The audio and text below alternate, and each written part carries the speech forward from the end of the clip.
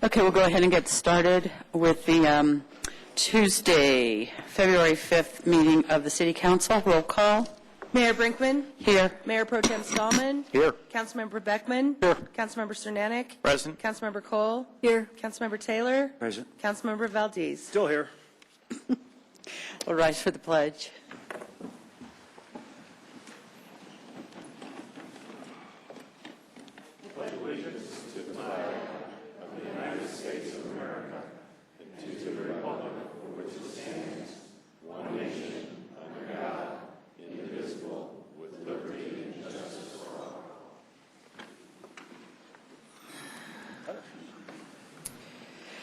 Okay, Council, any question or any changes to the agenda for the evening?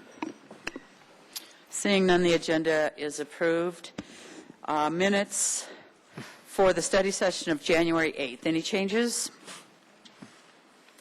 Seeing none, those minutes are approved. Minutes for the regular meeting of January 15th. Any changes? Seeing none, those minutes are also approved. City Manager, report. Thank you, Mayor. I think for brevity, considering the agenda that we have before us, there's only one thing I wanted to update the council and also those in the room on, and that is as it relates to some of the public comments that we heard last time on the downtown parking. I thought I'd bring the council up to speed on what we've been doing relative to parking. And if you recall, during the budget retreat last year for the 2013 budget, the staff had put in a policy question asking for some funding to do an analysis of the downtown parking, essentially hire a consultant and work with them. And I think, paraphrasing some of the council comments, it was, we've done that before. We're not going to fund that particular project. Why don't you look at some other, look at the data that we already have and figure out something else to do. And so we took that to heart, and what we've been doing, and we're ramping it up primarily based on the conversations you guys have been having, is we're working with the property owners and the businesses and starting to reach out to them in the downtown. We have a lot of surface parking that's used during the day for example, for office use that is open and freed up during the evening. And we have some parking during the day, during some of the reverse of that as well. We've got some, I know Jose's in the audience somewhere. He has a lot. Hello, Jose. So restaurant that's open at night, he's got a lot available potentially during the day. And so what we want to do is we've been slowly reaching out to some of the businesses and again, property owners, and we hope to bring a group together here before too long and see if there is a way that we can address some of the concerns that we've heard in the past. And Council will recall when we were talking about private parking and the towing issue in the downtown and how to address that, that there was issues around liability, there was issues around trash and cleanup and those kind of things. And so rather than, talk about the need of a parking garage or other things, we're going to see if we can better utilize the existing surface parking. We've got an RTD lot that frees up substantially after 5 o'clock. And is available, but whether or not people understand that that's available, we're working with the economic development staff. They're playing a role in this, making sure that we have good information both on our website around where public parking is, where time limit parking is, where open free parking is, and very importantly that the businesses have that as well, so that the restaurants in particular can start to notify their clientele so they can put that information on their website if they feel that's appropriate, if they have a website, all of that kind of thing. So want to let the council know that we're not sitting, not doing anything on the downtown parking issue as you discuss potential projects that are adjacent to the downtown and are tied to that overall discussion. I don't know when we will, I don't want to commit to a time to come back to you with that. It may take a fair amount of time, and it might have individual negotiations. I know Greg Renke's also in the audience, and he obviously owns a large lot that is currently paid parking, and we used to contract with him for open public parking spaces on that. So, re-engaging in those conversations, but really trying to utilize the surface parking that is already available to a greater degree and see if we can share it. So I will keep you updated. And I probably should have said this at the last meeting so that you guys knew that that was occurring, but saying it now, and we will continue to keep you updated on a regular basis. And it might be slow, incremental agreements that happen almost between different property owners. If you think about, for example, Terracotta has lots directly across the street, and that might be an example where there is a third-party agreement between the two of them about how to handle evening parking, and that handles one segment. Because Curtis and Main Street, I think, is probably one of the key areas that we've certainly heard about. So, again, we'll keep you updated. Thank you. And I'll end at that. Thanks. Thank you. Councilmember Beckman. I just want to mention that we did have a study session a week ago, and when we came back in, we weren't on the air, and there were some reasons for that. We apologize. At least I'm presenting to you that I know you like to watch us on TV and you like to watch us on the web. I don't, but you do, and we missed that opportunity for about a 2-minute presentation there where we made a vote that didn't get onto the air. We'll just have to try harder and make sure that happens. That's all I have. Thank you. Phil. Thank you, Madam Chairman. Watch your mailbox, fellow council members. There will be a PowerPoint from the transportation short course that was given. If you recall, late last year, forwarded to you the PowerPoint from Session 1. This was Session 2, and Session 3 will be at the Dr. Cog board meeting. So stay tuned to that. At last week's South Suburban Park and Rec District board meeting, there was a presentation of the strategic plan. It's now being handed off to staff, although technically the board does need to adopt it at their next meeting, but I think that's something that's happening, and paying some attention to what's happening in the federal debt area has been subject of a series of presentations that have been coming through the chamber, so I will forward notes on those to both staff and others, and I know Paul's here and two others that send out some email. There are some web links for folks to become educated as to some of the issues and some of the challenges, and Greg Anton, who's the past chairman of the AICPA, has I don't think it's quite gone viral as he's an accountant, but he has a presentation on the federal debt to help folks understand the complexities because as folks in the room may have a business, you know you're subject to FASB rules. As the city is a governmental entity, we're subject to GASB rules, and federal has its own standard of accounting, which has its own set of acronyms, and I think it's FASBAS or something like that, and trying to get to an understanding of how some liabilities are recognized in the balance sheet and others are in footnotes, but I'm sure Doug Farman can explain to us the judicious use of footnotes in an accounting statement. Thank you. I have no idea what he just said. Did you? Jerry? I stopped listening about 10 minutes ago. So. I've got some information from some realtors in Littleton about some of the real estate residential properties, and I've been told here that Littleton has about a 2-month supply of available housing that is for sale, active inventory they call it, which is down from about half of what it was about a year ago, where it was about 4 months. So that's encouraging news for Littleton, and in particular in District 2, there's very little availability right now. So I think it's wonderful news, and we have some great realtors out there that are doing some great jobs. I did receive that information from Tammy St. John, and I appreciate that.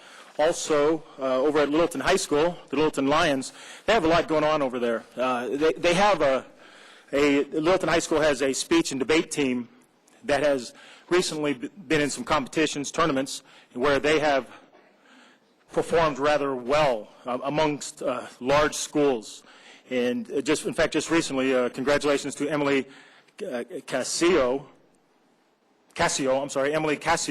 who finished 3rd out of 50 debaters in a Lincoln-Douglas debate. And that's fantastic that Littleton has that kind of debate team. In fact, the whole debate team, there's just a list of names that I could go over right now, but for the sake of moving on with things, I'm not going to name everybody, but the whole debate team over at Littleton is doing fantastic.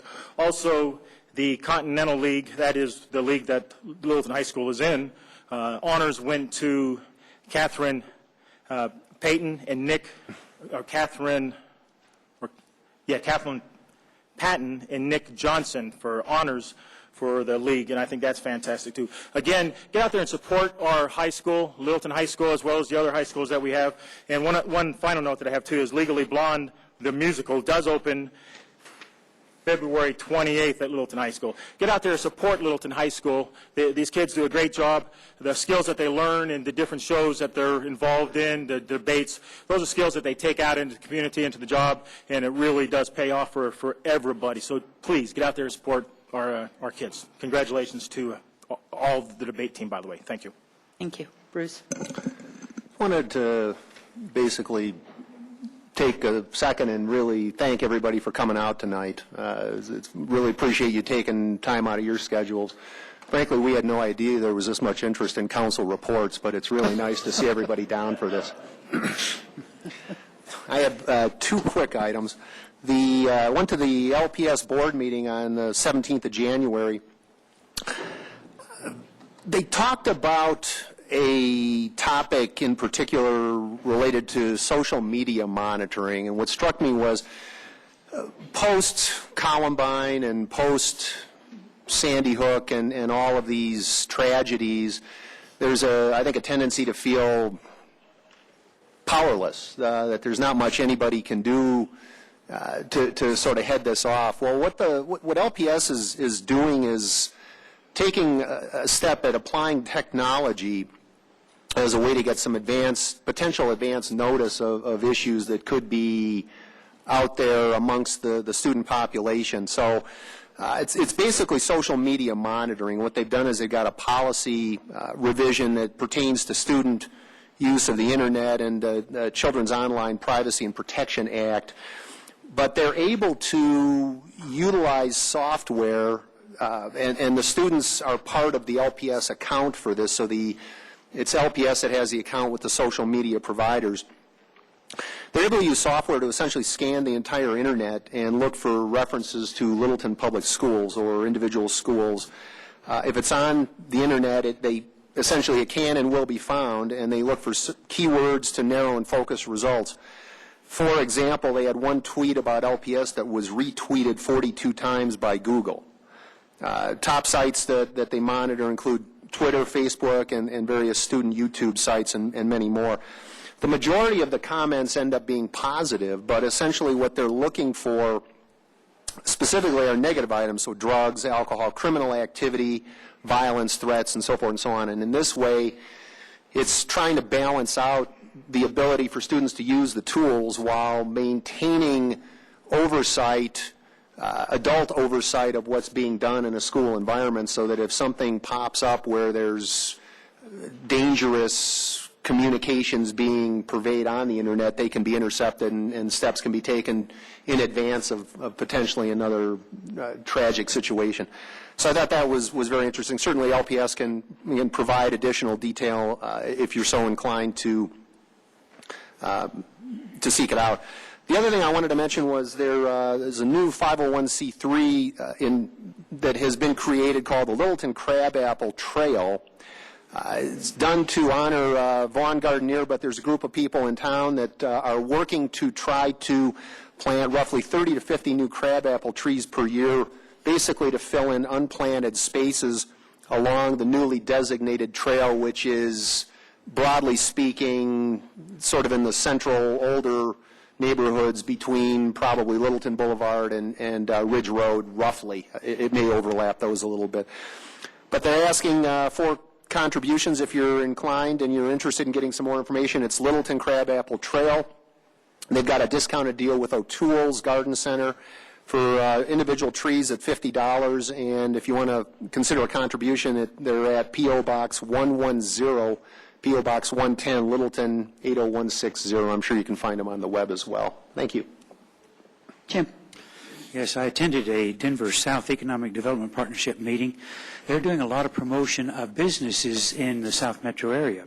Even though we're not specifically within their design area for promotion, the spillover for us is going to be good. we will get some of that they can't fit into the expensive I-25 corridor, looking for slightly less expensive land that they could find along the South Platte River. So hopefully we'll get some good out of that.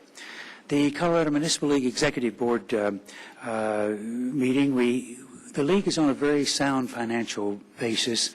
98.5% of the dues were paid by January 30th. That's because the league gave them a 5% discount. They paid their dues early. So we've got almost all the dues collected for the entire year. There's lots of training events coming up, and we spend a lot of time on legislative issues, as you would imagine, being a municipal league. The DRCOG report, there were 2 workshops, one on energy efficiency and another one on transportation that Phil mentioned.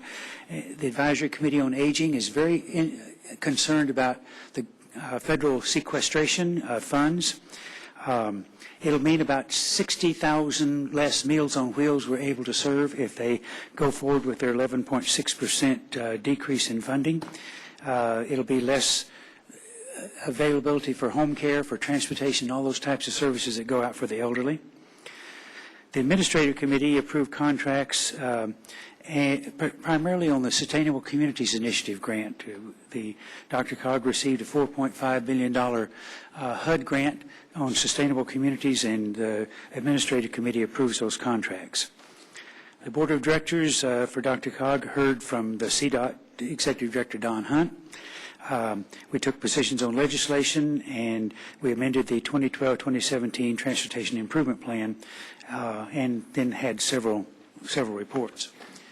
Today, the State Senate passed Senate Bill 25, which was state-mandated collective bargaining for firefighters, which means for us that the right of our citizens to choose how we want to deal with our firefighters has been taken away from us. It is now the state legislature who's going to tell us how we're going to deal with our own fire department. It's going to put the current contract we have with our firefighters in jeopardy, and we don't know what will come out of that. But it is bad legislation when the state legislature starts saying, we're going to tell local communities how to run your business. I'll get off my soapbox, but the House of Representatives is our only chance to try to defeat this very bad legislation. Many of you know Ray Koenig. He was a former mayor, a former councilman, and he currently serves on one of our boards. It's either Board of Adjustment or our Building Board of Appeals. Ray spent 7 hours in surgery, for heart surgery last night at St. Joe's.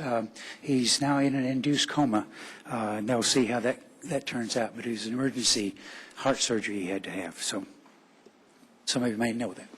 Thank you. Peggy? Do you have an address? Okay. Sorry, that threw me for a loop. Sorry. Catch the breath here. Having had open heart surgery 40 years ago, I know about these things, but mine was an emergency. First, a thank you to the city clerk. You all are here. Many of you may have already interacted with her, but the city clerk has a job that is kind of equivalent to herding cats and probably a whole bunch of 3-year-olds and just about any other difficult thing to manage that you can imagine. And so I just want to thank her for the great job that she does. Then I gave kudos about our website, I think, last month. And I would tell you, if you're getting used to using our new website, it keeps getting improved based on feedback from people. So some of you had some issues about the city council agenda, for example.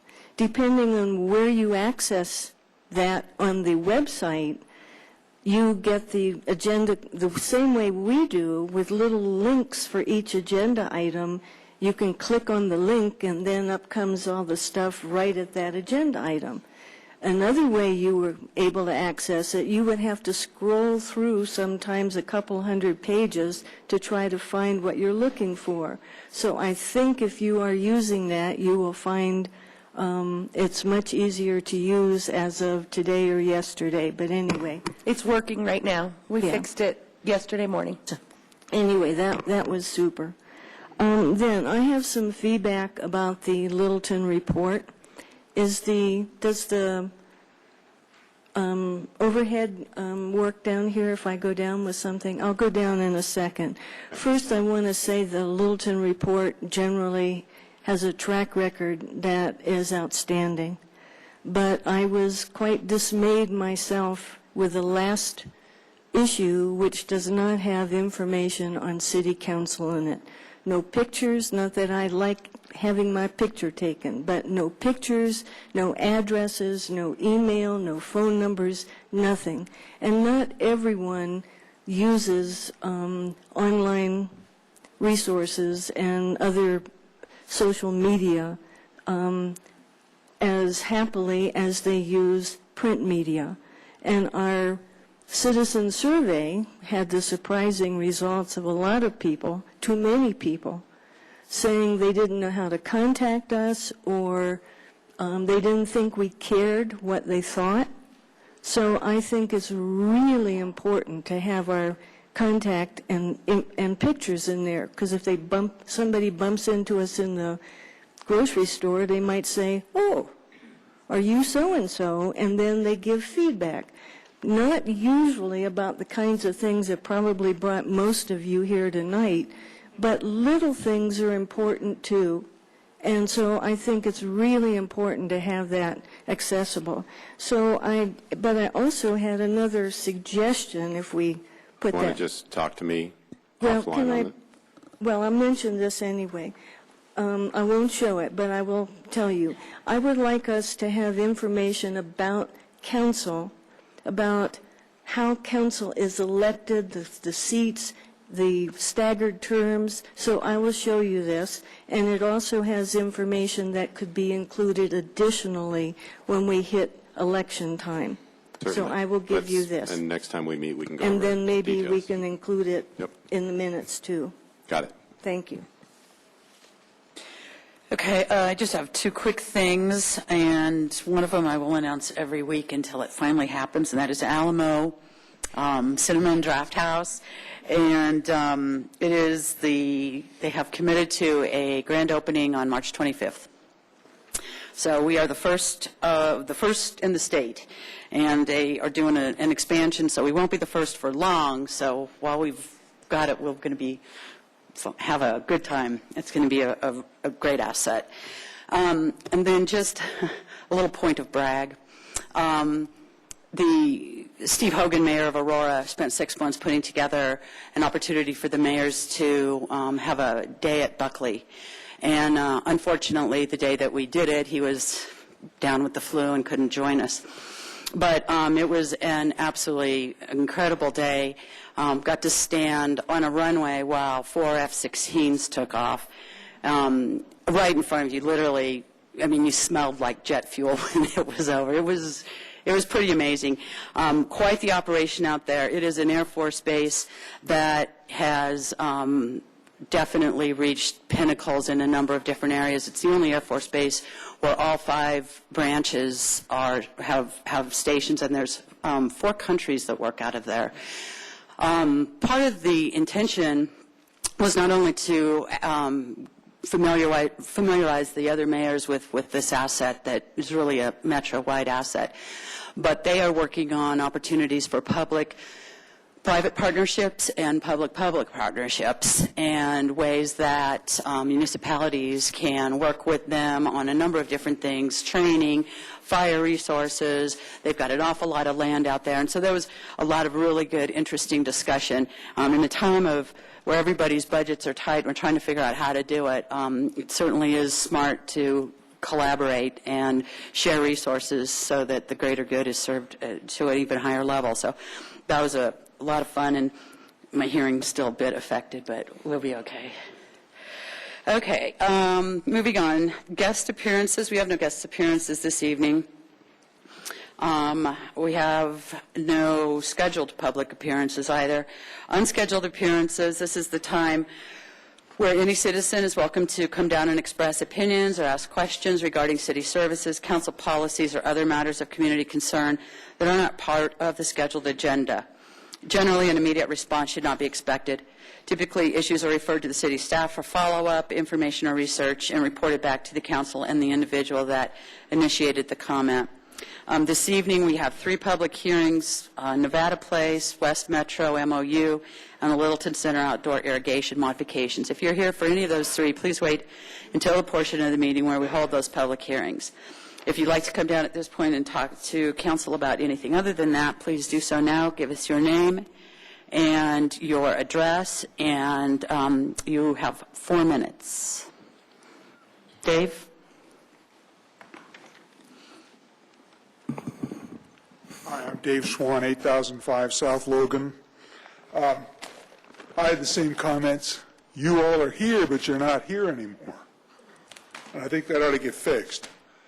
Similarly, the notion of listing grand openings, new businesses that have come to Littleton is gone. The little vignettes, I think there's 4 or 5. That's nice. But I think, who's come to town is equally important. And along with the information about who is on the council, perhaps something that helps people figure out who represents their district. Thank you. Thank you, Dave. Anybody else?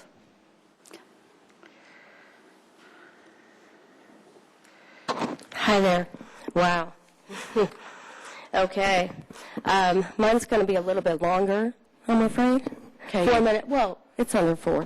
We need your name and Here we address. go. My name is Laura Hooper, 6039 South Bemis Street. Hello, fellow citizens. Thank you, Council, for the opportunity to speak to you today about the direction I think the city is going. I would like to ask that before we move full steam ahead, plowing dirt and tearing down buildings on any street, let alone mine, that we address the goals and objectives for the 2012-13 year that you adopted on 1/17/2012. Only some of what you stated. Number 1, you wanted to secure and assure a financially sound city government. One of the points you addressed was researching and pursuing alternative revenue sources. Have you researched revenue besides that which would put an additional strain on our environment, our resources, and our overall community spirit? Number 2, you stated you wanted to provide a safe community to live, work, and play. Is unprecedented high-density building safe? Is it going to foster a safe place? With our police department going through many changes, our fire department running on all cylinders, can we provide an adequate response system to our citizens in a dire emergency inflated by urbanization? Number 3, you want to develop and maintain the public infrastructure. Amen. Citizens in District Number 1, we would like our water and sewer systems addressed before we add more people. We would like our sidewalks and streets repaired before we add more pressure. Your vision was to develop an asset management plan to identify maintenance and capital development investment needs of the public infrastructure. If we have not properly assessed, how can we build? Number 4, you stated that to preserve and cultivate a quality community, actions and decisions should follow a comprehensive review of all impacts and benefits, including an aggregate impact on the community's property values. Meaning that in a successful neighborhood, unsuccessful property development could decrease our property by 5%, while still not addressing options to improve our almost 10% rental vacancy rate all over the city. You said there was a need to address zoning codes to implement goals, which means addressing citizens' realistic, rational needs and desires for building. Number 5, You said you want to pursue a balanced and sustainable local economy. That does not have to mean a short-sighted, knee-jerk reaction to an economic slump. That does not have to mean an urbanization plan. A proactive approach to gaining businesses might be to promote practices that not only sustain our environment, but our pride and our passion about this city. Number 6, and it almost seems flippin' redundant to say this, but to add beyond our means, especially in regards to our precious commodity, water, that does not promote environmental sustainability. Finally, Council, number 7, you stated that you wanted elected council to foster community involvement, communication, and trust. Speaking of unwavering integrity and ethics. Well, this means, with the exception of your faithfully scrutinized constituents, thoroughly canvassed, there should be no other agenda of your concern. Just a side note, I did read the Littleton report, the business survey. Although we have a bunch of letters signed by businesses, their concerns are as great as ours. Their concerns are as overwhelming as ours. They think our city's beautiful, but we do not have capacity. They think our city is amazing, but we do not have government stability. Laura, you need to wrap it up. Thank you. Thank you. Anyone else? Carol?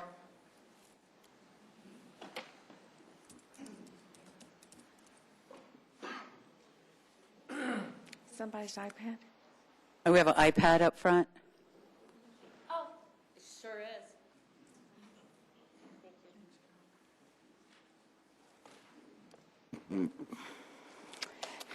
My name is Carol Brezak, and I live in the 4th District. I'm really unhappy that I'm here tonight. I really would be rather home working, watching on TV, like I do every Tuesday.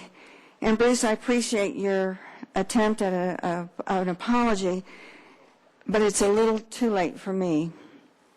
Last Tuesday, you held a special meeting that was televised on Channel 8. Toward the end of the meeting, you took action to go into an executive session and asked the city attorney and the city manager to stay until the council reconvened from their executive session. Up to this point, all was well. But just as soon as the council finalized their vote, your vote, the TV went dark, and then to the rum-dum fill-in videos that are normally on Channel 8. The meeting was not over, but the Channel 8 coverage was. Not only was Channel 8 no longer televising the meeting, but when I asked to listen to the tape of the portion of the meeting that was not televised, I was told that there was no such recording. We have worked hard over the past few years to get a more open and transparent government in Littleton, and this past meeting was a real setback for the citizens of Littleton. As of this afternoon, there are no minutes of this meeting available to the public, and the public cannot go to the city's website and watch the meeting because it wasn't recorded for prosperity like all the other meetings. There are not even a draft minute. There's no record of that meeting after the executive session. I just don't understand why any of you thought it was appropriate to suspend the televised coverage of your meeting before the meeting was over. Actions such as this only undermine your credibility. You may not have thought it was important for the public to know what action you would take after your executive session, but whether or not any member of the public was even watching the entire meeting should have been televised and recorded and available to anyone interested in viewing it then or now. I am sure the reason was that you would have had to pay a videographer for an additional hour's worth of work. So what? You returned from an executive session and put the city attorney on an administrative leave. There's no public record of that action as of today. I am not quarreling over the action that was taken in regard to the city attorney, but the process by which the public was excluded from seeing their government in action. The previous council would indicate that there would not be any business other than adjourning after an executive session, so the video coverage was suspended. That made sense. But when there's a possibility of any action being taken by council, then the camera should be rolling for those of us interested in watching our council at work. When you have a meeting that begins at a certain time and it does not end until you are adjourned, the public record should be the same. On a different subject, under general business tonight, you're going to be discussing a proposed motion that Councilman Cole has brought forward.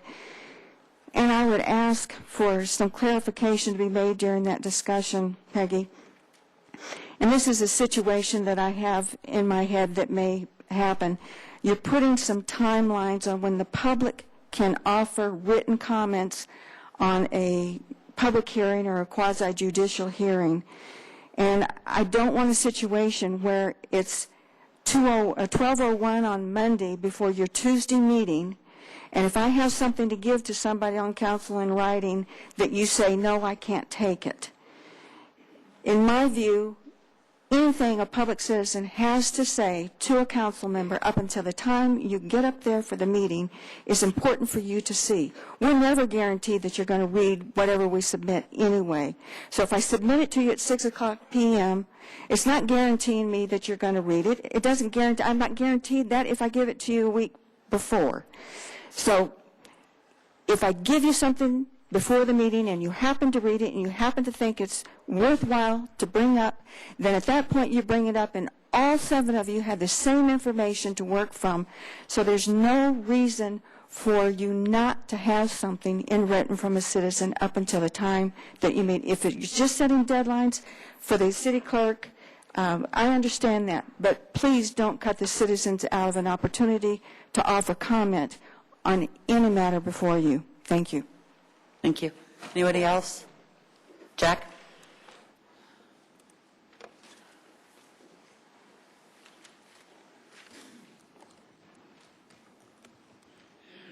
Good evening, Council. Jack Randall, 2600 West Main. I'm here on the issue you've heard about. Jerry Healy's trying to put the Littleton Independent back as the effective newspaper here. It's going to be tough. We've got TV up here, and we have council meetings. This thing goes out 6 times a year to every resident of the city, every business. This is an opportunity for the council people to have a piece in here that they can put, like a column length, 600 words, every time it goes out, so that you can reach your constituents. People used to have to pay me to reach constituents at $15,000. This is free for you. I think that the council, every council member should have an opportunity to put an article in here, a question, an opinion, something like that, every time it goes out. And I think that Kelly's writing a pretty good deal, but she could use the help, and 600 words each would be good for the people to hear from you. Please consider making this not so much a trade publication as what is going on in the city, but as what you want to go on, and you communicate with the residents here. Thank you. Thank you. Marty?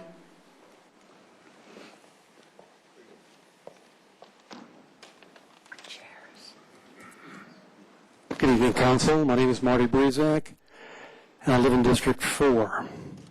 It's been 3 weeks since I addressed the Council about the amendment to Michael Penny's contract. I had 5 questions and requested an answer, and I have not received any yet. So let me readdress the questions. Marty? I would like to know when it was decided to amend the city manager's contract and who wrote the amendment. Number 2, how will the future councils know whether or not Michael Penny has earned the additional salary for each year of his employment for the next 12 years? Number 3, if council determines that he has not earned the 1-month severance pay for that year, are the months of eligibility limited to the next 12, or will another year of eligibility be added if he fails to be awarded that 1 year? Number 4, how will the future councils know what the council intended for the calculation of that additional pay per month? Number 5, is each year to be treated separately and therefore calculated on the salary at that time? Or is the entire severance pay to be calculated on the salary at the time of his termination? It would seem to me that the answers to these questions should have been thought through prior to your vote last year when you awarded our city manager, Michael Penny, this generous contract amendment. I am searching for the reasons it has taken this long to respond to my initial questions. You are going to approve this longevity pay supplement to his contract as a consent agenda item with no discussion. Surely there was discussion of this item before the amendment was drafted. When can I expect an answer, and who has been assigned to respond to my questions? Marty, we will be holding an exec session on February 19th with outside legal counsel, and the discussion will be personnel issues related to the contract with Michael Penny. And that's the point at which we will have conversation about that and get some clarification. So I can wait till after the 19th? Yes. Okay. One other item. In our city manager's attempt to be chivalrous and put chairs out for the additional people, he blocked the exits with those additional chairs, and I would strongly suggest that the fire marshal move those chairs so that people don't get trampled if in case there was an emergency exit. Thank you. Thank you. Susan?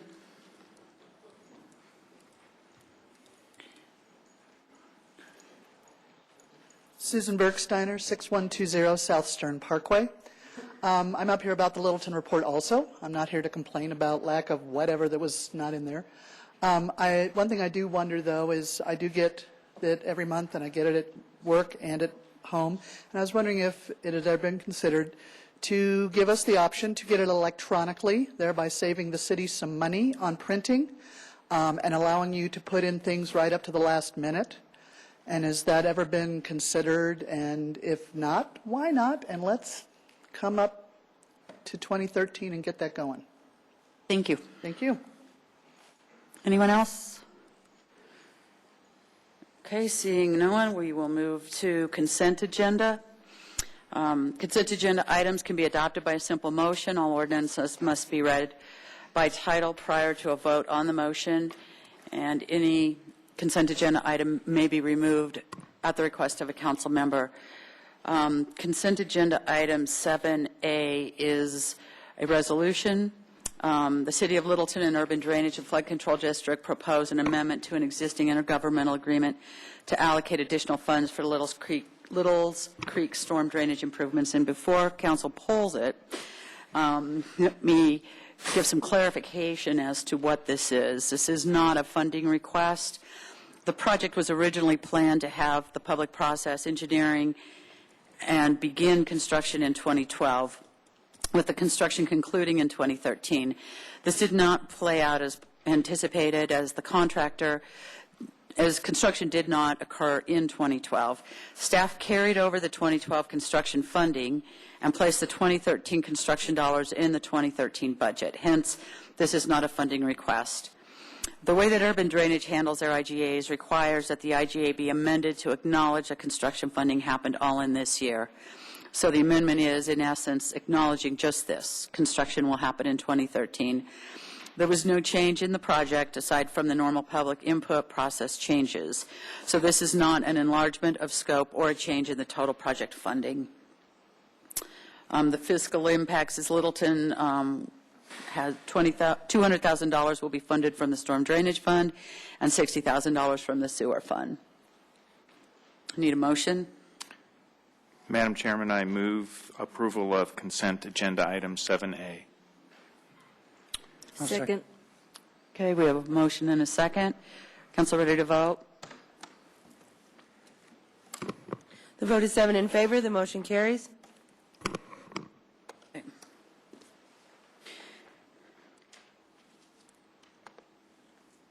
This is second reading, or second and final reading on the Nevada Place rezone. And let me have a moment.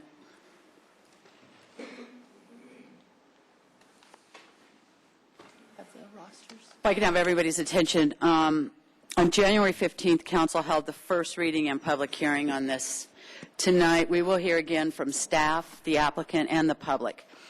The second hearing is an opportunity for staff and the applicant to give an abbreviated presentation and to address any of the concerns or questions that were raised in the first hearing. It is also an opportunity for the public to present their views to Council. Staff, tonight, please provide a brief recap of the project. If you have new information, please share that. Please do not repeat all that was shared in the first reading. However, if you wish to clarify or correct anything from the first reading, please do so tonight. And Council will have an opportunity to ask you questions. To the applicant, at the first reading, Council had some questions and comments, and we ask that you address those tonight. We do not need you to represent the entire plan either, since that was done in the first reading. If you have new information and wish to provide clarity and or correction to anything from the first reading, please do so tonight, and Council will also have the opportunity to ask you questions. And to the citizens who wish to speak, thank you so much for coming tonight. Please know that Council has received all the pro and con notes, letters, and emails, and they have been made part of the public record. If you spoke at the first public hearing and wish to speak again, you are more than welcome to do so. But we respectfully ask that you keep your comments to new information that you had not previously presented. Your comments were duly noted and were made part of the public record. If you did not speak at the first hearing but would like to speak this evening, you are, of course, more than welcome. And we ask that everyone keep their comments to 4 minutes. I will raise my hand when you have 30 seconds left in your 4 minutes. Okay, thank you. And staff, do you want to go ahead and get started? Thank you. Time still, Mayor? Time, staff? No. Not fair. Yeah, if you don't mind. And then I'll... Okay. Mayor, do you want us to read the ordinance?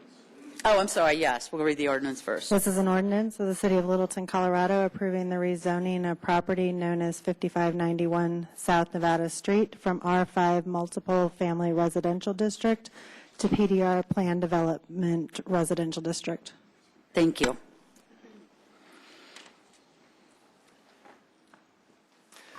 Mayor, I gave you the list of folks that wanted to speak, and make sure you look at the back page as well. It's on both sides. Okay. Also, the applicant did drop off this evening another petition of folks that are in support, so I'd like to make sure we enter that into the record as well. But I will be brief. And first, I'd like to just go over real quickly the differences that's requested by the developer.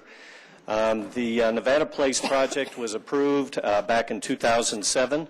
It made up of 2 different phases on each side, on the east and west side of Nevada Street, north of Powers Avenue. Phase 1 was actually constructed and included 31 2-bedroom units. It was constructed in 2010, and Phase 2 was approved at 37 units. The reason for the plan development overlay originally was to increase the height from 30 feet to 43 feet. What the applicant is requesting tonight is that you approve an amendment to Phase 2 to basically increase the number of units from 37 to 72 units. They are also asking for a reduction in the parking requirement. We talked about that considerably in the first hearing, the first reading of the project. And also, the density is going up from roughly 38 units per acre to 75 units per acre. When we look at these kind of cases, we really evaluate the external impacts. And again, we talked about parking and the changes and how we feel that even though they are below the standard for the city, in this case, because it's within a quarter mile of transit facilities, we feel that the reduction is legitimate. Also, traffic. Traffic's a big concern. Again, we presented to you the traffic report that stated there is an overall increase in parking or trips, but it's actually reduced in the AM and PM, and regardless, it doesn't impact the adjacent intersection of Nevada and Powers Avenue. So what's next? If you approve the project tonight, they do still have to go through a staff review for the site development plan. That would be their next approval. And that's when they actually do the detailed engineering as far as utility design, drainage, all the things that have to do with building a project like this. And then we also make sure the architecture and the various requirements meet what you approve tonight. From there, they go into building plan review, which is everything within the walls. Our building department reviews that to make sure not only it meets those zoning requirements, but also meets the International Building Code. And then from there, it gets permitted. They pay their fees, and then we inspect it as it goes through construction. One of the things you asked us to address at the last hearing was we added a condition about parking. And staff does feel there won't be an impact, but just in case, we added a condition that basically we're going to study the before and after effect of this project. And so the condition got very long. So I'll try and go through this quickly, but I wanted to break it into pieces so you kind of understand what our thinking is. Again, we're just setting up, hopefully, a simple cause and effect type of study here. The first couple of sentences state that they'll prepare an evaluation of the on-street parking in the R5 zoned area, which we reference the old downtown neighborhood that's in our downtown neighborhood plan. And here's a picture from that plan that actually describes that area, and that's the area that's zoned R5. In the lower, and it's the very light beige area there, and in the lower right-hand corner is the project, is where the project's located.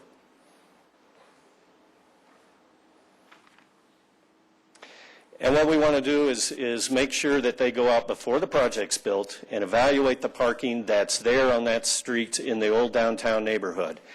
So it's really a two-part study. What's the parking situation before they build, and I think you'll hear a lot of testimony that the parking is an issue right now, and document that, and then come back after the project's built and see if there's an impact.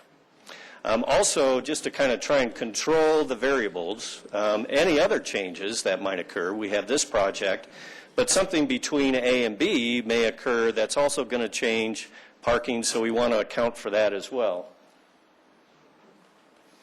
And basically, if we see that there's an impact from this project after it's built and it's fully occupied, and that impact is equal to the difference between what our code would state and what they're asking for, then we have a potential of limiting the parking in the old downtown neighborhood. So that is the section 9-1-11 of our municipal code that allows us to put in restrictions and provide special parking passes for the residents that are on those streets. And then finally, the parameters of the study should be approved by staff, and those parameters are basically what I went through before. The applicant was concerned that this is kind of a blank check. They've checked around. I've done a similar type of study, so they want to put a cap on the cost to $7,500. I think staff feels that's very reasonable, and we can do basically this count with that amount of money. And so how's it going to happen? So before we issue that building permit, they have to go and do that analysis of Part A and provide that to us, and we have to agree to it. We issue the permit, they build it, the project, they provide us basically a surety that they'll finish the other half. So whatever's remaining in that contract, they provide to us. So in case something happens and they don't finish the study, the city can finish the study and make sure we meet the conditions of the zoning. Council also raised a concern about tying the design of the building, and I did a kind of analysis of what was approved and what they're presenting, but things change. I think Council was concerned that what happens if the architecture changed substantially, what happens to the project. And when you have a plan development overlay or a plan development, it allows flexibility for good design. That's really the reason for it. However, our code really states that how you define that design is through written standards. Pictures, I think, are worth a whole lot of words, so typically staff gets a good design and we make that part of the plan development. But there's always some wiggle language we put in because there might be some minor changes. In this case, I think we support putting an additional condition regarding the design because you're in an existing neighborhood and you have phase one built across the street. So the intent was that we have some patico designs between the east side of the street and west side of the street. So we are recommending, if you do recommend approval, an additional condition that the architecture of phase two be similar in terms of design and quality of phase one. And then finally, we've received a whole lot of letters, and you see the stack of comments in the back, and you've all been getting them. We did our best to kind of tie those letters to geographically what that looks like in the city of Littleton. Now, we've included everything. Basically, the pink dots you see up there are the concerns we heard at the planning board. And then everything red is those folks that were against the project, had concerns about the project since the planning board took action back in November. And then the green dots are the ones where people have signed a letter approving or recommending approval of the project. And the star is basically the site where it's located. With that, I think we'd just like to reinforce that we are in favor of the project. We feel it meets the downtown neighborhood plan and the standards of the plan development. And again, on November 12th, your planning board reviewed the project and failed to approve the motion to approve the project. So with that, Mayor, I'd be happy to answer any questions you might have. Okay, and if council doesn't mind, we'll hold council questions. We want to do a little bit of a change in the order of the public hearing. The applicant has asked to speak following the public comment.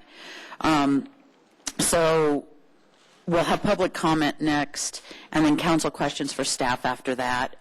And then, let me see. I would object to that change. Can we vote on that? Because I think the public needs to hear what's said before they get to comment. I'll agree with Peggy on that. And the reason I have questions that I want to ask Glenn before we get into this too far. Okay. My questions seem to be shorter than some, so I think I can get my questions out there rather quickly. Well, I don't think we have to vote on it. If there's general feeling that we want to stick with the standard public hearing process, unless there's city attorney is. That is at your discretion of how you'd like to organize it. Just so the council is aware, the applicant has the right to address you now and then to address rebuttal afterwards. And I think it was just an efficiency request on their behalf, not to circumvent the process at all. Okay. All right. We will go ahead and then just resume the typical public hearing process. Council, any questions for staff? Jerry. No questions.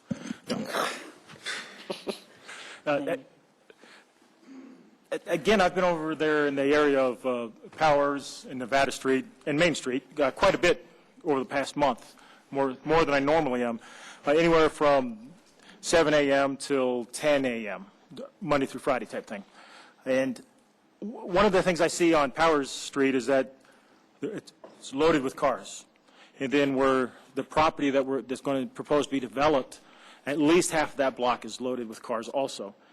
But if I go over to Main Street, there's lots of available parking. So what I did observe, as I mentioned last meeting, was I did see many people parking and then leaving, walking toward Main Street.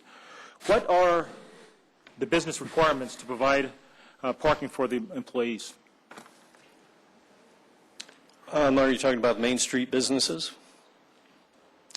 I guess that would be a good place to start. Okay. We don't differentiate between employee parking and public parking. And we do have standards, but as you know, we do have some provisions for if you're in the Main Street district.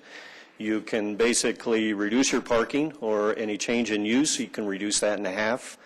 And then also anybody has a opportunity to request an amendment to the parking standard similar to what you're hearing tonight. So as far as right in the code, it's the same on Main Street as it is anywhere else, but there are provisions to reduce those numbers. So there is no specific requirement. So if you have 5 employees, you need to have at least 5 locations where your employees will park? No, sir. It's based on square footage, and it's just a certain number of spaces per square footage, and that regardless. Includes customers, employees? Correct. Okay, cool. That's it. Thank you. Okay. Bruce? Glenn and/or Kristen, the conditions that you described on the parking and the design attributes, procedurally, are those part and parcel of the plan such that a motion hypothetically to approve the plan would include those, or do we need to specifically make a separate motion to address those items if we so desire? The first condition is already in the motion. The parking issue? Yes. So if you want to add the architectural one, you would need to do it at the time that you make the motion. Okay. Thank you. Anyone else? Yeah. Peggy? Would you clarify the relevance of your observation about where the comments have come from? And then I probably want to comment on that. Certainly. I think the relevance is, as I talk about the change in density, it's really the impact that has on the community. But really, in my mind, it's the adjacent community, probably to a higher is affected by that a little bit more than maybe the surrounding community. So I think it does, when you talk about standing of complaints, physical location, I think, is an important factor.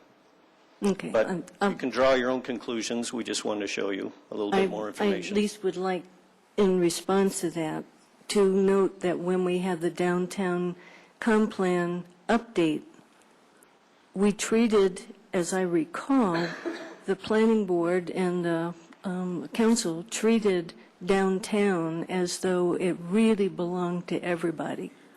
I think that was the approach and attitude. So having done that then, I'm not surprised that people feel like downtown belongs to them in a little different way than they would about my neighborhood, for example. So, but I just wanted to respond to them. Any other questions? Okay, seeing none, I will open the public hearing, and I have a roster of people who have designated whether they are for or against the zoning. So is the developer not presenting anything now then? Oh, I'm sorry. I just rushed right past that. Okay, we will not open the public hearing at this point. We'll hear from the applicant. I thought we'd come to some kind of agreement. We did. I'm sorry. I'm looking at my old notes. Fluid, though. Nimble. Exactly. Good evening, Council. My name is Jessica Elizade on behalf of the developer, Jonathan Miller of Camelback Development. So you all had a lot of questions, sort of general questions, and there were a few that really stuck out that we felt like we could answer straight away for you. And the first question was regarding, are there any other similar projects that would justify parking, asking for the parking ratio that we've asked for? There is indeed, and the owner and developer of that project is here, and I'd like to have him come up and say a few words. I believe David Svensson is here in the audience, so if I could defer to him to speak on his project.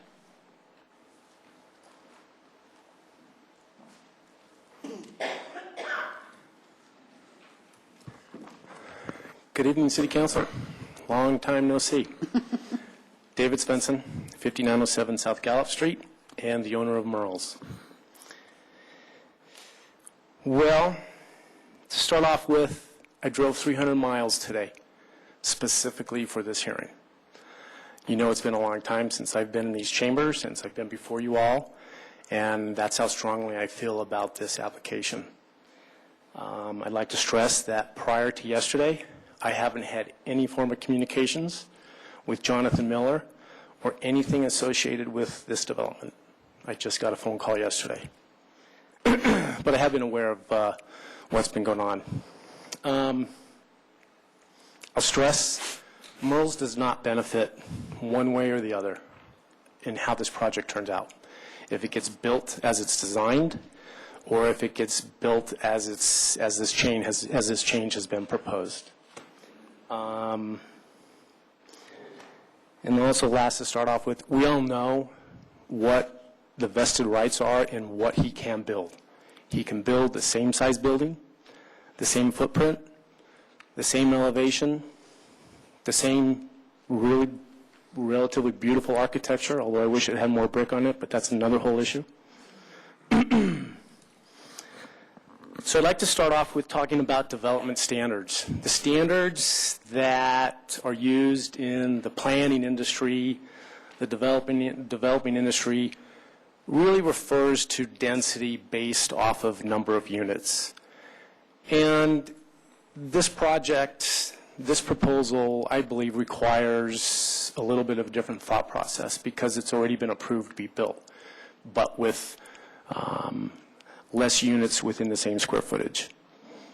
I believe, based on my experiences building multifamily and owning apartment complex that I have built 16 and 20 years ago, that when it really comes down to density, what we're really talking about is not square footage of building, not number of bathrooms, not the size of the kitchen. We're talking about the occupants. When you look at the big resort communities, ski resorts, beach resorts, hotel centers, when they refer to density, they all talk about the number of bedrooms. When you look at civil engineers designing sewer systems, septic systems, leach fields, they all look at not the square footage of the house or the square footage of the units. They don't look at the number of bathrooms and kitchen. They look at the number of bedrooms because that truly defines the density, the population. This all boils down to how many people are going to be living in that building and how many cars are they going to have. That's really the nuts and bolts of this case.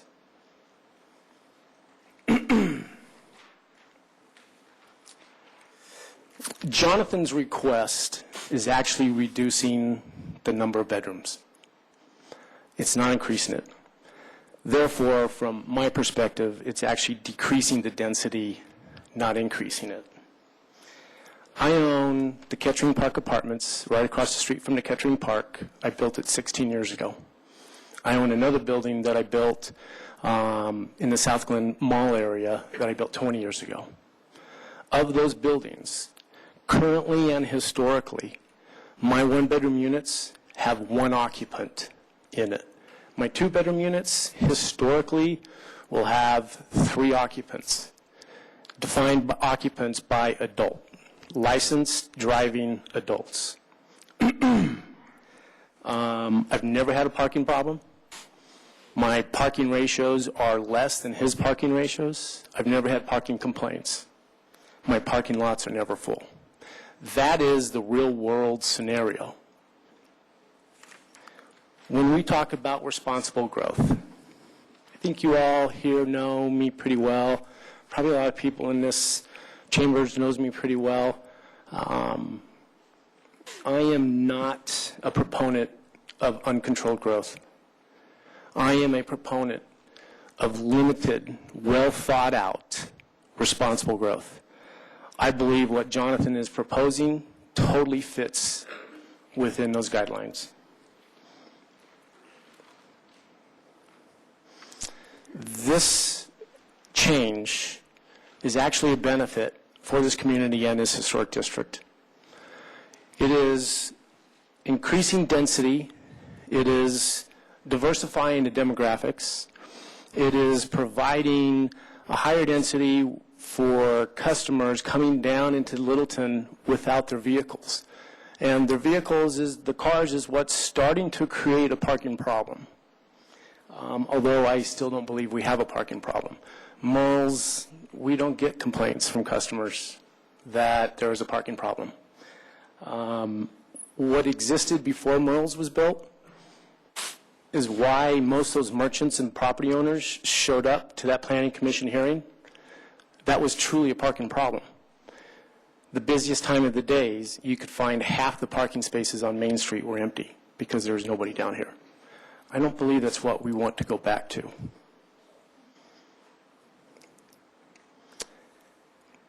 By voting yes to allow this change, you are in essence also voting to support the businesses without increasing the parking requirements. By voting yes, you are being visionary by looking out for the long-term health and the vibrancy of this microeconomy. By voting yes, you are not voting yes for the rezoning of the sheriff's site. That is a totally separate land use case. As city council members, you are the leaders, and good leaders are visionary. Ask yourself why this business district, for those of you that were around, was so economically dead for 30-plus years, prior to about 4 years ago. And I would offer that it had a lot to do with the local zoning rules and a lot to do with those scared of change and progress. Change and death are the only two constants in our life. 5 years ago, I was standing here before the planning board requesting what was at that time an unprecedented waiver. Luckily for this community, that waiver was granted by this planning board that had members that were truly visionary in being able to see what downtown Littleton could become and how the heart and soul of all of Littleton could become a thriving business district again like it hasn't been for a long time. Yes, we had those that opposed, just like there are those that oppose this. And in the following year to 2 years, a lot of those that oppose this, I had conversations with while they were dining at Merle's, and they thanked me for the vision that we had, for the tenacity in pushing forward and trying to get that thing approved. Granting Merle's that one-time parking waiver provided a missing piece that had kept this downtown district stagnant and depressed. One small little act has turned this downtown district into a thriving, vibrant shopping, dining district that we all love to finally go to. For this district to become so diverse and economically vibrant in the worst economy since the Depression speaks volumes for what that planning board and the vision that those members had and what they allowed to happen. Granting this zone change will continue in the prudent, responsible change and limited growth that will assist in the long-term health of this district and the economy. My bigger concern is what will happen if this doesn't get built.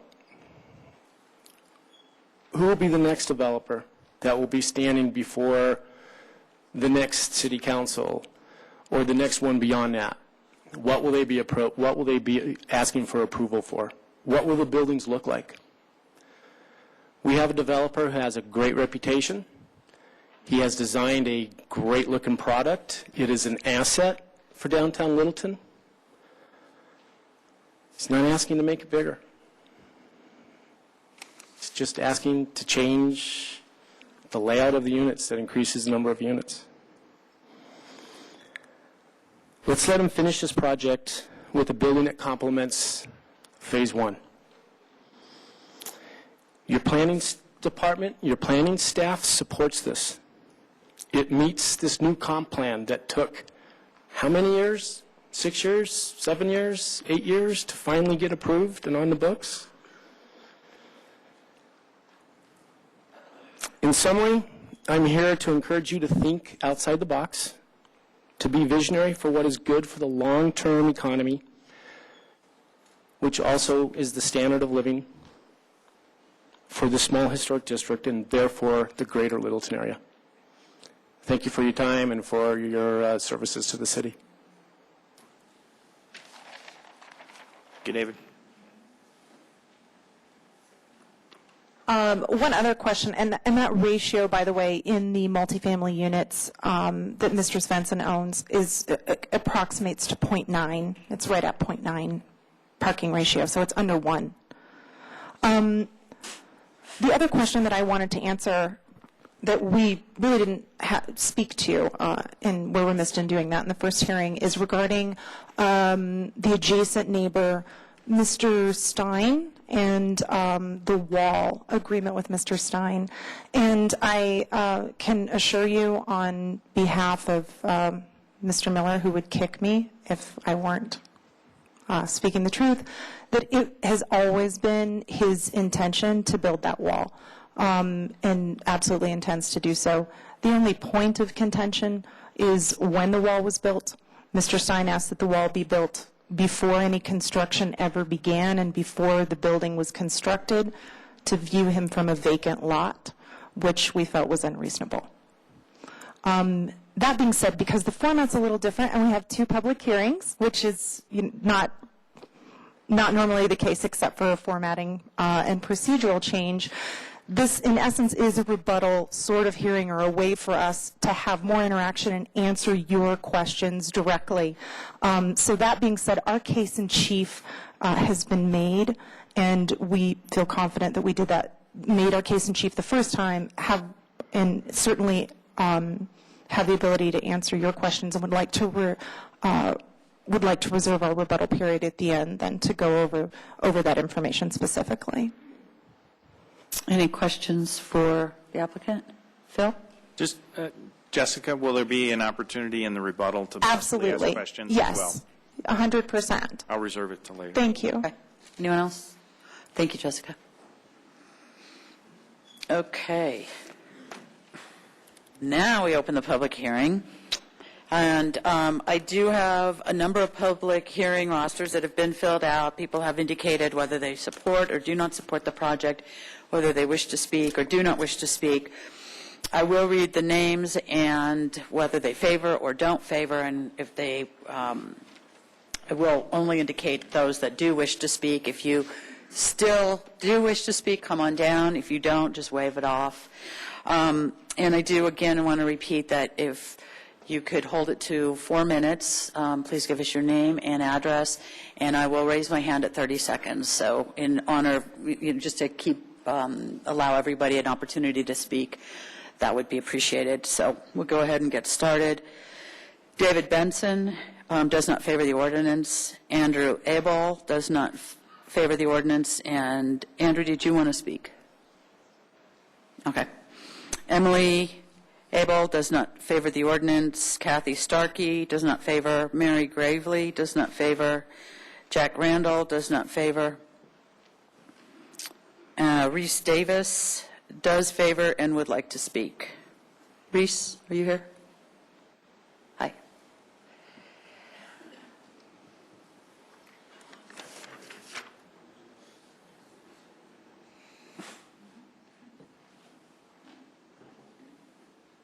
Thank you, Mayor. Thank you, Council. My name is Reese Davis. My resident address is 3695 East Long Road. I also own the property between 2509 West Main Street and 2569 West Main Street. That block contains about 30,000 square feet of office and residential, comprised of 7 retail tenants and 3 office tenants. Thank you for your time tonight. This is an emotionally charged decision. I think Dave Svensson spoke a lot about the vision for downtown. We were fortunate enough to kind of ride his coattails and enjoy some of that success, so I won't belabor anything that he said, but I just have a few quick comments. I think the vitality of any downtown district is predicated on rooftops. Rooftop drives traffic. If you talk to any of our retail tenants in downtown Littleton, they would say absolutely the one thing that they wish they had more of was walking traffic. And it's proven that in any urban location, rooftops within a quarter mile, half a mile of a downtown district provides that walk-in traffic. Change is always uncomfortable. Change is always something that takes a lot of courage. I would ask that you listen to the statements tonight, you use your courage, you use the same vision that was approved in the Merles project 5 years ago, and that you approve this project. Lastly, I would comment on the density change. It's been our experience as developers of multifamily on a nationwide basis, consistent with what Dave Svensson has presented and what Jonathan Miller's presented, that the density is really based upon bedrooms. And to basically double the number of bedrooms, or a little bit less than double the number of bedrooms, doesn't necessarily mean we have more cars, doesn't necessarily mean we have more of a parking problem. Thank you, and I hope you will consider this proposal. Thank you, Reese. Paul Bingham does not favor and would like to speak.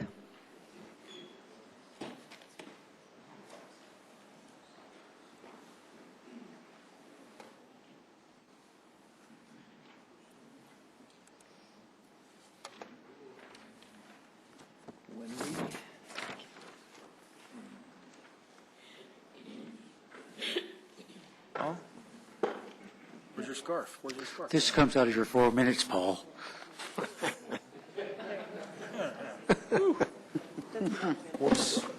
Thank you.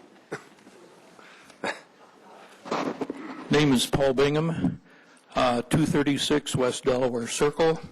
I'm following your advice, Mayor, and I'm not going to go through all that I had planned to say because some of it I've said before relative to parking and all that. So anyway, good evening, Mayor and Council. First, I'd like to respond to Glenn's traffic study. He's going to study the traffic now and the study after this thing is built. Do I understand that right? In the mic, Paul. I'm sorry. Can't hear you. Well, anyway, that's the way I understand that. If it's true, that's ridiculous. Totally not acceptable. I'd like to point out that there's 25 letters in that packet of folks for this whole thing and 231 against it, many of which have a whole roster of names attached to them. So I think that's a pretty big deal. I'm going to just talk about the things on the second page of this thing. Before I do that, I would like to ask the audience, pay attention now, show of hands for everybody that is for this thing. Show your hands if you're for it. I know there's some right here. Thank you. Now, those that are against it, let's see your hands. Thank you. The new items I've got here have to do with the transit-oriented development thing. Lone Tree did well, I'm not going to talk about that. They did a study that talks about this parking ratio business of saying 1.7. The thing I want to talk about a little bit is transit-oriented development. This thing is far enough away from the station that it really doesn't qualify for transit-oriented whatever, parking reduction and all that.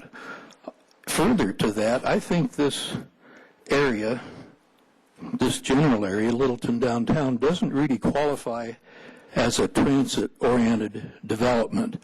I did some looking around, and part of the definition of a transit-oriented development, in order to cut down trips, car trips especially, is that a transit-oriented development is a semi-self-contained area that has grocery stores, department stores, drug stores, schools, and other public services that people need in their daily lives without driving in their car. Very little of that exists in downtown Denver. downtown Littleton. I strongly request that you folks deny the zoning request. It's really not good for the area. Thank you. Thank you, Paul. Carol Hazen opposes. Olcott Pinkston opposes. Lance Richtlin opposes and would like to speak. Lance? Thank you. My name is Lance Richland, 6397 South Hill Street. My family goes back in this community almost 100 years. I was born here. My parents were born here, and before that, my grandparents lived here. They didn't only live here, they ran businesses here. My grandfather was a grocer. My grandmothers ran dress and tailoring shops down on what eventually became Littleton Boulevard. One of those was in a building that Vito LaRocco bought. I understand the need for a customer base for businesses. But I was just kind of amused listening to the gentleman from Merle's talk about increasing the number of units and simultaneously decreasing density. I graduated from Littleton High School. That's not the way they taught me math. And from the sound of that, following that logic, maybe we should decrease the number of units and increase the number of customers. I would point out that some terrible things have been done in this community in the name of fostering business. One of them was putting in big concrete umbrellas downtown. I saw them go in, and then years later I saw them go out. I saw a big shopping center at the southwest corner of Bowles Avenue and South Santa Fe Drive go belly up. Fortunately, the building's getting some use. This, in my opinion, is opening the door to some very bad things, a very bad legacy. My wife and I shop downtown. We frequent many of the merchants who indicated that they're in favor of the rezoning. And we do it because we're proud of this community. We like the downtown area. It's a true small town that's been preserved, that has a legacy. That attracts not only us, it attracts many of the people we know. And we are in real jeopardy of destroying that. So please, don't throw the baby out with the bathwater.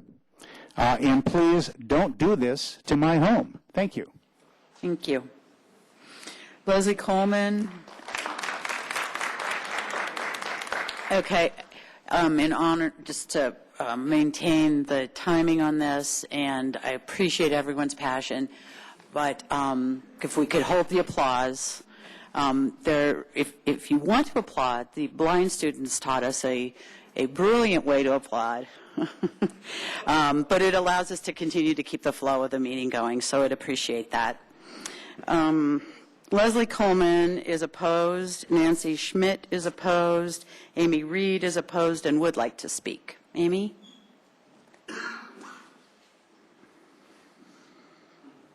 Hello. I'm Amy Reed. I live at 5910 South Bemis Street, and my husband and I own the Melting Pot at 2707 West Main Street. I don't believe that increasing the density on this, which despite what has been said about the bedrooms, going from 37 to 72 is increasing the density. I don't believe that's in the best interest of the neighborhood. I'm concerned about the precedence this would set for the number of allowable residents per acre within an established neighborhood. The city's municipal code states that the official zoning map should not be amended unless the amendment is consistent with the goals and policies of the comprehensive plan and promotes the general welfare of the community. It also states as its community-wide goal number 5 that preserving existing neighborhood values while encouraging new development to make the most efficient use of the land, resulting in the highest possible standard of living and the best use of natural resources is one of its goals. Since Nevada Street is part of the available parking according to Littleton's parking studies, I think that for the existing residents in this neighborhood, this would be a decrease in their quality of life due to the increased traffic and the difficulty in finding available parking with additional residents on the street. Taking an existing residential block in an existing neighborhood and converting it to higher density apartments also does not fit the comp plan's land policy use number 3, which says new development in the interior of established neighborhoods not adjacent to arterial streets should respect the existing densities and land uses of the neighborhoods in order that the character is preserved. I would also like to point out that renters are not equivalent to homeowners within a community. According to the National Association of Realtors studies on the benefits of homeownership, they've shown that homeowners have a stake in the community and are more likely to vote, they're more likely to volunteer within the community, and they're more likely to participate in civic activities. Homeowners also have lower crime rates and help in maintaining their community since they've invested in the community. As of 2010, for each home purchased, their studies have shown that nearly $60,000 in direct and indirect spending occur within the local economy due to home purchases. So for that reason, I think that sticking with townhomes that we're selling would be much more beneficial to the community than turning these into rentals. I would also like to point out that the Federal Reserve Survey of Consumer Finances shows that homeowners accumulate significantly more net household wealth than renters, which would be equivalent to homeowners having 46 times more wealth than renters in net worth. And of course, for local businesses, that would be more beneficial than having renters in the community. In addition to the social benefits, high levels of homeownership have been shown to reduce crime rates in communities. Studies have shown that when rental rates within a community reach 85.5%, that there's a rapid and progressive increase in social indicators associated with higher crime levels. Increasing the density within established neighborhoods, I don't believe is beneficial either for the community or for the businesses within the community and the city. New development, I'm not opposed to, but I think that it should never be done at the expense of the residents who've invested in homes and invested money in this community.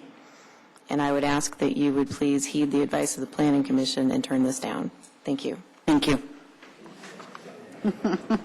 Nice. It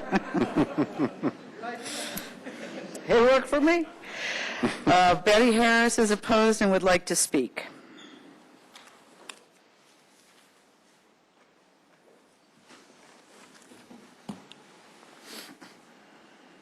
First of, I'm Betty Harris, and I live at 6281 South Cedar Street.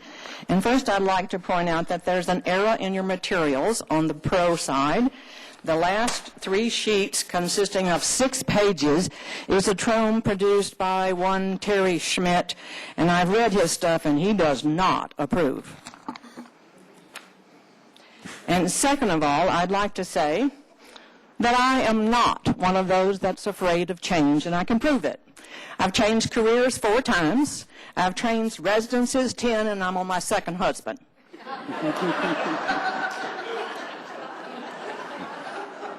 Now I have your attention. While sales tax revenue is vital to Littleton for obvious reasons, the theory that build it and they will come has not always worked. River Point is a case in point. A riverfront. The residents of Beaumar were the anticipated consumers. They were not interested. Littleton citizens do not want our community to be another Aurora or Highlands Ranch. However, attracting masses of young consumers or buyers may not be the blessing that the City Council hopes. It will double the residents in that small plot. It may serve to provide more drinkers to the ever-increasing bars on Main Street. Whether they will have the funds to spend on specialty items is open to question. My many years as a financial planner showed that they are terrible at money management. Since a majority of citizens surveyed recently, at a cost to the city, no doubt, say that the small-town character of Littleton is important, rezoning this plot will detract from that goal. Our existing population values education and votes to support it. A large influx of renters may vote to decrease funding for education. Preferably, I'd like the people around me to be educated. On my street, more young families are moving in as the previous owners are aging out. This will increase significantly in the next few years, thus bringing in more consumers without destroying the character of our town.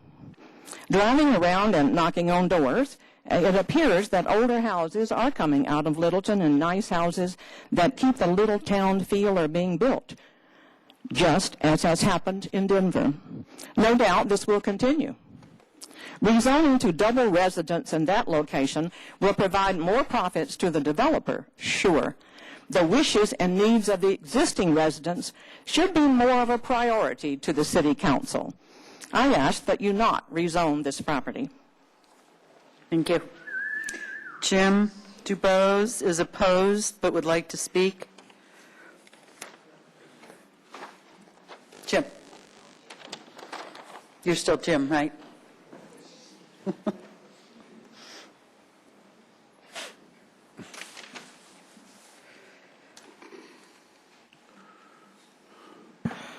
Good evening, Council, Madam Mayor. My name is Jim Dubose, and I live in District 4. I'm opposed to this rezone. I agree with Paul Bingham and Lance. I can't imagine why I've never run into Lance. I've lived here 40 years, but he's been here at least 3 generations that I heard. But I never ran into him. I guess we got a little room left in Littleton. On this subject, I do have a question. It hasn't been mentioned, or at least I haven't seen it, where the parking is going to be for this warren that we're going to have, this building that's going to be down there. Is it going to be on the street? Underground. Or have they got an underground parking garage? Yes. Okay, how many spaces in that garage? 71, wasn't it? 77. 77. Yeah. Huh? 77 spaces. And how many apartments, condos, whatever they are? 72. Uh-huh. That's interesting. The rest of them are going to park on the street, I guess, huh? You'll have more than one car in each of those hutches, right? Probably? Give me that. Probably. You're talking to us. Okay. I have another question. In Mr. Schmidt's comment on this project, he mentions that you, the council, appear to be at odds with the planning board. Though we don't have a vote yet, Mr. Van Nimwegen sounded very much for the project. Parking's no sweat, it's hokey dokey. Not too many people, and all of those those pro statements that were collected were, almost all of them were a form letter signed by downtown businessmen. Now, if I was a downtown businessman, I think I'd want a 40-story condo building right smack in the middle of Nevada Place. So I can understand why every one of them signed that thing. But the cons appeared from your map up there to all be down in the between here and Ridge Road area. And citizens, dare I say, voters. And they seem to greatly outnumber the pros. In any case, I'm not for it. I think on the face of it, it's a dumb thing to do. And that's all for me. Thank you, Jim. Mayor, I have a question. Seeing Jim with his jacket on reminds me of how warm I am, and I see people fanning. Can we open some doors back there, get a little ventilation? Yes, sir. Would that be okay? Thank you. I'm just thinking of the people. Thank you. Oh, jeez. Lynn Hall does not favor but would like to speak. Lynn? Thank you.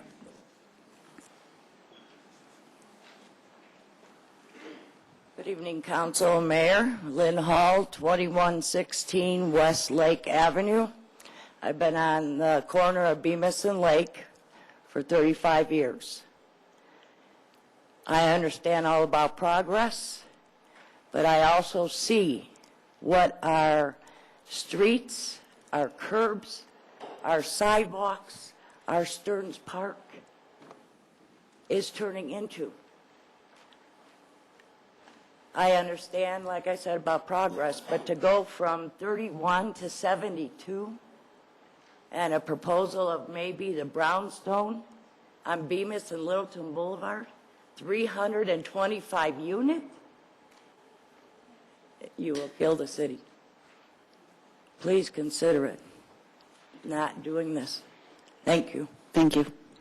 A reminder to the audience that these are quasi-judicial hearings, and the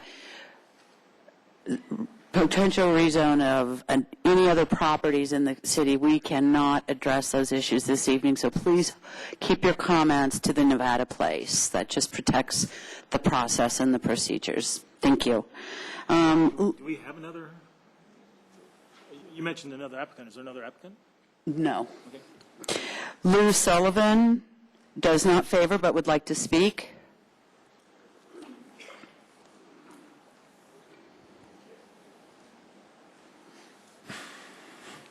Lou Sullivan, 5940 South Bemis. And I won't throw out any numbers because I'm sure you've all heard them. I'm going to be speaking from my heart. We've all seen the amount of space available for the parking. We've heard the arguments on TOD. Both sides seem to have presented their arguments well. But I think the 37 already approved units will push the limits for parking and traffic as it is. We don't need more. This has come down to a political issue in deciding what direction the future of Littleton will take. I used to live in South Denver and had friends in downtown where you would have to circle the block several times to find a place to park. And then we moved out to the suburbs, and we found that to be impersonal. But we had our fill of city life in the suburbs and wanted something better for our kids. So when it came time to buy a house and settle down, we came to Littleton, a place that had a small town feel, but still accessible to a variety of work, the best of both worlds. And I don't think this is an antiquated ideal. We felt fortunate to get our little house, which we've made into a home for the last 32 years. And there's still lots of young people moving into our neighborhood, so they must be searching for that ideal too. We've seen lots of improvements made through the years because of pride of ownership. And if there's any blight in Littleton, you'll probably find it around the rentals. My understanding that Littleton is already one of the highest densities of any city in Colorado. So why do we need to push for more? And as for transit-oriented development, I'm not aware of any rules forcing us to provide high-density living with 0.8 parking spaces per unit. Before the town goes in the direction of a pedestrian lifestyle, it should already have in place all the necessities that should entail, such as grocery, drugstore, hardware store, liquor store, as Paul had mentioned earlier, and which, by the way, it was 32 years ago when we moved here. So for now, let's keep our transit station unique, too, by bringing people into Littleton instead of shuttling them out. Maybe you should even reconsider your decision of removing the TIZ. One of the things that draw anyone to our area is the fact that it still offers a friendly, safe place to live, that it is still unique with a historical feel. So far, Littleton has achieved this. This is an aspect of our country that is quickly starting to fade but should be preserved. Littleton's history is almost as long as Denver's. We've also been fortunate to have had city leaders that respected this and were willing to protect this heritage. Please don't be the ones to destroy what you'll not be able to replace. Don't turn our town into just another city block of just another large metropolis. And if you proceed to increase the density of our town, The people you draw in will be transient and fickle. When they get ready to settle, most of them will move on to other areas like Highlands Ranch and East Aurora, Brighton. And are you going to deny the results of the survey that I'm sure you paid thousands of dollars for? And are you going to ignore the recommendation of your own planning board? Please listen long and hard to these constituents here, because we're passionate about wanting to destroy about not wanting to destroy the quality of life in a town that we love. Thank you. Thank you. Yeah. And with the parking thing, how can you do a survey of parking when it's like putting the cart before the horse, if the building's built and then decide? Thank you. Nancy Barger does not favor the ordinance but would like to speak. And I would ask, when you come down to speak, the microphone is real sensitive. Pull the microphone closer so that, because I'm hearing that there are people in the back who are unable to hear. So Nancy Barger, are you still here? Okay. Jim Hall does not favor but would like to speak. Jim? Okay. Sue Young does not favor but would like to speak. Sue? Okay, thank you. Michelle Bright? Oh, Michael, I'm sorry. Oh. Does favor and would like to speak. Are you French by chance? I do like France, although God bless America. My name is Michael Bryan. I'm at 3276 Greensboro Drive. It's a Littleton zip code, but it's in the evil district of Highlands Ranch, apparently. I am from one of those evil families. I do want to thank everyone that's here. I don't want to see what the hand signal is for those who are against me, so don't use those. But I am here in support, and the reason why I am, I kind of want to give a background on me. I moved here 14 years ago from Hawaii. People ask me why I moved from such a beautiful place, because I think this is even a more beautiful place. And I think America is a beautiful place, that we can meet in a place like this and have disagreement, but at the end of the day walk out and know I'm not going to get clubbed outside this building. So I'm grateful for the opportunity. I own a company called BRC Real Estate, and the reason why I have a vested interest in this project is I've worked closely with Camelback Development Group. My company is unique. We're a full-service real estate firm. We handle both the sales side of transactions in real estate, and we handle management of real estate for third parties, both in community management, so quasi-government type deals. So I feel your pain up there. I face a lot of scrutiny every month when we attend HOA meetings. But also we manage multifamily projects, much like Nevada Place is today. I came here today just basically to share some statistics and what's going on in the Denver metro market so that everyone can understand why people are moving here to Colorado and why it would be important, I feel, for the city of Littleton, that I frequent often. My wife spends a lot of money in the city of Littleton. But people are coming to Colorado. We have states around us in this western part of the United States that are making foolish decisions and it's driving business away. Those businesses are looking to here, and I can speak to this because I've seen a huge influx both from the sales side and the management side of our business in real estate. When I tell people I'm in real estate, they're like, I'm sorry. I can't believe what you've been through the last 4 years, and it has been absolutely miserable. It's been a very tough situation. But people like Camelback Development who have stuck with their projects and have chosen to adapt to what's happening and make it match what the demand is in the marketplace, it really needs to be applauded rather than just, I don't know if you have the opportunity to travel down to Colorado Springs or other areas out in Aurora, and definitely different parts of this country where there are just vacant buildings sitting there that are just an eyesore, and nothing is being done with them because it was just irresponsible growth. According to the U.S. Census, Denver is rated number 10th in the United States out of metro areas for median income, so people are going to come. What's interesting to see is that vacancy rates in Colorado, in the Denver metro area, are at 4% today. I heard 10% earlier, and that's just not accurate. According to Reese Inc., which does this every day, all day, and is a tool that we use in the real estate business, vacancy rates are at 4%. Absorption rate has been increasing every year since 2009 because we just simply have not been building. We have not been building anything. So it's very important that we look at responsible growth of what the demand is going to be for people that are moving in because companies are choosing to make Colorado their home. I think Littleton is an awesome city, and I definitely think that responsible development can be done in a manner that benefits the town and does not take away from the appeal that the downtown Littleton has. You look at RTD, I had the opportunity where members of the Apartment Association of Metro Denver went to an economic conference last week. RTD gave a presentation on their new development plans that they're doing up and down the corridor throughout the metro area. They are including multifamily development in each one of those projects because that's how much demand is going to be there for that.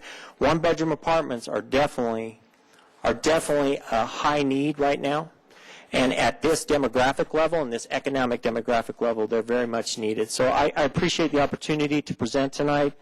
I definitely think those of you who are opposed can get behind this once you see the project. It can be done well. It can be a wonderful attribute and asset to this community. Thank you. Thank you, Michael. Aaron Aldrich does not support. Cor Devlin does not support but would like to speak. Cora? Yes. No problem.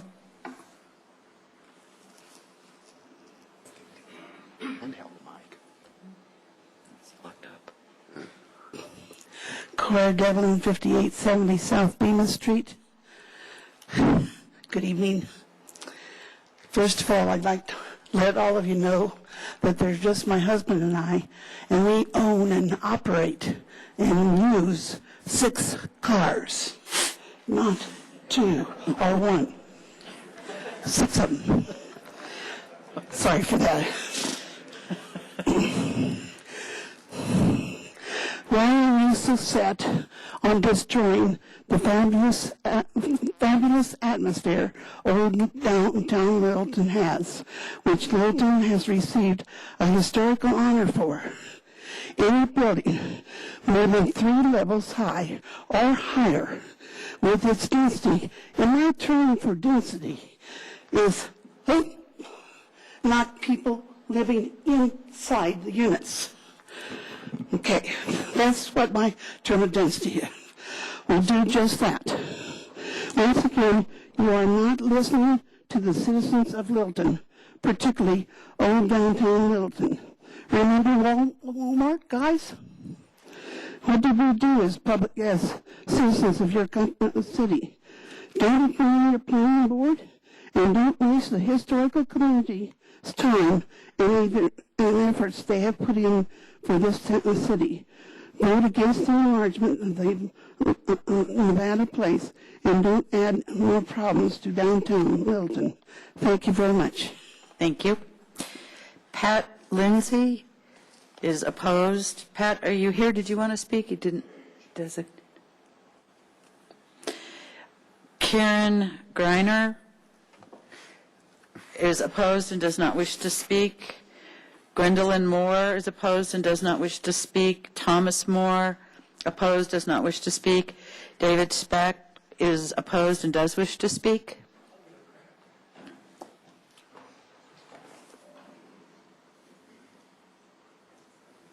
I drove 1.2 miles, well, probably a mile to get here. And how many cars do you have? Thanks again for tonight. I'll make this short and sweet. Please speak into the mic. Oh, okay. Yeah, you can adjust it. Okay, short. I'm David Specht, a resident here at 5825 South Crocker Street for the past 22 years. My wife and I moved here 22 years ago from Denver, primarily for the location, for the resources, the water sources, the school districts, the choices that we had in the school districts, and the Main Street. This was a huge attraction for us to come to Main Street. We've been very vested in this community from the day we moved here. I know a couple of you personally. I've been involved with the tree committee for years, helped with the senior center. So this is real personal to me, but in a nutshell, it's I feel for the developer too. I'm a risk factor just like he is. We took a risk at the same time. We built a practice in the South Park area, and I wanted to use this as an example. In 2010, we actually built in the South Park district area. It took us over 7 years to go through zoning, regulations, South Park, the HOAs within the South Park district to get this to go through. So again, I feel your pain. I'm not against development. Responsible development is appropriate.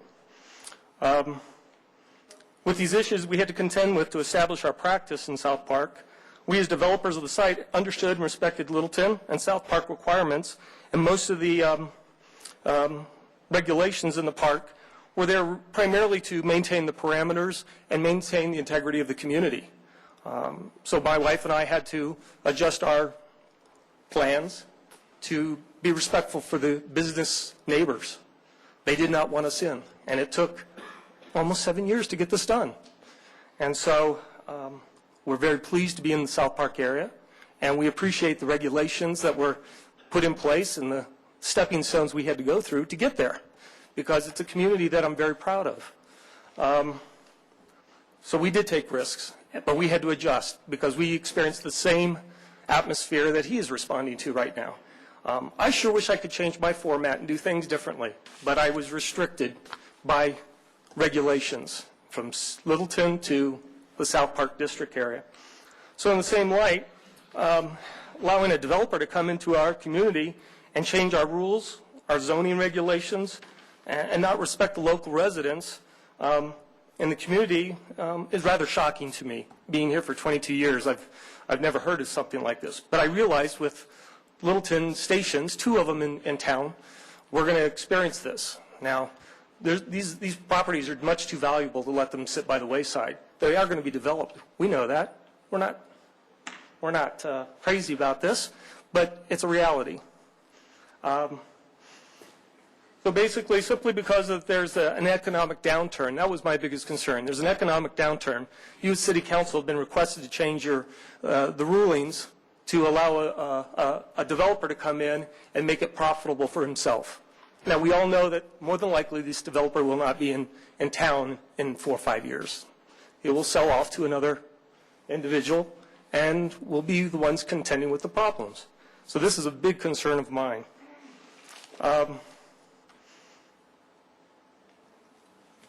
I got off track here, but basically, in your packet you have 30 seconds. In your packet you have, at last count, 256 letters, 25 against, 231 against, 25 in favor. And we know 25 are probably the downtown residents, businesses. 222 of the 231 live within 2 miles of this area. We just don't need this done. We're not against development. We're just in agreement. I personally would allow him to build what he has approved and go from there. I think that would be appropriate. Thank you. Thank you. Donna Specht is not in favor. Bruce Coy is not in favor. Catherine Coy is not in favor. Rosa Reiben is not in favor. Flora Straight is not in favor. Elisa Greiner is not in favor. Mark Greiner is not in favor. Linda Newfinke is not in favor and would like to speak.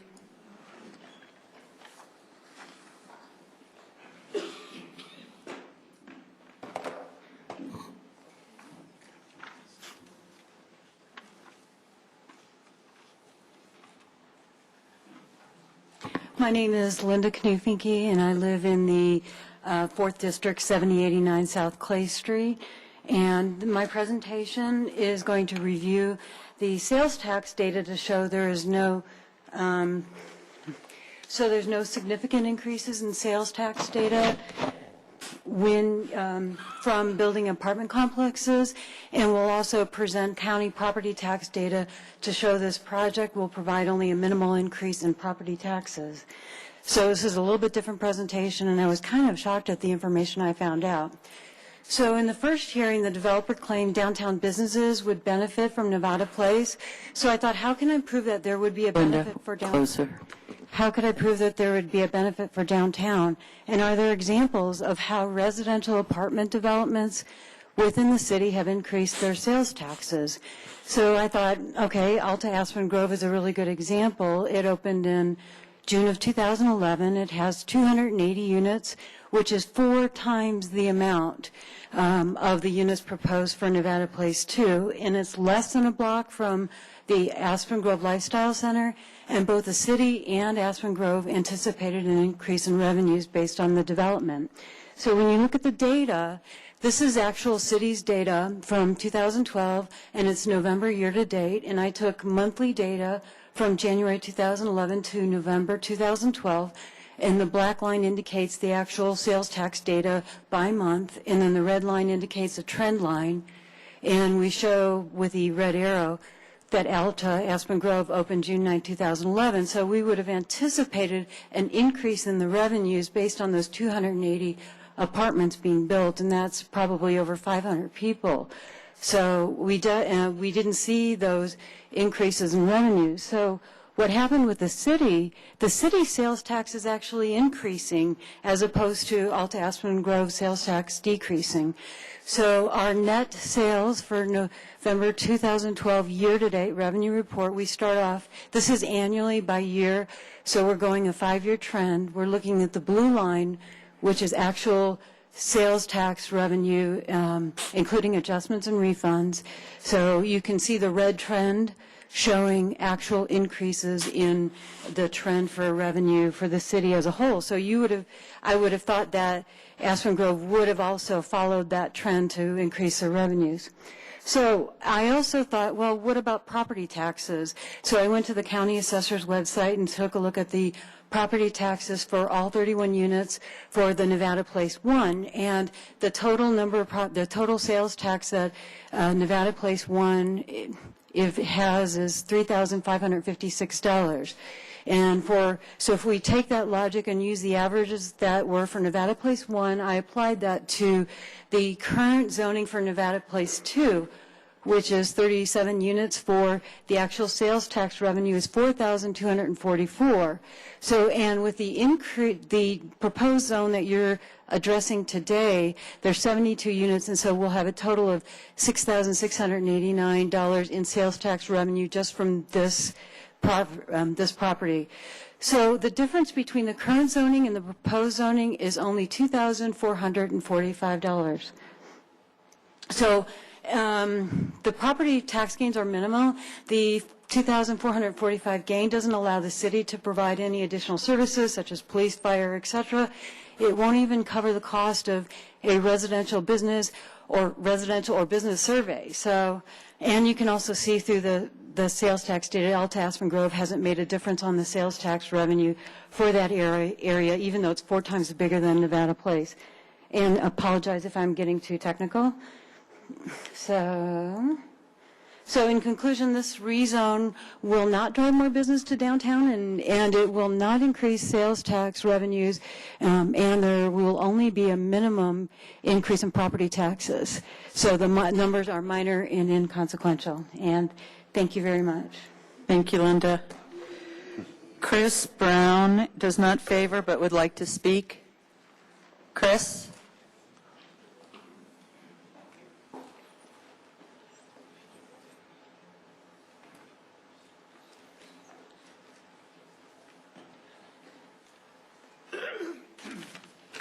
This is the first time I've ever done anything like this. So Speak close to the mic.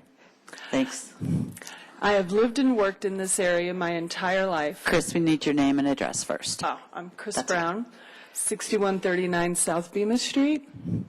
Thanks. Okay. I've lived and worked in this area my entire life and have watched downtown Littleton go from the meat market and shoe shops, the drugstore and community bank, through an era of closures and vacancies to now being upscale and trendy. But now when I want to patronize the Main Street business, I'm frustrated because I can't find anywhere to park. That situation will only get worse the more apartments you add to the mix. I'm opposed to the Nevada Place project as described because of the lack of tenant parking that will exacerbate the already crowded downtown parking situation. Local homeowners and residents will have to deal with parking permits and tow-away zones in what used to be a quiet neighborhood.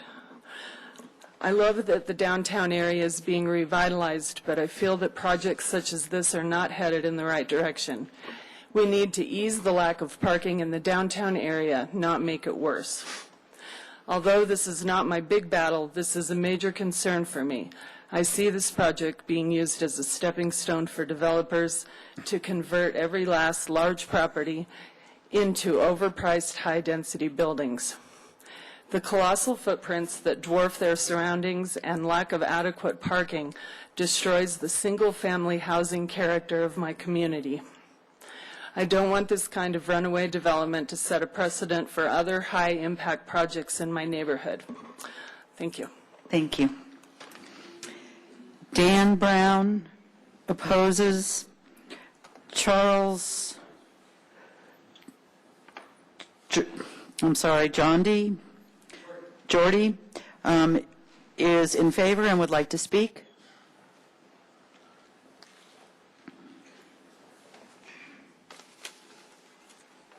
Thank you very much, council members. My name is Charles Jordy. I'm a property owner at 5575 South Sycamore. It's a commercial building I've owned for a number of years and has all kinds of tenants, mostly smaller tenants. And there's one common denominator. They all live very, very nearby, and that's why they choose to office there. I think, as everyone's expressed tonight, Littleton has so many special charms, and it really does attract people. And I think the attraction will go further as a mix of housing is introduced to the city. I think you can look around the country and see where housing has absolutely activated city centers, that is housing adjacent to city centers, and housing as a mix of single-family and multifamily housing.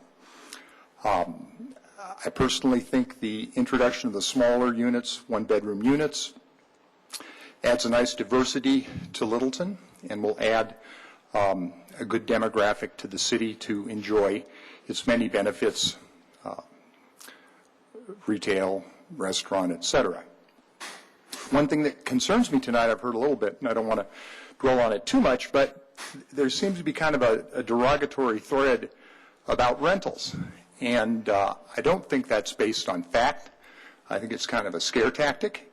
And I think if you look at vibrant cities, you find that it's a mix of home ownership and rentals. And rentals do not necessarily mean it's going to bring negative things to a city. People living in rentals, it's a path that's chosen by many people at many points in their life.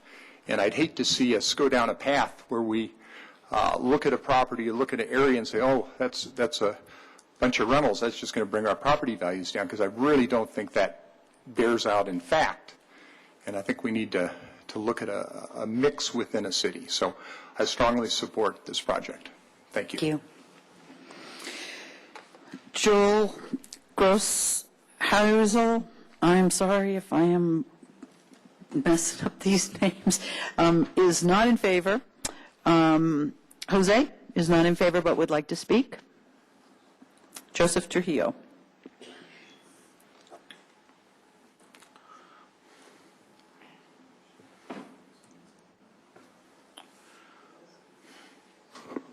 Good evening, Council. 5574 South Huron Street. I am in District 2, and I got a flu shot, and if you want to get the flu, get a flu shot. Always seems like I get one.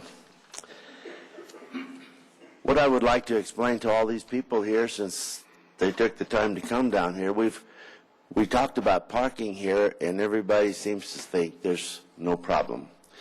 And I would like to explain how come we don't have this problem, which is a problem. If you select to go into the Historic Preservation District, you get a 50% reduction in your parking. That's fine. So let's assume that Merle's down the street has 100 spots he's supposed to provide. I don't know if he's in it, but I think the other one next to it, the tavern, 160 spots. Now, if you get a reduction of 50%, that still leaves you maybe 74 you got to provide. And these fellers have come in and they said, oh, you know what we're going to do? We're going to start a parking district and take care of the situation. That has happened so many times in my time in business in downtown Littleton. Before me I have 209 parking study, 204 parking study. I didn't want to bring the rest because it would make my arm sore. When I started business, I started this, I wanted it to be a point of destination. I want people to know I was there and they're going to come. And they did. We had a lot of big businesses going at that time, which was the Martin Company, wiring facility, Coleman's, this foundry, and everything was going good. But then things happened through the years. We've went up and down because of layoffs at the big Martin Company. And then they popped back, and now they're pretty much stabled out. So with this, I think I'd like to know how many spots Mr. Svensson at the Merle's actually provides. I think he's got 3 spots. So a lot of these places that said they were going to go ahead and get themselves a parking district going, that's malarkey, because they're not going to do it. They got in and they got 100% free parking as far as I'm concerned. All that did was spread it all over the city, downtown, and it is a big problem. I certainly don't like the idea of let's build this thing, and then if we got a problem, we'll go back and check, recheck the parking situation, and then we'll go to the city and we're going to see whether they'll take care of it. I don't think you people up there are responsible for it. So that's the reason I am opposed to this, and I think that as long as we keep giving away all the parking, forget it. We're not going to have any place to park within 5 miles of here. I've had a lot of customers, older customers, that say, I can't come down your place anymore. There's just too many cars. You can't find a place. And we try to get them in the back as close as we can, but it's just a problem. Thank you very much. Thank you. Shelley Spellman opposes. Barbara Allen opposes. Lisa Knotts opposes. Annette Ernst opposes. Patrick Sullivan opposes. Gregory Dansky opposes. Maureen and Mark Clary oppose but would like to speak.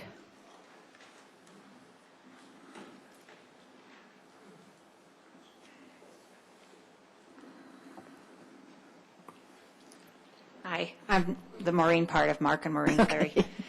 We own the building at 5602 South Nevada Street, so we're immediately adjacent across the street from the current development and catty-cornered from the proposed development. We've owned that building since 1993, and we're a little bit different. It's a business building. I built a business there that I started in 1992. We're not a retail business. We're a professional consulting services business, so most of our traffic is actually at client sites. We don't need a lot of parking, but the very little parking we have has disappeared over the years. We've had 4 children graduate from Littleton. We feel very invested in the community. I believe that we were visionary when we built that building, because when we first looked at properties, we had our choice of 6 very different rundown buildings that we could have selected, and we actually selected the one we did. It's the former convent from St. Mary's. We put a lot of work into it, and when we initially were there, we kind of just would work out the parking situation with St. Mary's School, and we'd have the moms park on one side of the street and we'd park on the other, and everything kind of worked out. But now we're competing with restaurants, other businesses, light rail commuters, and then also the residential overflow from the apartments. I guess I'd like to say I think the developer did a good job with the building that's there, and the architecture is nice, and it's a nice addition to the community. However, we oppose the change in zoning because of the doubling of the number of tenants, because I think it's just going to exacerbate what's already a pretty difficult problem. We only need like 5 or 6 spaces, but you don't have to do a parking study, because you can just come to my front door and watch me drive around the block several times trying to find a single space. It's just almost impossible to find parking. I guess the other thing is that, you know, we've lived with this problem for 20 years, so I agree with Jose. This is not new news.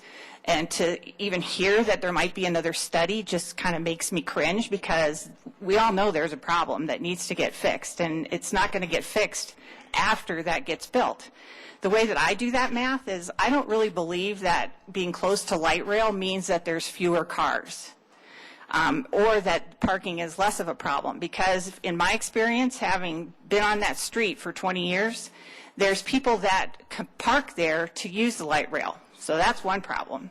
Then if you've got 74 or 72 units in there, I don't believe that means that those people are going to take light rail. It could very well mean that they have 1 or 2 cars, which means that only half of them are going to be in the parking garage. And if each one of those tenants has at least one friend, when they come to visit, I know where they're going to park. They're going to park on the street because there's nowhere else to go. So that means that those of us that invested in the community long ago and, you know, have tried to build up businesses there really don't have any other choices, because it takes away our parking. I guess when I hear that the zoning was looked at for Denver or Lakewood, and that you modified the zoning based on their policies, I'm not really sold on that, because I don't want to be Denver or Lakewood. I'm not sure that that's actually a good thing, and I'd be interested to see if that was actually a positive thing in hindsight, or if that's just something they did and we don't really know if it worked out so well. Let's see, what else? So I guess in general, my red dot is not on that map showing an opposed, so it shows a lot of green around that building, but I'm directly right there on the corner, and we don't support the change in zoning because of the parking situation. Thank you. Thank you. You're to the south, directly across the south. Is that where you are? Yeah, we're right on the southeast corner of Powers and Nevada. John Schultz does not favor but would like to speak.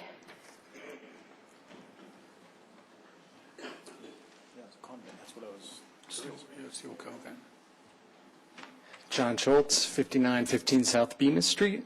I want to start off by saying that I'm not opposed to redevelopment in the area.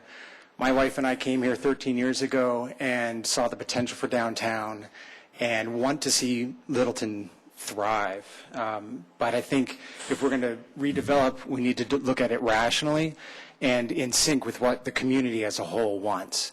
I think the zoning as it exists now for the Nevada Place is rational, and am opposed to the rezoning for the increased density. In 2007, this property was rezoned to what it is currently now, and to paraphrase someone else that said, I don't think City Council should make a knee-jerk reaction to rezone it, what was already rezoned, and just to increase the density and to let a developer's profit dictate what is the benefit for this community. I also think that the density is the issue. It's not so much bedrooms and residents. It's the number of units and how this would set an unrealistic precedent for the number of units on an acre of property and anything in the future that may come. The last study session, there was a gentleman that talked about build it and they will come. And I think, at least the way I interpreted his message was, build a high-end luxury apartment and it'll bring high-end disposable income to the community. And that's all well and good, but I feel that if this is rezoned, it's going to bring more developers to the community. And although from a city council and the city revenue perspective, I can understand we want revenue to the city, but I think the community is more than just revenue. We're a historic community. We're a small town feel, and that's what drew us here. We weren't drawn here by high-density apartments. So, yes, there was a economic downturn, and yes, there was a loss in city revenue. But at the same time, during that same period, we had voters that approved a mill levy to support the school districts within here and within this family-oriented community. And to me, that is visionary, looking at the future. And if we're going to make zoning decisions based on revenue, even if it is, $3,000 worth of revenue, or for a developer's profit, I think that's the wrong message. So with that, I think we should have a transit-oriented plan that's built with a purpose, not based on developers' requests for rezoning. Also, the last meeting, I got the impression that a lot of you had already made up your minds on how you were going to vote. I think we heard that tonight with this parking plan and everything else like that. So I encourage you to listen. Listen to residents, homeowners like myself that are opposed to this. We've lived here for years. We've invested in our houses. We are this community. This developer isn't. Listen to the planning board. They're part of this community.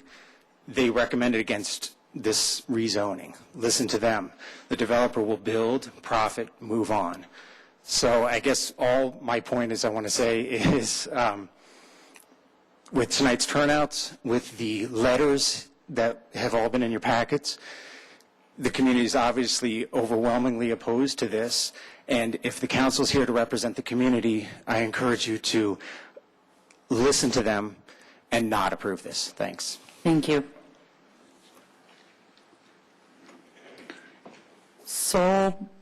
Solbrady Murphy is opposed, and Chris Wayne is opposed but would like to speak. Is Chris still here? Okay. And just so everyone knows that after Chris speaks, we'll take a 10-minute recess. Chris Wayne, 6051 South Spotswood. And we've heard Say from a lot again. of, Say again, because the laughter drowned you out. Chris Wayne, 6051 South Spotswood.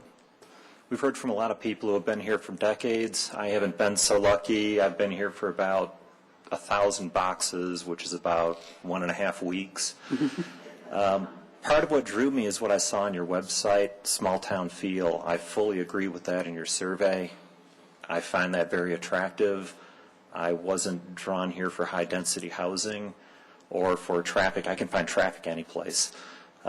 It seems to me that this is just going to take away from what your citizens prize most, and it's going to help accentuate what everyone finds a pain, traffic and parking.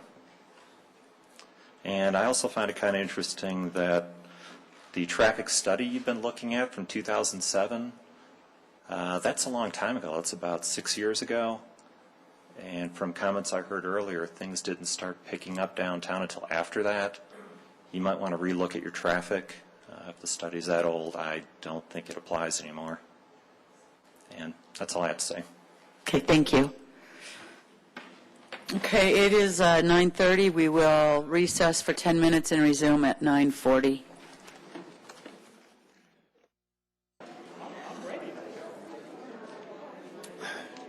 We are nothing if not prompt. Take your seats. We're going to go ahead and get started. I'm missing a council member. There he is. All right, we will resume with the public hearing. The next person on the roster is Barbara Rice. She did not indicate whether she was in favor or not, but she does want to speak. Barbara, are you here?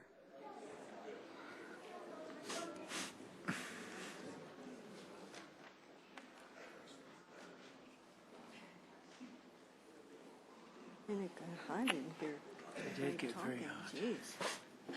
Thank you. And you can adjust the mic. Yeah. The whole thing moves. Okay. Thank you.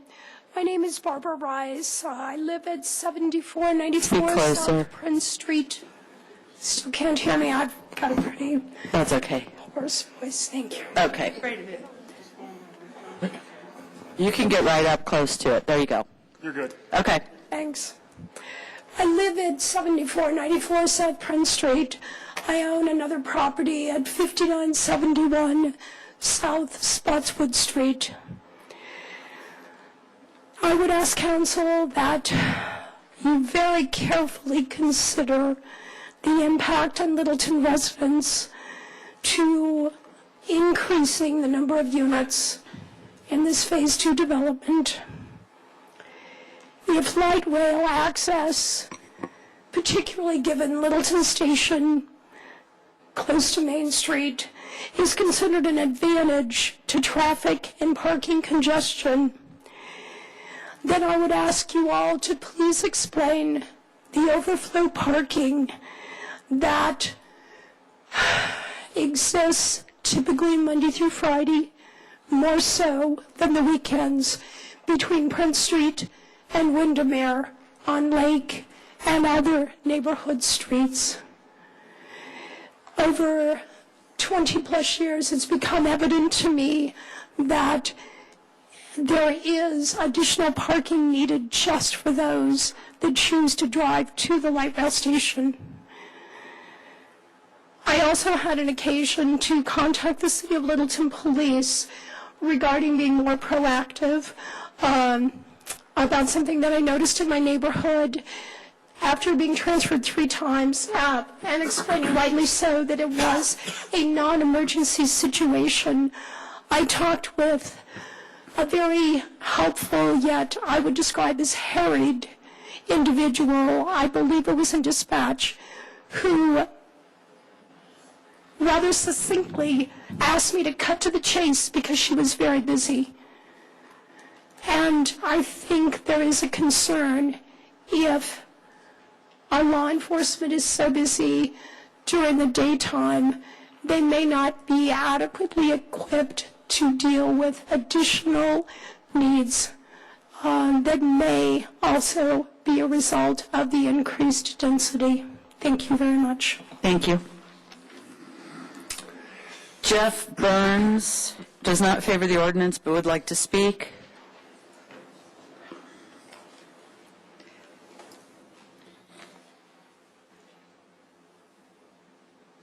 My name is Jeff Burns. I live at 2450 West Long Circle. I'm on the south end of the 80120 zip code there. And I'll make 2 quick comments. One is the only people who don't believe that we have a parking problem in Littleton are the people who haven't tried to come down there and park. It's been that way for a long time, and I would much rather see a long-term plan being considered than a short-term accommodation to a high-density addition to the downtown area. The other comment I'd like to make is that I did some canvassing in the Stern Park area regarding this issue, and I had the opportunity to meet a young woman. She and her husband had lived in Littleton for about 1.5 years, and she described how they had not only picked Littleton, but picked a specific part of Littleton, and as you know, fairly close to the downtown area. My concern is that if there is this kind of development, this kind of accommodation being made to development, that it's not going to attract those people. The people like this woman that we interviewed and just really enjoyed listening to her tell us what a nice town that we already knew we lived in. So I'm opposed to this particular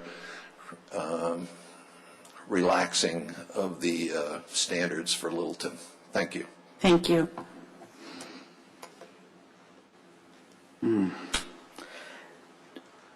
Shauna Jordy wishes to speak. did not indicate for or against. I think that they have left.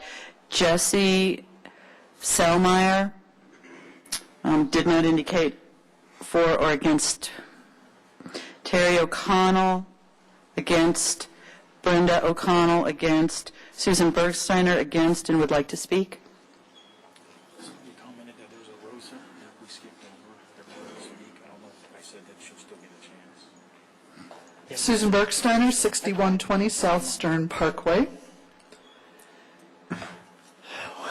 Ladies and gentlemen, brothers and sisters, the topic of the sermon tonight is consider the source. I'm going to talk about the people that have been pretty much presenting throughout the hearing and everything. First of all, let's start with the developer, Camelback. And, you know, do not get me wrong, I would love to see him build what was originally allowed. And there's no doubt about that. It'd be a great part of the city. So he has a PR firm. So one of the biggest sources of your information is the developer and a PR firm. What do they have to gain? Well, everything. And, you know, what we saw at the last time was, you know, a lot of PR moving the numbers around and presenting images not verified, such as the inside of the parking lot. I didn't see any pictures of the street, which is, like you've heard, full most of the time. Matter of fact, I just looked at Google Earth, and it's a picture in the middle of the day, and there was over 24 cars parked on that T. The other people, you know, and they get unlimited time to present. We get 4 minutes multiplied by however many. The other people that are for this are the Littleton Business Coalition, part of the South Metro Chamber of Commerce. Well, what are they? They're an association. Their association represents businesses. So, of course, they feel that this is good for the businesses, and they're going to say, you should do this.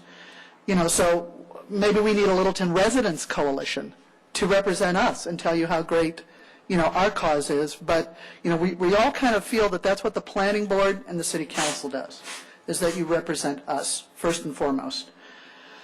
So, you know, that is, you know, really, I really want you to consider source when you listen to all of this. You know, we are the people that live here 24/7, 365. We're not at stores 8 to 10 hours a day, you know, somewhere between 5 to 7 days a week. And I agree with what everybody says about the parking study. Basically, if the city staff is recommending that there needs to be a parking study, they know there's going to be a problem. So that doesn't really make a lot of sense to me. The other thing that I'm really disturbed about is that the city staff, it seems, is representing, or excuse me, interpreting the comp plan in one way. The planning board interpreted it in another way. And to me, that seems very disturbing that before they even come in front of you, there should be a consensus between those two entities. It just doesn't make sense to me that they would come to you with one saying don't do it, the other saying do it. And they're looking at exactly the same comp plan, and they're interpreting it completely different. That's very disturbing to me. And finally, you know, speaking of, somebody was talking about scare tactics earlier, I'm having a hard time with the fact that David Swenson says that a yes vote means you're a visionary. So at the same time, a no vote means you're short-sighted. And Reese said yes equals courage. So that means no means you're a chicken. I've got a big problem with the fact that that type of false logic may encourage you to be bullied into voting for something that's obviously represented here by the residents that they don't want. And to accuse a lot of us of being obstructionists and short-sighted and not wanting development is flat out untrue. We do want development. We want rational development that makes sense for the people that live here now and the people that may be coming here soon. So I would just like you to, you know, hopefully you will ignore this trail of false logic that's going to take you down that road of ignoring the wishes of the majority of the residents, and you're charged with representing us, so I would like you please to do that. Thank you. Thank you, Susan. Phyllis Trujillo does not favor. Phyllis, did you want to talk? Okay. Martin Bolt does not favor and would like to speak.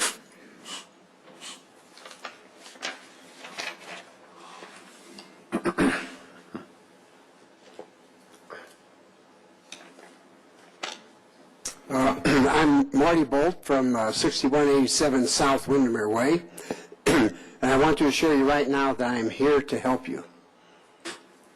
Oh. I don't remember asking. Well, in case you were nervous. I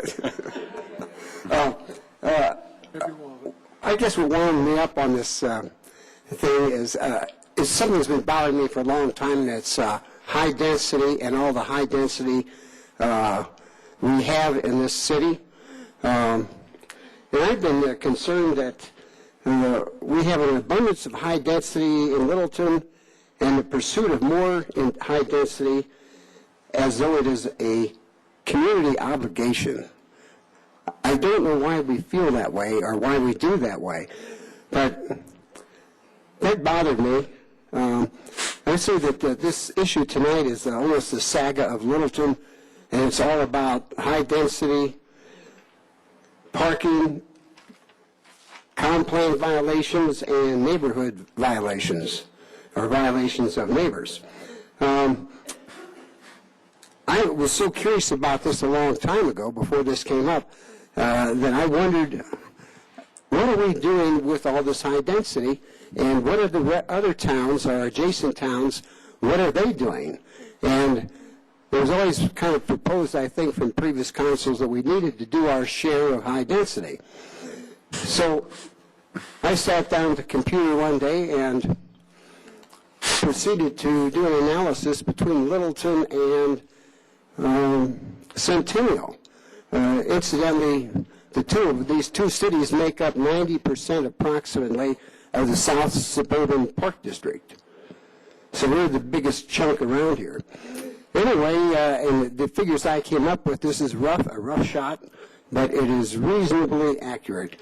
And it turns out that we have twice as many high densities based on apartment counts as that city of Centennial. And they have approximately 80,000 population, we have 40,000. So that's huge. We got twice as many as they have, and they're twice as big as we are. That's a 4-to-1 ratio by population. So do we really need to keep going after high-density apartments? I would think not. It bothers me. Then we get into the parking problem. The thing that turned me on there was soon that we were going to 77 apartments, and we were giving them a parking ratio of 1. And that didn't look right, because I think that we're going to get into a traffic problem. I went down to Nevada the other morning, Saturday at 10:30, and started at the far end down by the hotel, and just slowly drove up the way, and after 100 feet, I ran into a solid mass of cars on both sides parked, and ran clear to Main Street. And with the increase of these additional apartments down there in Nevada Place, it isn't going to do anything that make the matters worse than they are now.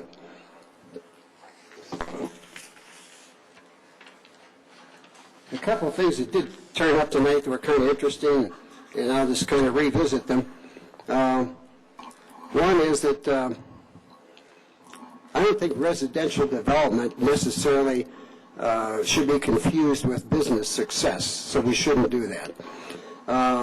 Secondly, high density, I found out, is bedrooms, and since we have 2 bedrooms for 3 people at the old at their old plan size, we would be going to lower density if we went back to the original plan that this gentleman has. With that, I leave you with your problem, and I thank you for your time. Thank you, Marty. Terry Schmidt does not favor but would like to speak.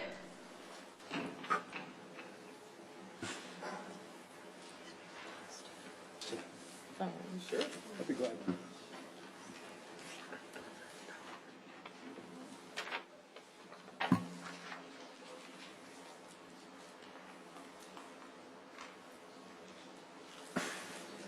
Thank you.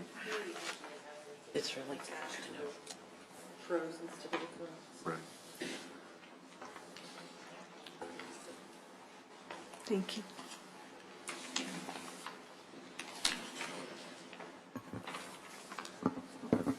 I would like to clarify for the record, I'm not a pro, and I'm not a con. That was my fault, Mr. Schmidt. Sorry about that. And I'm not going to blame you. okay. I'm really not. I do have some experience in this, and I do understand a snow job. I do understand common sense, and I do understand the difference between honesty, truth, and reality. I hope you do. I asked, did you read what I presented to you? I hope you did, because I hope you give me a grilling and ask me the questions, what I'm driving at here. 6-1.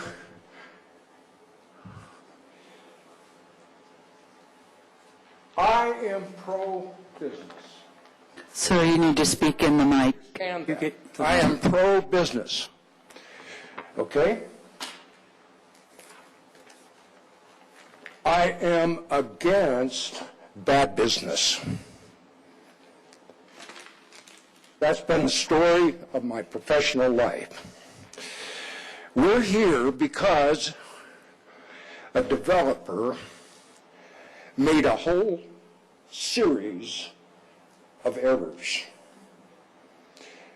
And we're here because the city is considering absorbing the expense of the risk that he took and lost. Sure, we all experience ups and downs in economies. None of us are exempt from that. But when you make a business decision to put money at risk to do something, and it goes against you, in my experience, you bear the consequences, you grab your socks and pull yourself up and get going again. But we're here because of MONEY. Have you ever run the calculations on this to see what we're talking about? 72 units at $1,400 each is $100,800 a month. Now, if you can get that without investing another nickel in the concrete in your basement to park cars, pretty good deal. But some of those cars are going to go out on the street. You know, I'm very uncomfortable about something here. I'm uncomfortable about our planning department siding with this rationale. I mean, I can't understand that. First of all, why would we accept the snow job, the glossing over out of the planning department, without any foundation trying to get us to believe that Littleton is Denver or Lakewood? That's the whole rationale in the whole section on parking. They did not present the data, and they did not present the analyses, and they did only present a redacted conclusion, which seems to match the need for that conclusion. That's a problem. You want to cut me off? Give 30 seconds. 30 seconds. 30 seconds. Okay, I would like to be sure then that this gets in the record. I have presented to you some 36 more names. And I have presented to you conclusions and recommendations pursuant to my submittal last week.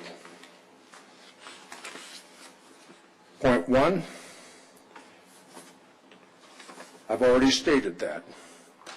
There's no foundation for what the city planning department has presented to you. And it would not, if contested in court, hold up. Number two, this is not a transit-oriented development district. There's never been a study done. There is no plan. It is without foundation whatsoever. That wasn't presented by our planning department. It was presented by the developer. Mr. Schmidt, you need to wrap up. I'm sorry? Will you please wrap it up? Okay. The staff recommendations would put cars on the street at the expense of the taxpayers that elect you. That's my conclusion. Thank you. Charlene Williams does not favor. Michael Williams does not favor. Kyle Shaw does not favor but would like to speak. Come on down. Apologies on the name. Yeah, no worries. Everyone knows it. My name is Kyle Schlachter. I live at 1704 West Shepherd Avenue. I do not approve of this ordinance, but I'm not opposed of the development as currently approved. I think multi-family units is a good thing for downtown Littleton. The issue that I have is the parking, and as a former president of the HOA of Steeplechase 3 in District 1, parking, I can speak to that a little bit. You know, we had 192 units in there, 192 garages, and 96 parking spots in the lot. That's 1.5 spots per unit. Parking was a pain, even at 1.5. Reducing that number by almost 30%, it's going to be a bigger pain.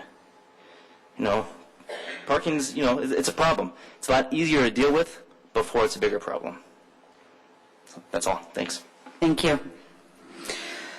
Laura Hooper does not favor, would like to speak. Okay. Jason Shellhaus does not favor.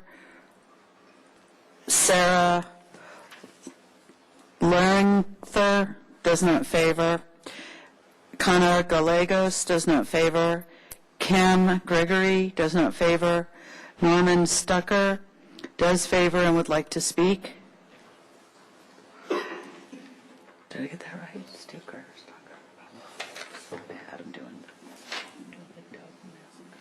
Good evening, Council.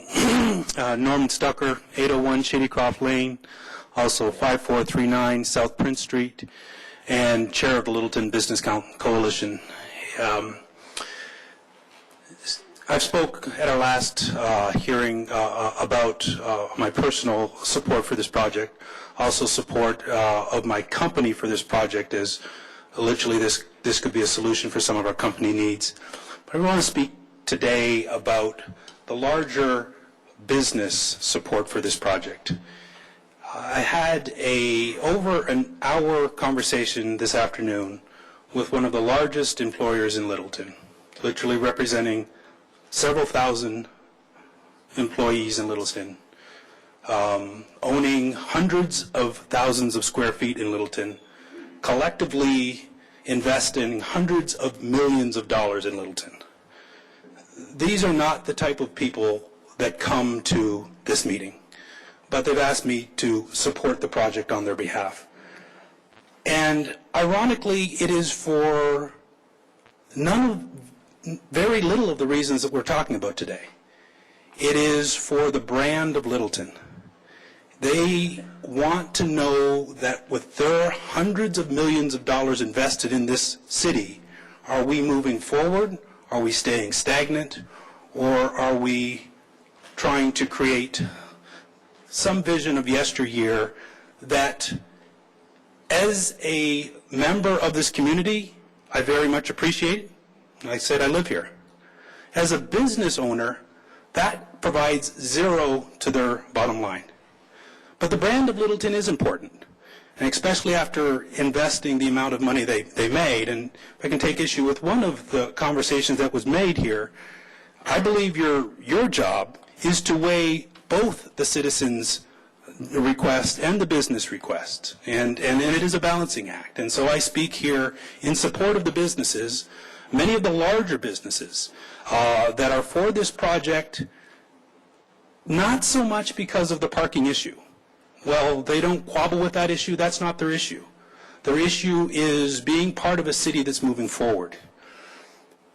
They do support the project from the standpoint it will have a positive impact on their employee housing, but to be very honest, that's not their biggest issue. Their biggest issue is being part of a city that is investing for the future, and for those reasons, we support this project. Thank you. I have a question. Could you tell us the businesses that you talked to, these big employers, for the record? I'll tell you who I've talked to. The person that I talked to didn't give me permission to use his name in the conversation that I've had this afternoon. But in our coalition includes Lockheed Martin, Littleton Hospital, and then we've also been in conversations with many of the other larger employees in town as well. Many of those are looking to enter and join our coalition for these reasons, but until they have officially joined, I would not want to use their company's name, but suffice it to say they're a major employer in the city of Littleton. Thank you. You're welcome. Thank you. Gary Johnson does not favor. Pavlo Stavropoulos does not favor and would like to speak. I'm probably the only person in the city who can say that name. Besides you. Pablo Stavropoulos, 5655 South Crocker Street, District 2. Thank you, City Council, and nice to see some of you again.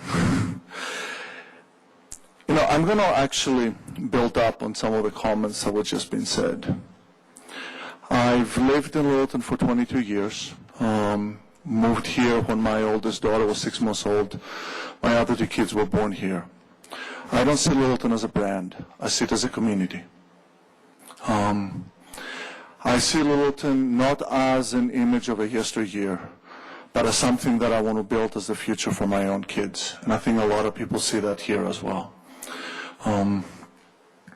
I find it interesting that in a lot of the arguments and the debates and the differences that many of us have, and I think they're good and dynamic differences that we have as to what the vision is for the community that we want to have and we want to build, that often we, those of us who advocate for a kind of community that is consistent with a certain lifestyle, with a certain set of values, with a place where we get to know our neighbors and we spend time together and we're involved, where we have council meetings like that and public hearings where we actually run out of sign-up sheets and we have to write our names in the back. I think that's what makes this city great and has made it time and time again.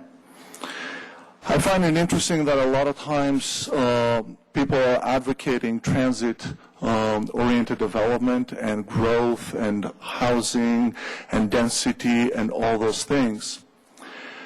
But as Paul Bingham said very well at the very beginning, I believe he was the first one who spoke here, if we want to talk about transit-oriented development, then we need to talk about communities where all of the basic needs of the residents are within walkable or within transit distance. Those of us who've advocated for a downtown that covers those needs, that addresses actually precisely the kind of model that transit-oriented development is supposed to address, are told that we want to bring back a little of the yesteryear. Well, we can't have it both ways. If we want transit-oriented development, then we need to build a community that covers all of the needs. If we just want to kind of have high density, in order to have potentially more customers for certain businesses, and even that's doubtful, as Linda, I think, showed very well in her presentation, then we need to kind of see as a more holistic picture. So I think that's kind of important. It's a little bit not what I was planning to say, but I think it's important to really mention and understand. Because one of the things that has been said time and time again is that your job as this body that you are as City Council And I have an appreciation for some of the work that that entails, having actually sat in that chair as member of the Planning Commission for 3 years. So I have a little bit of a taste of what that's involved. But your job is to advocate for the general welfare of the citizens of the city of Littleton. It is not to protect the bottom line of a developer. I'm not saying that developers and businesses are not important. They're an important element of this community. But as much as I respect large employers that may be putting in millions of dollars and invest in this community, I am here, my name is here, my address is on the public record, and so is everybody else who's in this room. We are the members of this community. And one of the things that we have shown time and time again, I think as a community, is we know what is for our best interest in the general welfare. This is a pretty intelligent bunch of people. I continue to be impressed with how well the citizens of Littleton know what's in our best interest. And I think the citizens of Littleton have spoken. Thank you. Thank you. Dave, did you want to speak again? Svensson? Okay. Pam Chayborn is not in favor and would like to speak.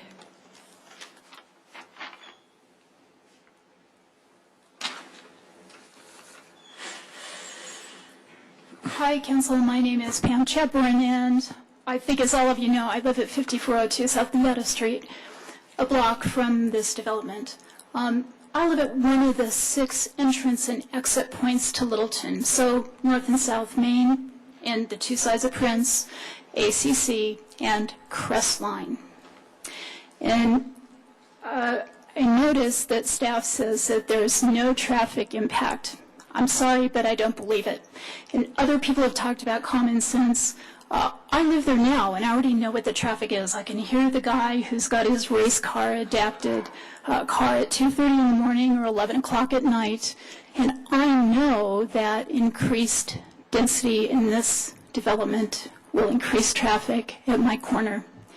Now, the other thing I have to point out to you is it's a big dip, and that when the city replaced the sidewalk for the dentist a few months ago, they found that the sewer was the shallowest sewer they'd ever seen. And, you know, it's, I don't know, 100 years old.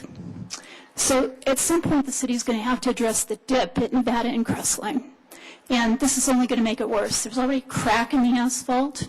There's a crack in my sidewalk. So that isn't even part of the city's case for dealing with this. So I want to echo the comment.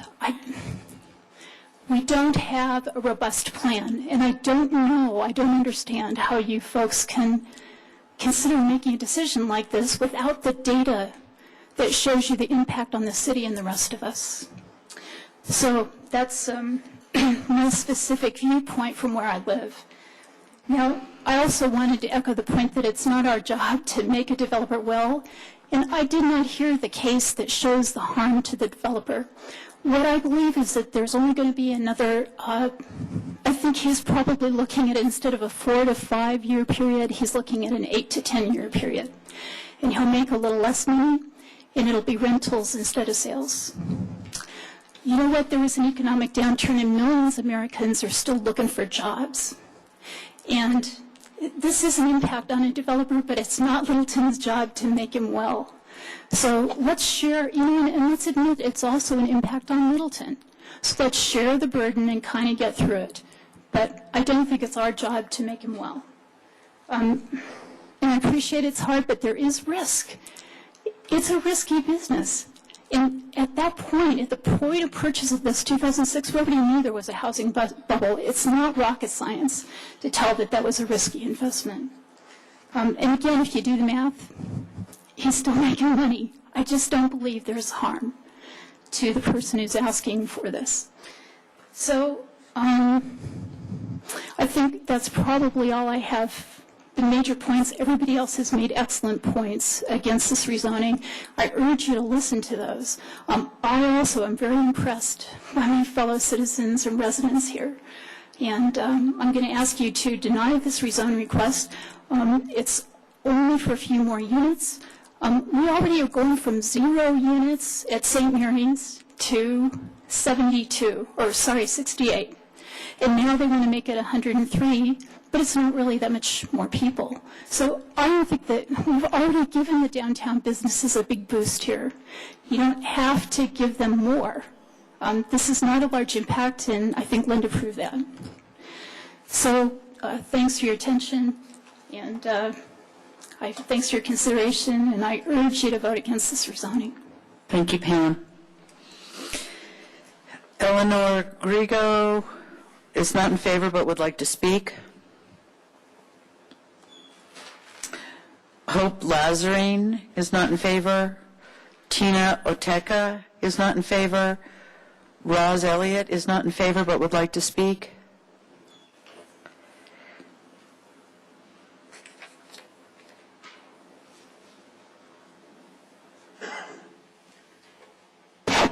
Good evening, Madam Mayor and Council. My name is Roz Elliott, and I'm a resident of 6019 South Bemis Street in a historic neighborhood. I'd like to begin tonight by prefacing my comments that I'm very much pro-business when executed thoughtfully and with sensitivity, of course, to the tipping point of responsible development. I've got to tell you that I'm actually on the business side of development in my career. I'm actually an officer and executive of the largest company in Denver. I take that responsibility very seriously. I'm in charge of stakeholder communications and relations. So I've been in front of planning boards. I've been in front of feds, state, you name it, every type of ordinance possible presenting on behalf of development. So I know how it works. I know the arguments. I know the rhetoric. I know the conspiracy theories. I know the bravado. So I appreciate what you're dealing with tonight. I wanted to reflect on some of the comments and also offer you some of my perspective. And one of the ones that really resonated with me was brand management. And what I didn't tell you is actually I'm the executive in charge of brand management for our company. And one of the comments I heard is this is about brand, and then one comment is it's not about brand. And the comment that it's more about community than brand, I actually thought was one of the best definitions of brand management or brand I ever heard, because brand is your value proposition. It is the integrity that you live. It's the promise that you make. And we've made a promise to this community, and I looked at it up on the wall there, on the plaques. It's the mission statement. It's the standards. That's the brand. That's the quality of life that we subscribe to. So I think that's what people here are talking about tonight. One of the comments I heard was that this is not about bedrooms. Absolutely agree. I think it is about the nature of the occupancy, and therein lies the issue. I think it's about the transiency of the ownership. In fact, it's not about the renters. I think we've heard it before. Business development and property management, it will change over and over and over again. And a decade is actually being very conservative. I would be surprised if it wasn't more like 4 to 5 years. You don't know who the next property manager is. And I've looked at all the studies, and it's pretty much a foregone conclusion that you will see a decrease in quality of property management, increase in crime. We've always said that the taxes won't support increased municipal services for police and such. And having lived in neighborhoods where I have lived across from such properties, I have seen the increase in crime. We talked about the design not being a factor. It'll fit in. Great, we can do that. But it's the inside that's a determinant. Who's going to live there? And it will be transient. And the people who have chosen to live the brand of this community have chosen to live the brand of an historic neighborhood. And with the existing assumptions, which is, the proposed development is fine as it is. I agree with everyone. It's the extent that it's going to. The comment earlier that this is nothing about any other neighborhood, I beg to differ on that. It is a precedent. It's irrevocably going to affect other historical neighborhoods. If that wasn't the case, there would not be other developers in the room tonight listening to the affairs of tonight. So I tell you, it is a harbinger of what's to come. I would say to you that traffic, you've heard it, I won't belabor it. I will tell you, just anecdotally, I am a huge fan of Merle's. Burger on the Friday night. Then Saturday night, it's terracotta for the chicken Wellington. Sunday night, I invite people down for the Millie Fiol at Jaja Bistro. Can't get enough, okay? I invite people down. They have no place to park now. I tell them, try the $5 chuck parking. I agree with Councilor. I don't agree. I hope I don't misquote Councilor earlier that the downtown is something we all own and it's a historic character, and it is a brand. And I would finish by saying I do believe this is a precedent for other historic neighborhoods. I do think that it sets the stage from changing the brand from its historic and the quality of it, as described up there, to different demographics. So I just urge you to consider the domino effect. Thank you very kindly. Thank you. Mary Wise, a no. Terry Wise, also no. Jason Chase is a no. Randy Stein is a no and would like to speak.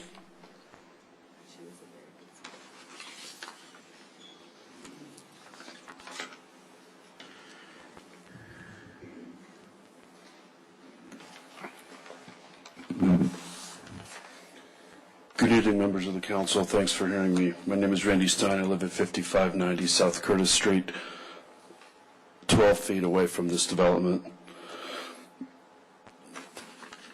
The applicant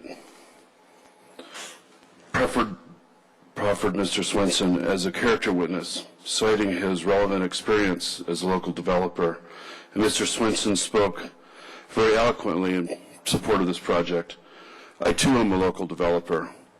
Beginning 20 years ago, I assembled and redeveloped 8 buildings at both the northeast and the southeast corner of Main Street and Curtis Street. Incidentally, I sold half of that property to Reese Davis, who also spoke on behalf of the applicants here tonight. Much of the concern regarding the opposition to this development is regarding parking. I purchased additional property when I developed my project in order to fulfill the parking requirements at some expense, of course. Instead, Mr. Svensson received waivers to parking requirements for both the Terracotta Cafe and for Merle's, which were the genesis of our immediate neighborhood's parking program and problem. Of course, there are no complaints from the Merle's restaurant patrons regarding parking because they are parking in front of our homes. This problem would only be exacerbated by yet another approval of a project that does not comply with city requirements. I question the planning board's analysis of this project, and I know that there are a few members of the planning board here tonight looking on with interest with regard to the staff's analysis. In particular, I note that the staff recommendation that you first approve this project, then a parking study afterwards should be commissioned and not even completed until after the project is already constructed. We've all heard the saying about closing the barn door about after the livestock has escaped. I'm sorry, I'm nervous. This is a big deal, I think, for many of us here, and I think we're struggling to do the best we can. Staff also presented a graphic on the screen during its presentation with the red and green dots, purporting to show that letters in opposition to this application are not from nearby property owners, and stated words to the effect of standing of complaints should be prioritized by physical location, or words to that effect. Staff's graphic in green dots entirely omitted any reference to a petition which you have reviewed, signed by 100% of all the property owners on both Curtis and Nevada Street and within 100 feet of the property, who are all in opposition to this project. Finally, staff presented this proposed rezoning in the context of from 38 units per acre to only 75 units per acre, as though that is not remarkable at all. I believe it is remarkable and inappropriate in that it is 10 times the existing land use in the surrounding neighborhood. This all may or may not be persuasive, but what should be, however, is the unfavorable recommendation from your own planning board. On a personal note, and with all due respect to council, in your last meeting, I heard some conversation and discussion amongst council after the hearing had concluded with regard to how fortunate the neighbors were going to be that developers, perhaps like Mr. Miller, perhaps like myself, were going to be buying tickets to take turns to come into this neighborhood and buy up all the property, which would have first 37 units and then 72 units and then exponentially 144 units per acre and then just keep going and going and going and going. And that somehow we, small homeowners, were going to sell our little bungalows for $210,000 and retire to live a life of luxury in Monaco. I don't think that that's going to happen. I don't think any of us wants it to happen. I love my little house. I love our little neighborhood and my neighbors, and I hope that we're able to stay there for a long time. Thank you very much. Thank you. Marguerite Moreland does not favor. Donovan Odell. Donovan, are you still here? Do you want to speak?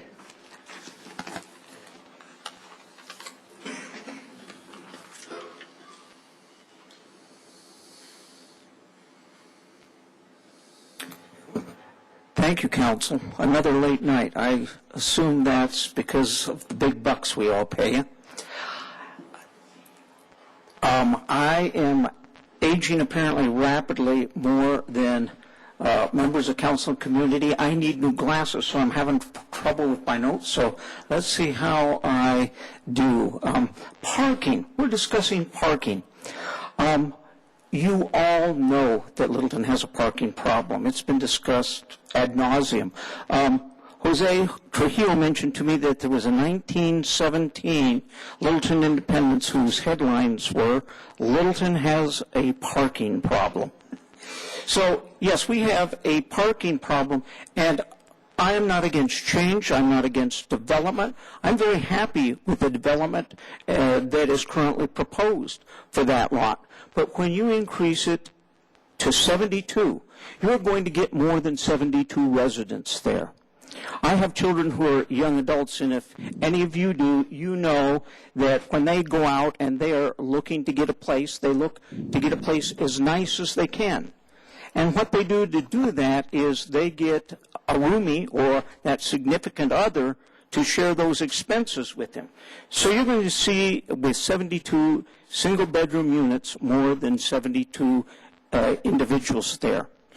I know that you're all concerned about the physical welfare of Littleton, and you should be.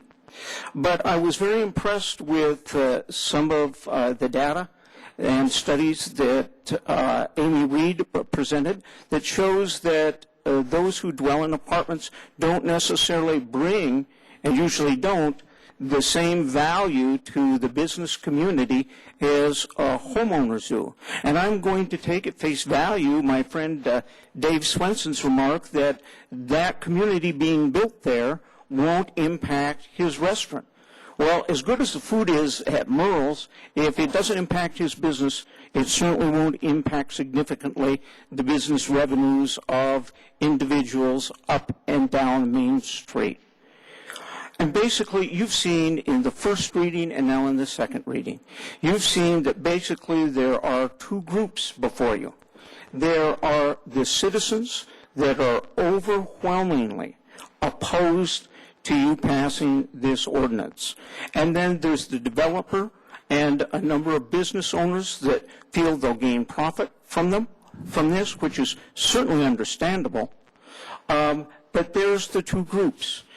You have a choice in your vote of voting in support of the citizens of Littleton who elected you, and you know that for decade upon decade, the folks that came here 50 years ago say they came here because of the quality of life, small town atmosphere, and the schools. I met a young couple this weekend, just moving in, starting to plan to have a family. They've bought a house. I asked them, why did you move to Littleton? Small town atmosphere, quality of life, and the schools for our expected children. Littleton is unique. It's not Englewood. It's not Aurora. That's why we have moved here. That's what we lived here. As pointed out, we really value above everything else our quality of life. I hope that you will see fit to not support the current ordinance for a zoning change. I think one member of council in particular will remember a time when staff supported a zoning change, when council thought they knew better than the citizens, and the citizens finally had to rectify that. I certainly hope that is the case with the upcoming issues we have with density. Thank you very much. Thank you, Donovan. Joan Gallagher, is not in favor. Pete McClintock is not in favor and wishes to speak. Okay, thank you. Okay, thank you.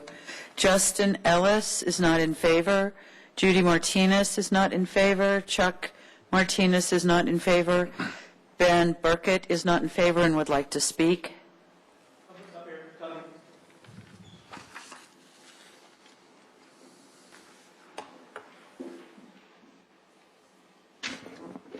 I hope I can speak as eloquently as my coworker Roz did here. She and I work together. We are both work with a very large company here in Colorado. But my name is Ben Burkett. I live at 5730 South Bemis Street, historic home. And I'm here tonight because of a vision. A vision for what Littleton is and what it can be. And as I look around the room, I know that vision is going to differ. I am not here to block a developer's right to pursue a business venture. I am not here to be an obstructionist. I am not here because I think Littleton should stay in an era of nostalgia. I am here to remind you of the values Littleton residents hold dear and why we live here. Regardless of your vision for Littleton or where you stand on the issue before you tonight, we are all here because Littleton is a place where children can play, run, and make memories. A place for families. A place for people to grow old and retire. A place where businesses can flourish. A place where everyone can be safe and prosper. Most importantly, Littleton is a place to live. This is not just my opinion, but that of all the residents, as evident in the City of Littleton's 2012 resident survey. We live in a community made of many, a community where everyone has a difference of opinion, especially in their vision of Littleton. The future of Littleton should not be built on my vision or your vision, rather the vision of all of us here tonight. That is why guidelines and rules such as the comp plan and city codes have been established. The proposed project before you tonight does not meet our vision, as it does not meet some of those sections within those codes, which others have gone into detail. In the previous council meeting held on January 15th, Councilmember Jim Taylor provided us with his vision. Mr. Taylor's vision is geared towards his idea that Littleton is open for business. I agree, as I'm sure many of the people here in the room would, that Littleton should support businesses and entrepreneurs of all sorts. That's why we all agree with the term Shop Littleton. However, being open for business should not come at the expense of our residents or the expense of our values. Littleton is lucky to be a small town in a metro area. We must embrace our identity. We must be unique. Be a small town without the urban feel or high density and without the urban problems. When you go to vote tonight, ask yourself, am I voting based on my vision or our vision? Thank you. Thank you. Leah Burkett.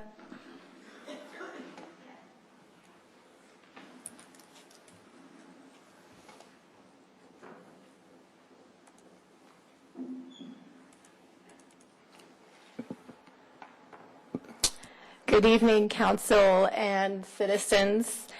Since the last council meeting, I've been thinking a lot about transit-oriented development. The light rail station is a huge asset to downtown Littleton.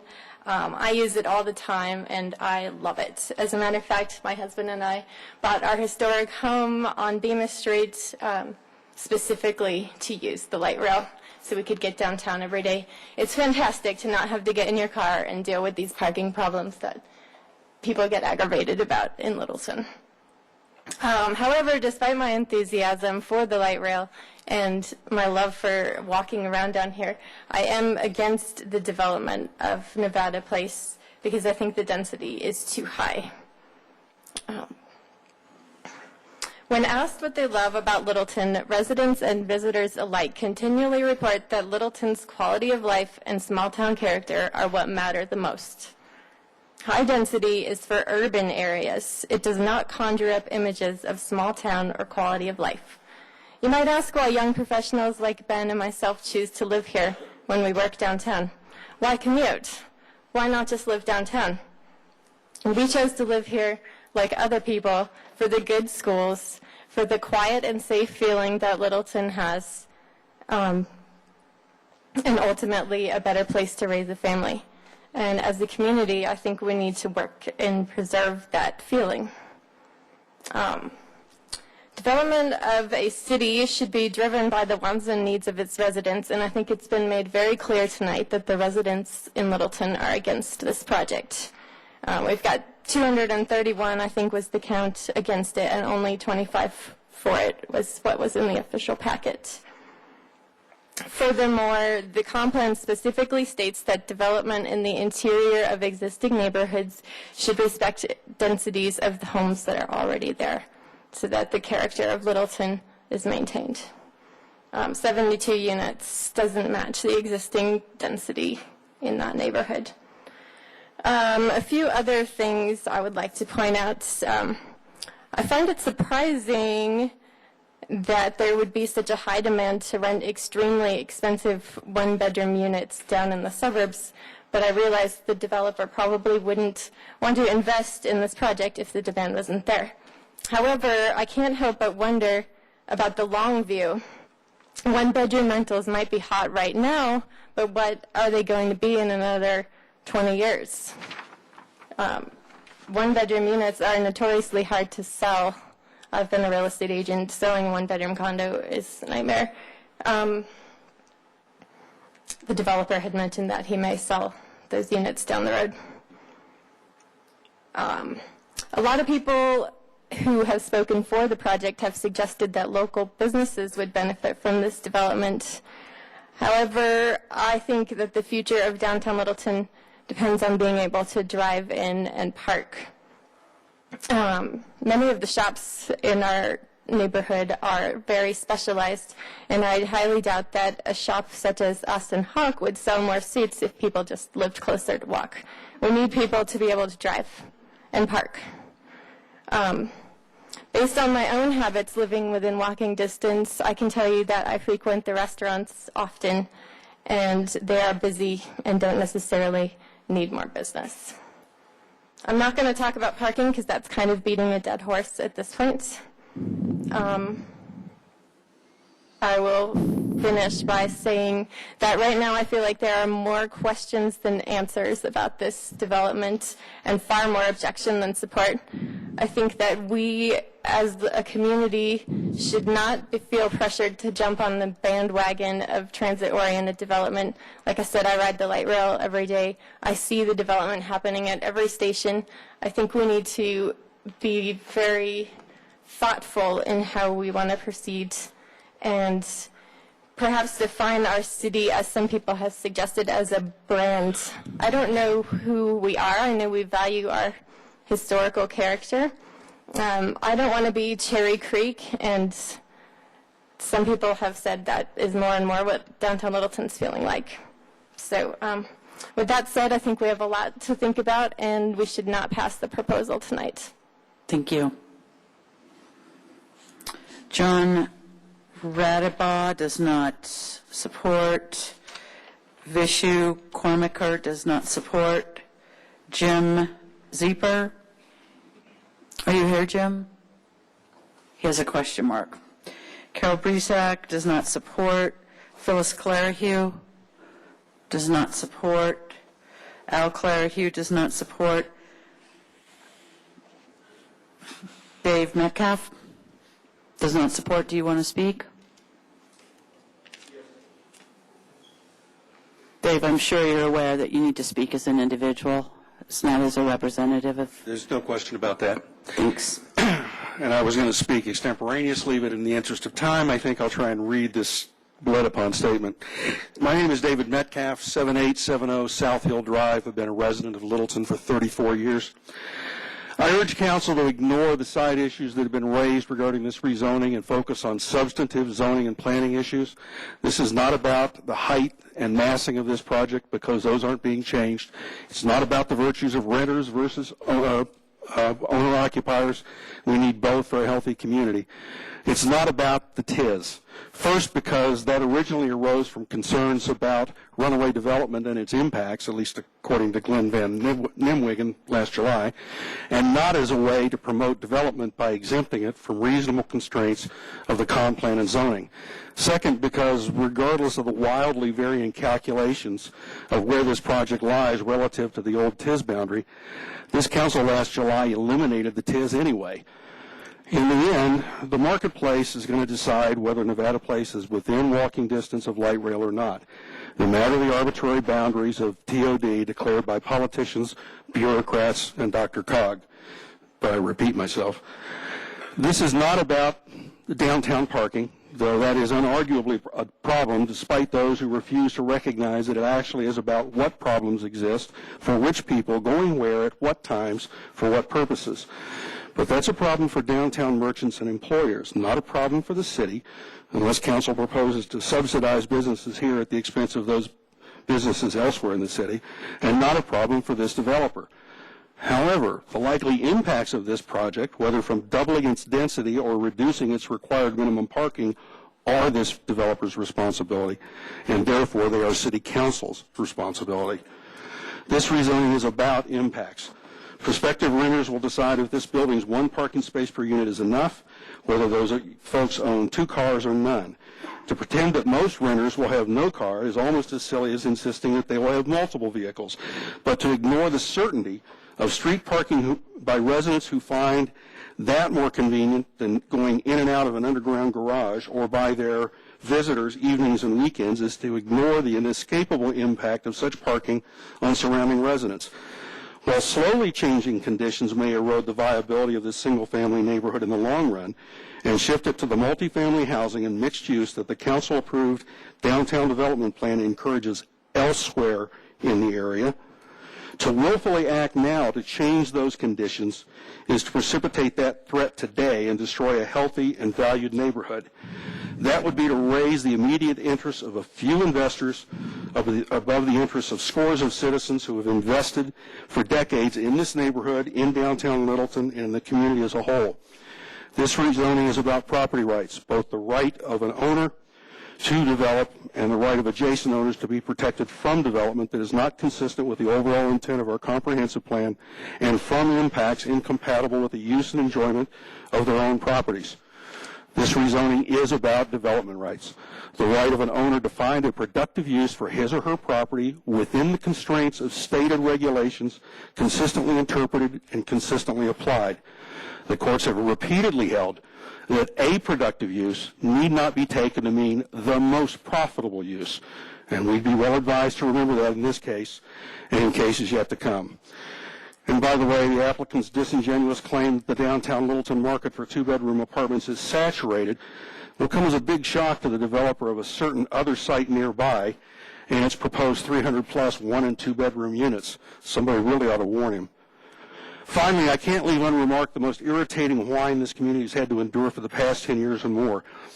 That denying this or any rezoning request will say to the world that Littleton is closed to business. If those bandying that about so freely believe the city has no right to manage appropriate development, they would have been in this forum years ago defending the rights of crystals. If this community overall, and some council members in particular, believe that location and impact are not reasonable criteria for denying a rezoning, we would not have reversed a past council's actions inviting a big box store to build on a site that Complan said was inappropriate. One more sentence. Asking, do you want to be seen as closed to business may sound more worldly and adult, but it's really little better than, do you want the other kids to think you're a chicken? Both are the taunt of a blustering schoolyard bully wanting you to ignore the little cricket on your shoulder whispering, come on, you know that's not the right thing to do. Thank you. Thank you. Eric Doubt is no. Susan Bell, no. Andy Hancock is yes, doesn't wish to speak. Stuart Maher is yes and does wish to speak.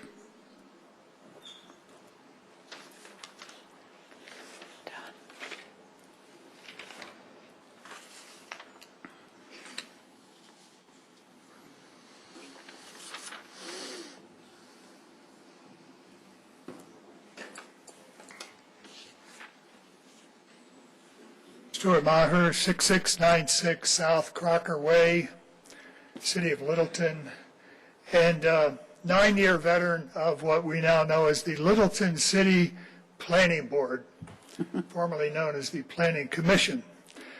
During my 9 years on that planning board, the city annexed, zoned, implemented design guidelines, rezoned, changed land use and densities, rezoned again, and changed densities again in the neighborhood that we know and I think most of us love as Aspen Grove.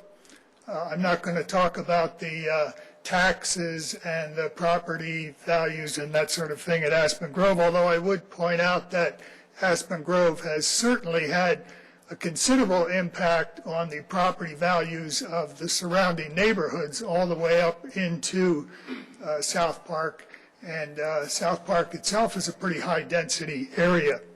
But what I would like to talk about is the dynamics of Aspen Grove and the dynamics of redevelopment and infill development that you're dealing with tonight. I think to talk about comp plans and zoning regulations and parking zones and that sort of thing as givens and uniques and never-changing realities is to take away the fact that these things are really manifestations of civic process. And they're manifestations, incarnations, if you will, of the city itself as a work in progress or simply something stuck in time.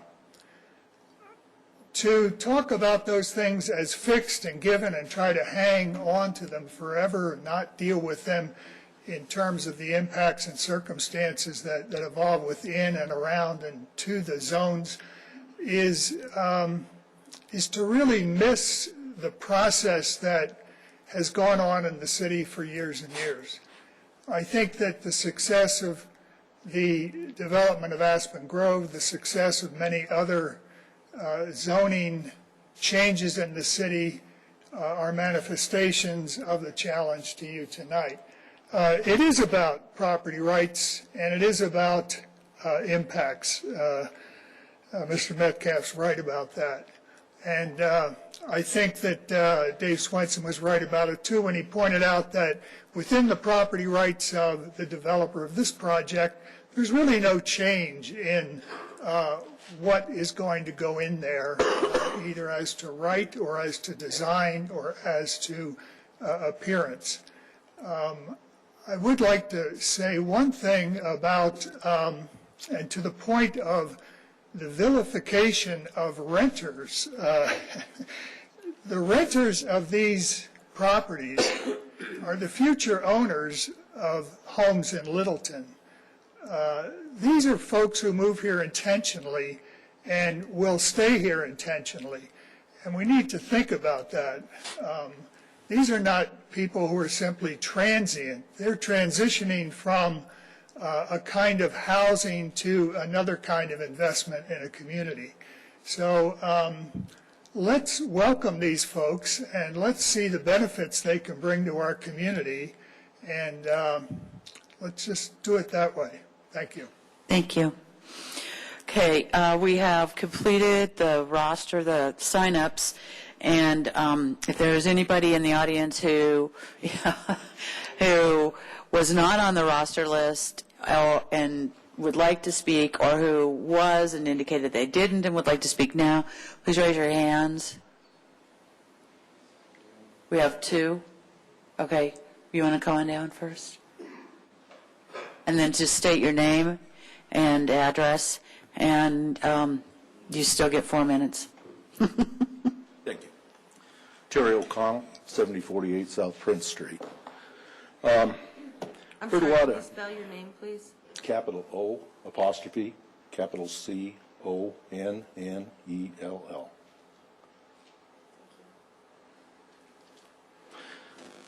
I've heard a lot of interesting points tonight, both pro and con, and a lot of things to generate a lot of thought about.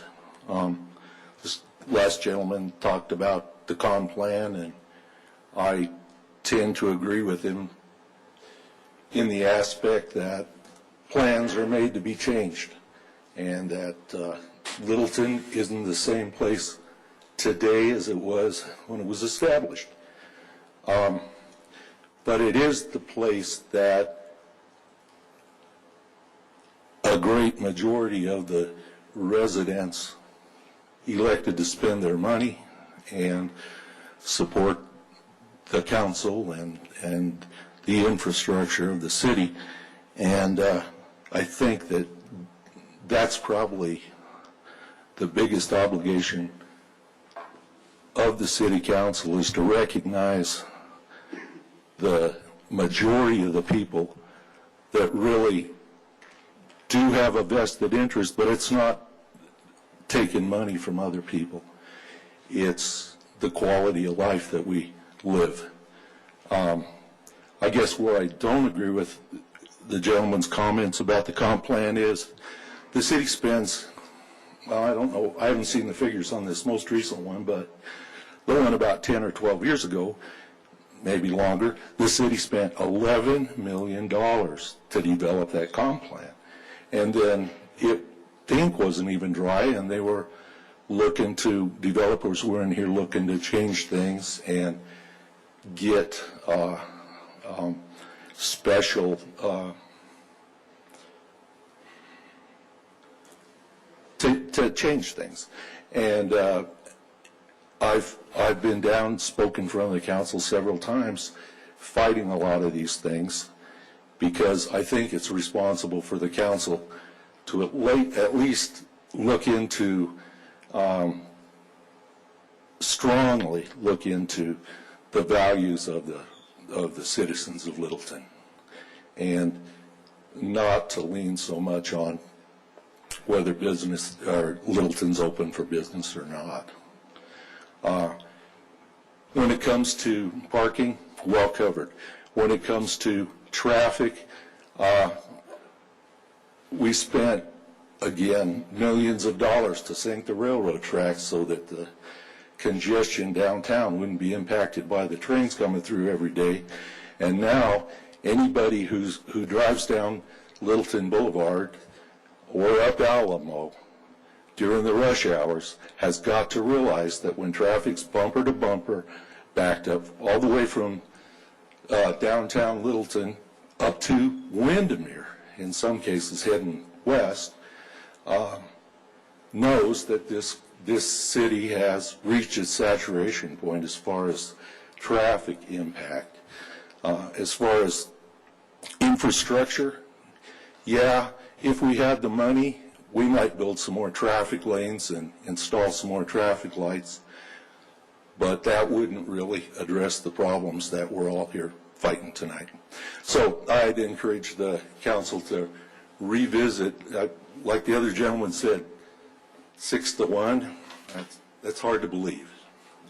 And I'd like the visionaries that leaders are supposed to be to recognize it also stands courage to be able to re-examine and change their votes, and I'd like to see those votes changed and this proposal defeated. Thank you. Thank you. And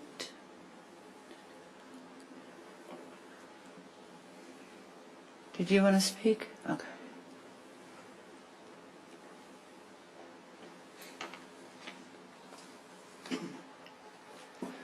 Hi, my name is Levi Pike with 5649 South Curtis Street, also owner of Cafe Terracotta. I believe I am the highest density employer closest to this project. Objections? Okay. I also believe that I support and provide more sales tax revenue than anyone else in this room closest to this project. Objections? Okay. Craig. So, totally in favor of getting this lot developed one way or the other. We need to get vacant land out of Old Littleton. We need to create revenue. We need to listen to the residents who have expressed major concerns about high-density development going on.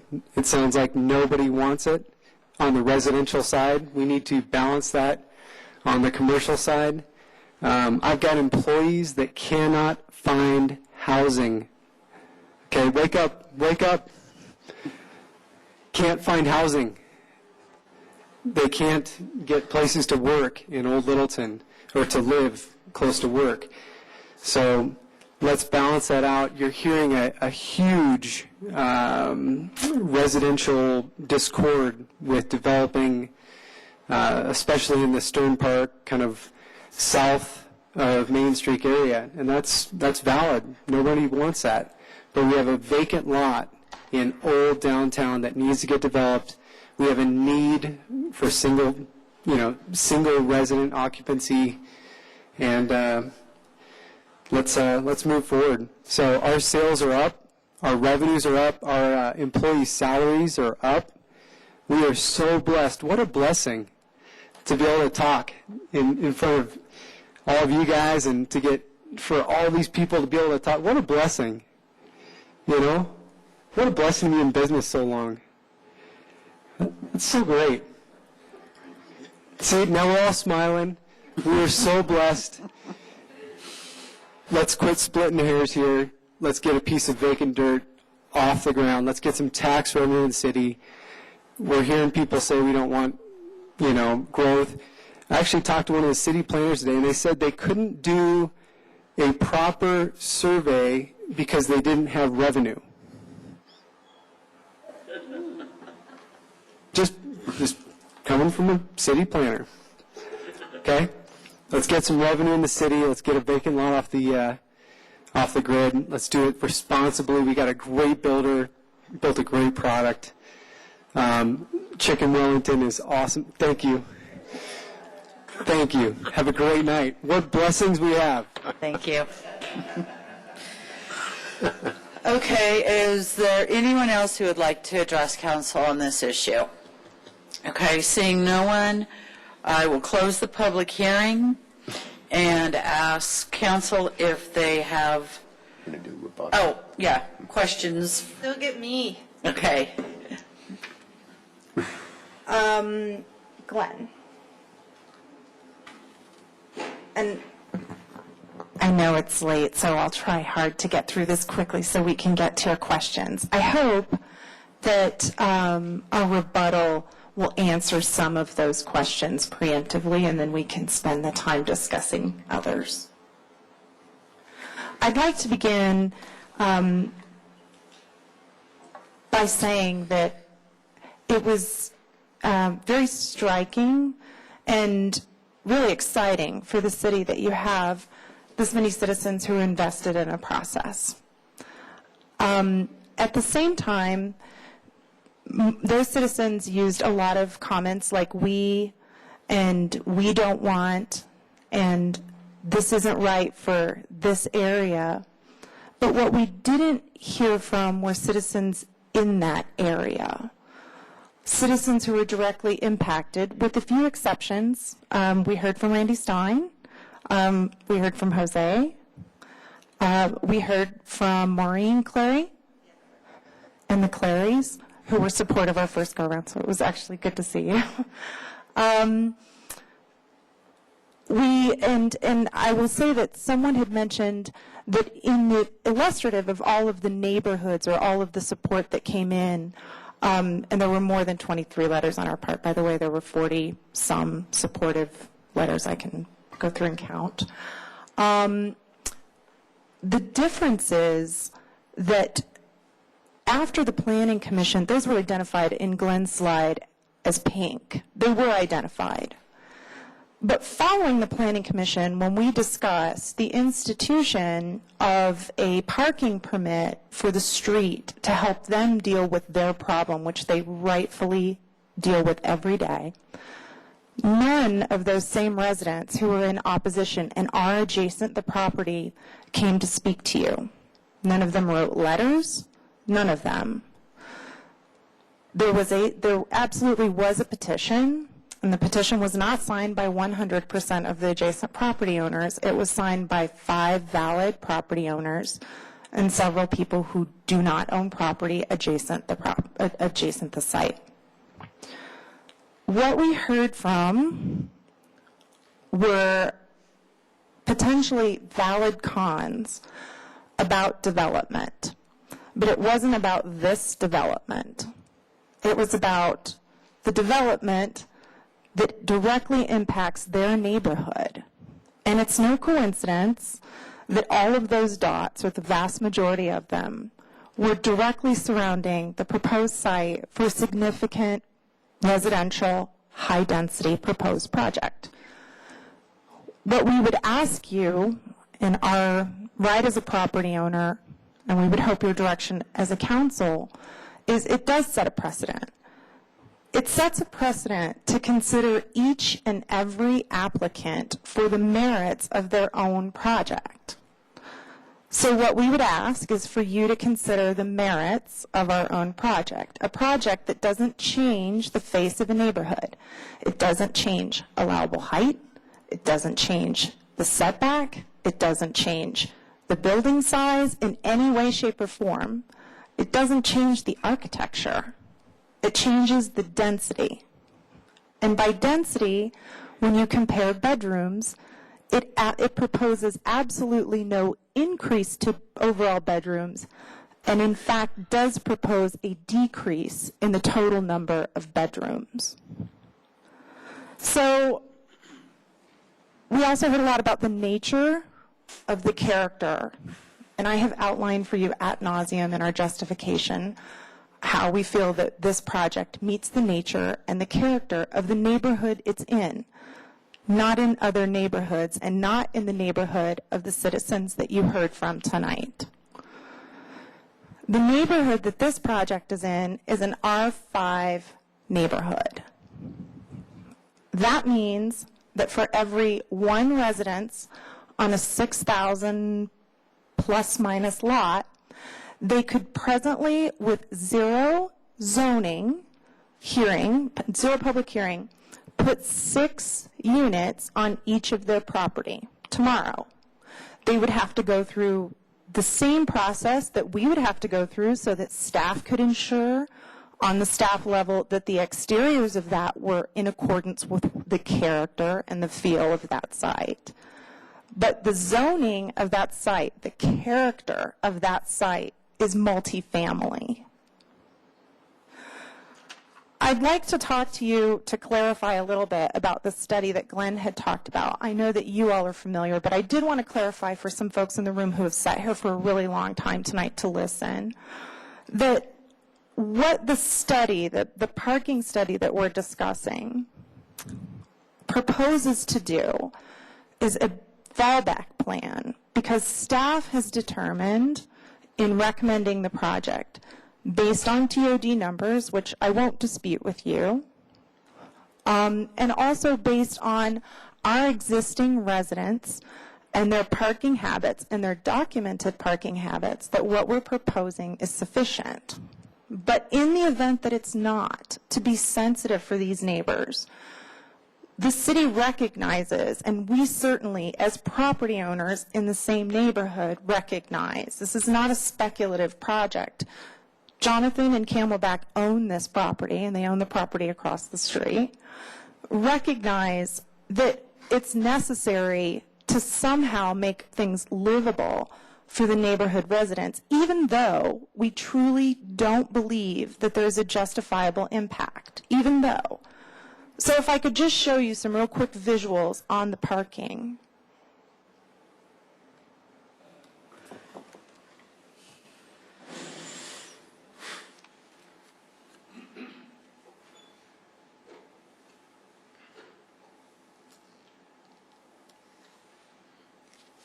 And these rebuttal slides are all over the place. You'll have to bear with me a little bit because I didn't want to go through what wasn't of concern.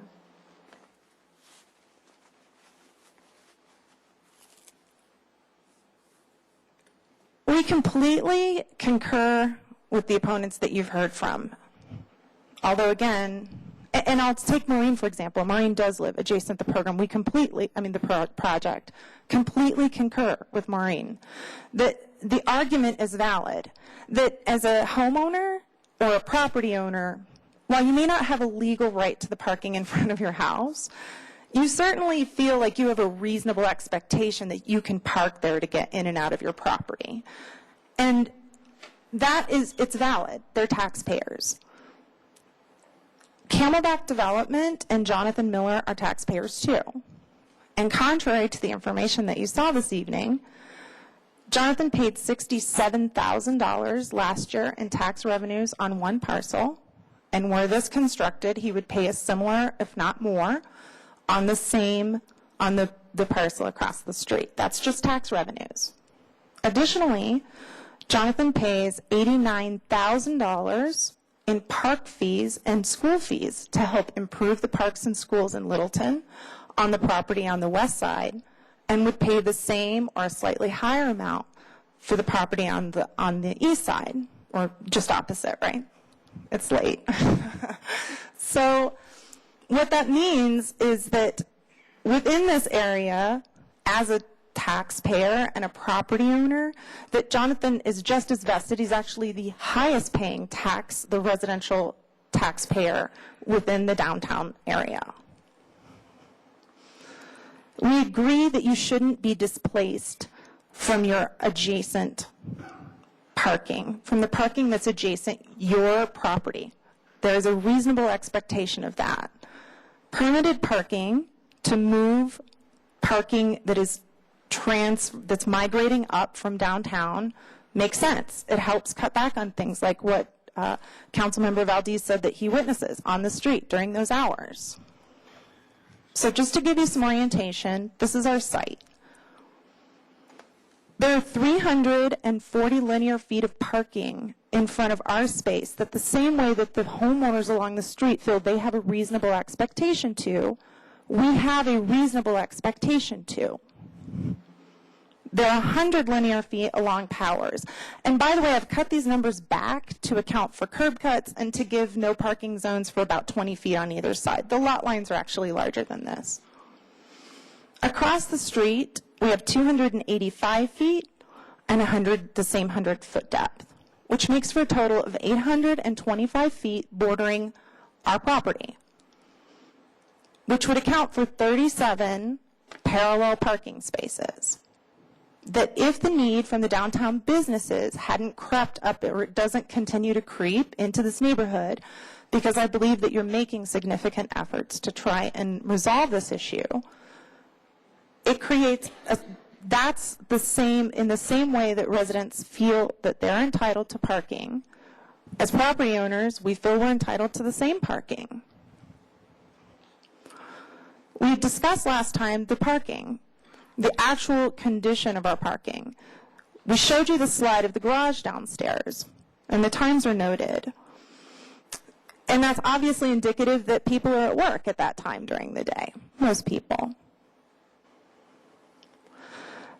It was also mentioned that the street parking, and I know these are a little bit dark, but I can turn up the lighting if you'd like. It looks better on the small screen. But if you look, in the evenings, at the same time that the garages are vacant, the streets are vacant. And it's because our residents aren't the problem. The problem, again, is the is the downtown parking. So you can look through all of these. These are all various times of the day. And I know, again, this is dark, but when you turn up the lighting, the contrast, you can see that at these times, there's no one parking on the streets, and there's no one in the garage.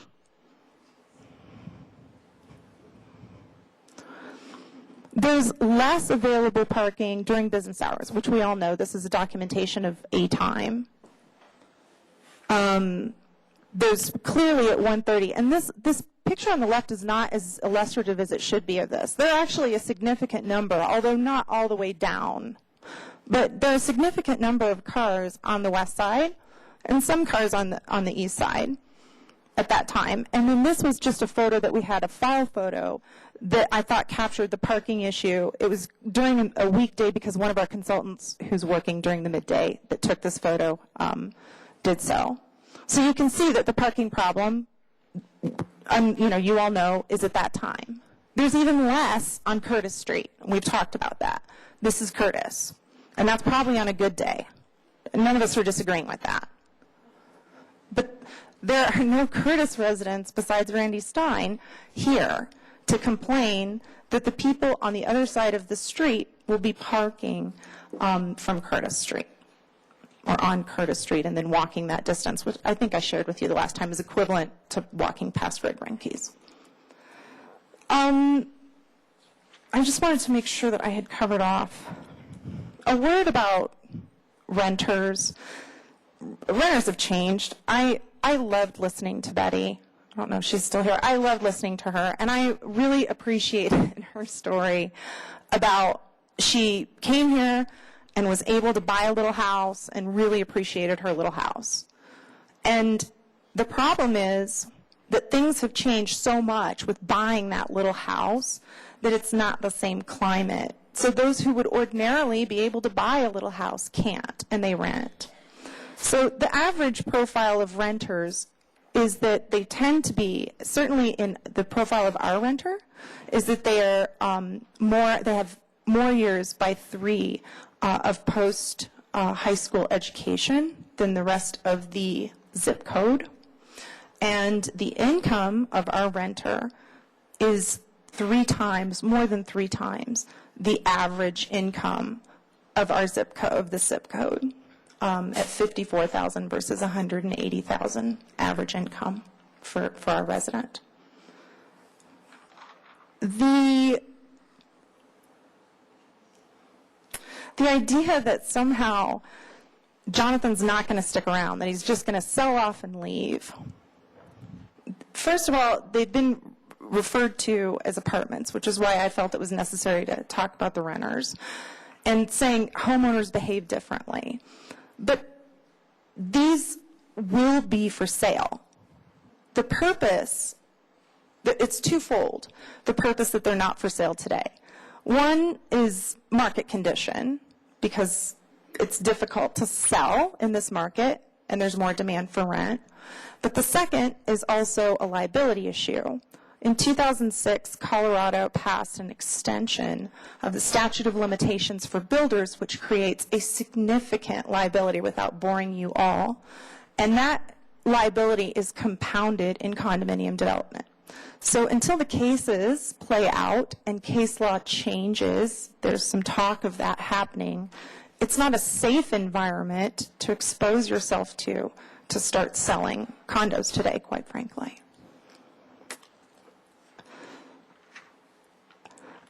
As to Jonathan sticking around, he's stuck around. He's stuck around since the worst point in 2006 when he could have sold the property off and was probably advised to do that numerous times. And it would have been a lot easier.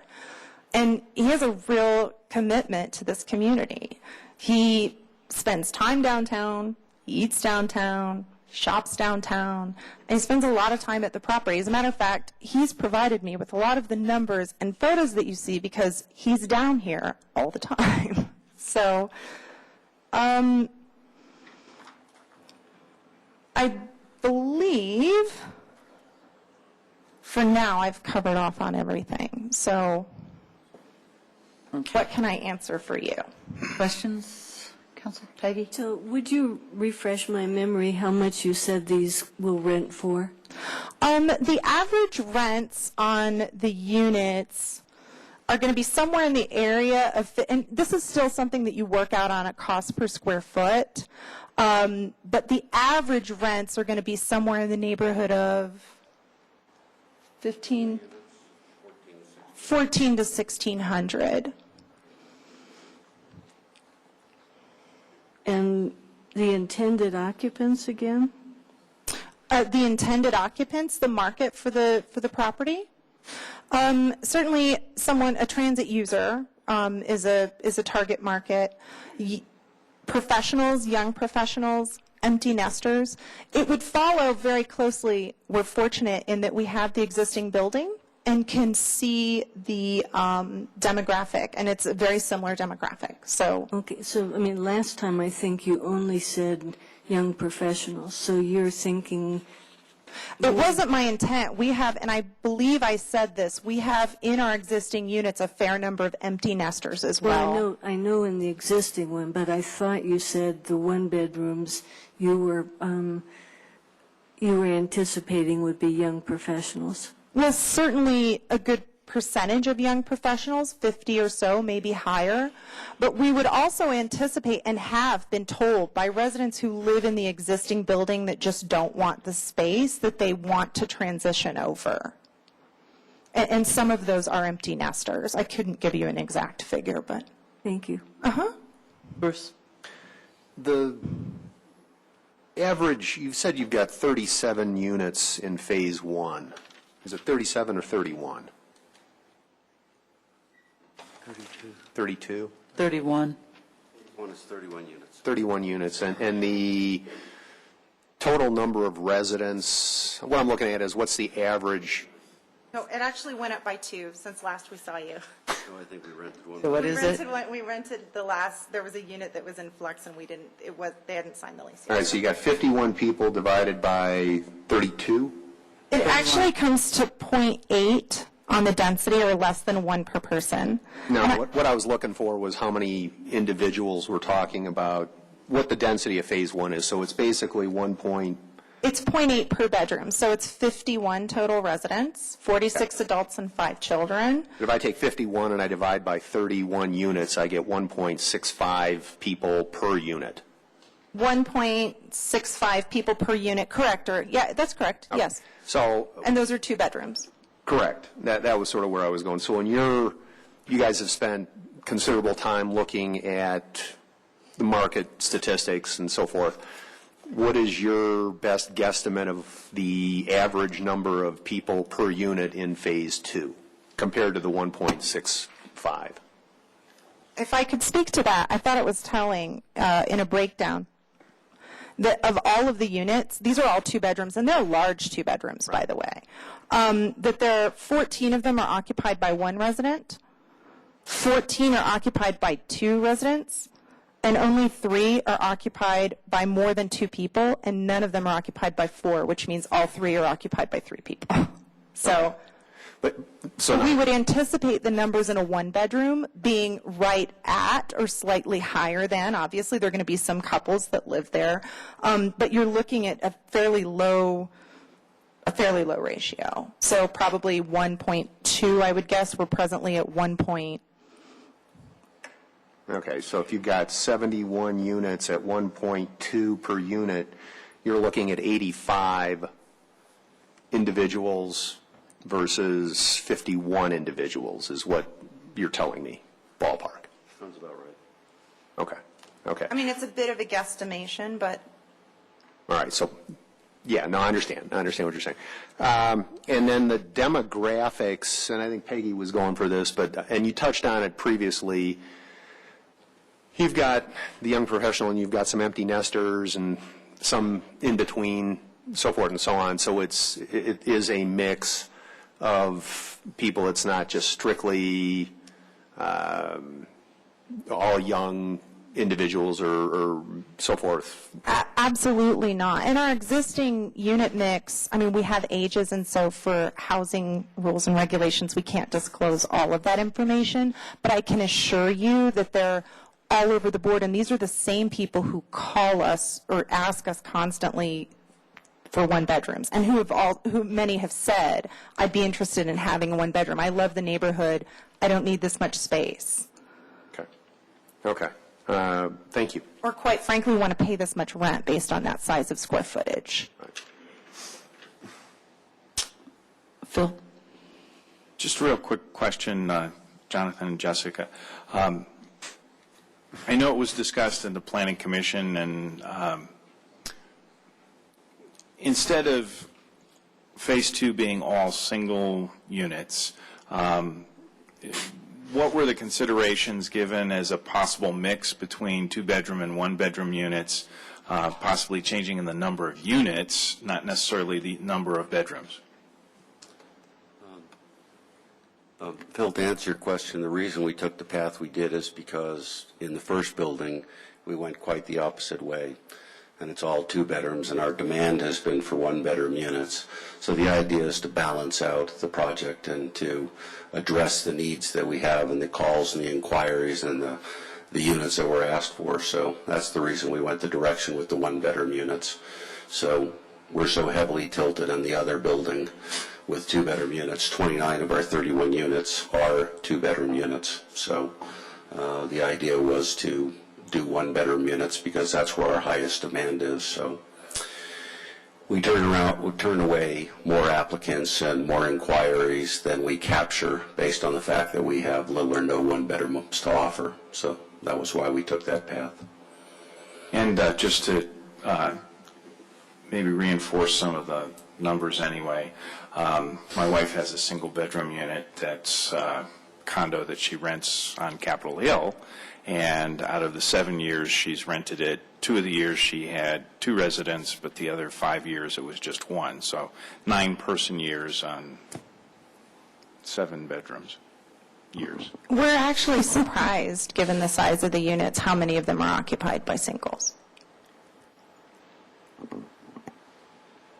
Any other questions, Peggy? Yeah. I'm curious why you think people would, I'm trying to be friendly in asking this, why you think people would want to pay $1,400 to $1,600 at your place versus several $100s less at Alexon, where they also have a pool and a community room, and I think probably a few $100s less at Aspen Grove, where they're going to be able to go to the theater and eat at their seat and have quite a bit of other offerings there. Excuse my interruption. I think that there are a couple of reasons. The first is it's a different demographic. So the kind of product at Alexon is a large product. And, you know, it's a large community, and it feels like its own kind of community in a way, and it attracts a different kind of renter. Where we're located attracts more of a kind of demographic, again, as you could see from the demographics that we've rattled off to you, that want to be part of a community, that they like the size of and the location. It's immediately within walking distance. It's not suburban. It's, you know, Aspen Grove is great, but it's really a destination shopping center. It's a different kind of feel, and I think we could all admit, than living in downtown. I mean, you're 2 blocks off of Main Street. Well, I'm sort of asking based on my own history of being a young professional for quite a few more years than most people tend to be. Way back. Nobody probably can imagine me as a young professional, but, you know, I was one for, 14 years. I think this may answer so that. part of what I did was, you know, to try to have a nice place. Often I shared a residence with somebody else. And so I'm trying to put this in that kind of context. If I may, the young professional that we're talking about, so I remember when I first started out and we were, you know, 3 girls in an apartment. I totally get what you're saying. This is a different kind of young professional. This is a young professional who has a average salary that would afford them a considerable amount of disposable income. What would you call average, just so I understand that? Well, our average income is $180,000 at present. So for this property, it would probably be lower than that, but you're talking about someone at 6 figures or slightly below. So they don't need to share, generally speaking.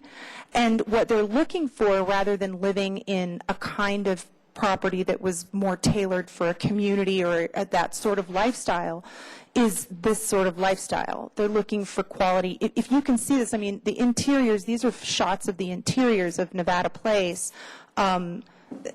This product is certainly not anything that you would see in your typical rental product. These are, you know, they're custom kitchens. We're going to have about a 1,500 or 1,600 square foot gym. The new building is also equipped with a large workout facility, about a 1,500 or a 1,600 square foot gym. We found that the smaller gym in the first building was popular, so we've decided to put a little bit more energy and effort into the second one.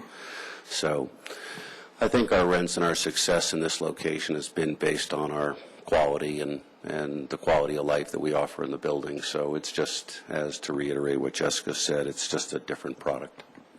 And I think people are willing to pay for quality. Any other questions for the applicant, council? Thank you. Do you have anything to add? Okay. Thank you. Thank you. Any questions for staff? Glenn, did you want to do any final words? Mayor, I think the only thing I want to straighten out is we did look at a lot of different communities as far as the parking numbers. We did quote for you Lakewood and Denver because they are close, and we didn't want to get in the argument that people in Portland are different than people in Littleton. But I think what we felt was compelling on the parking numbers is those two communities served by light rail, the same light rail that comes through Littleton, reduce their parking numbers equal to what was proposed here. So I think our populations, our communities are different, but I don't think we're that much different. So again, we did want to straighten that out. I think there was some questions about that. Bruce. Glenn, just a clarification on the modification, the condition for the parking study.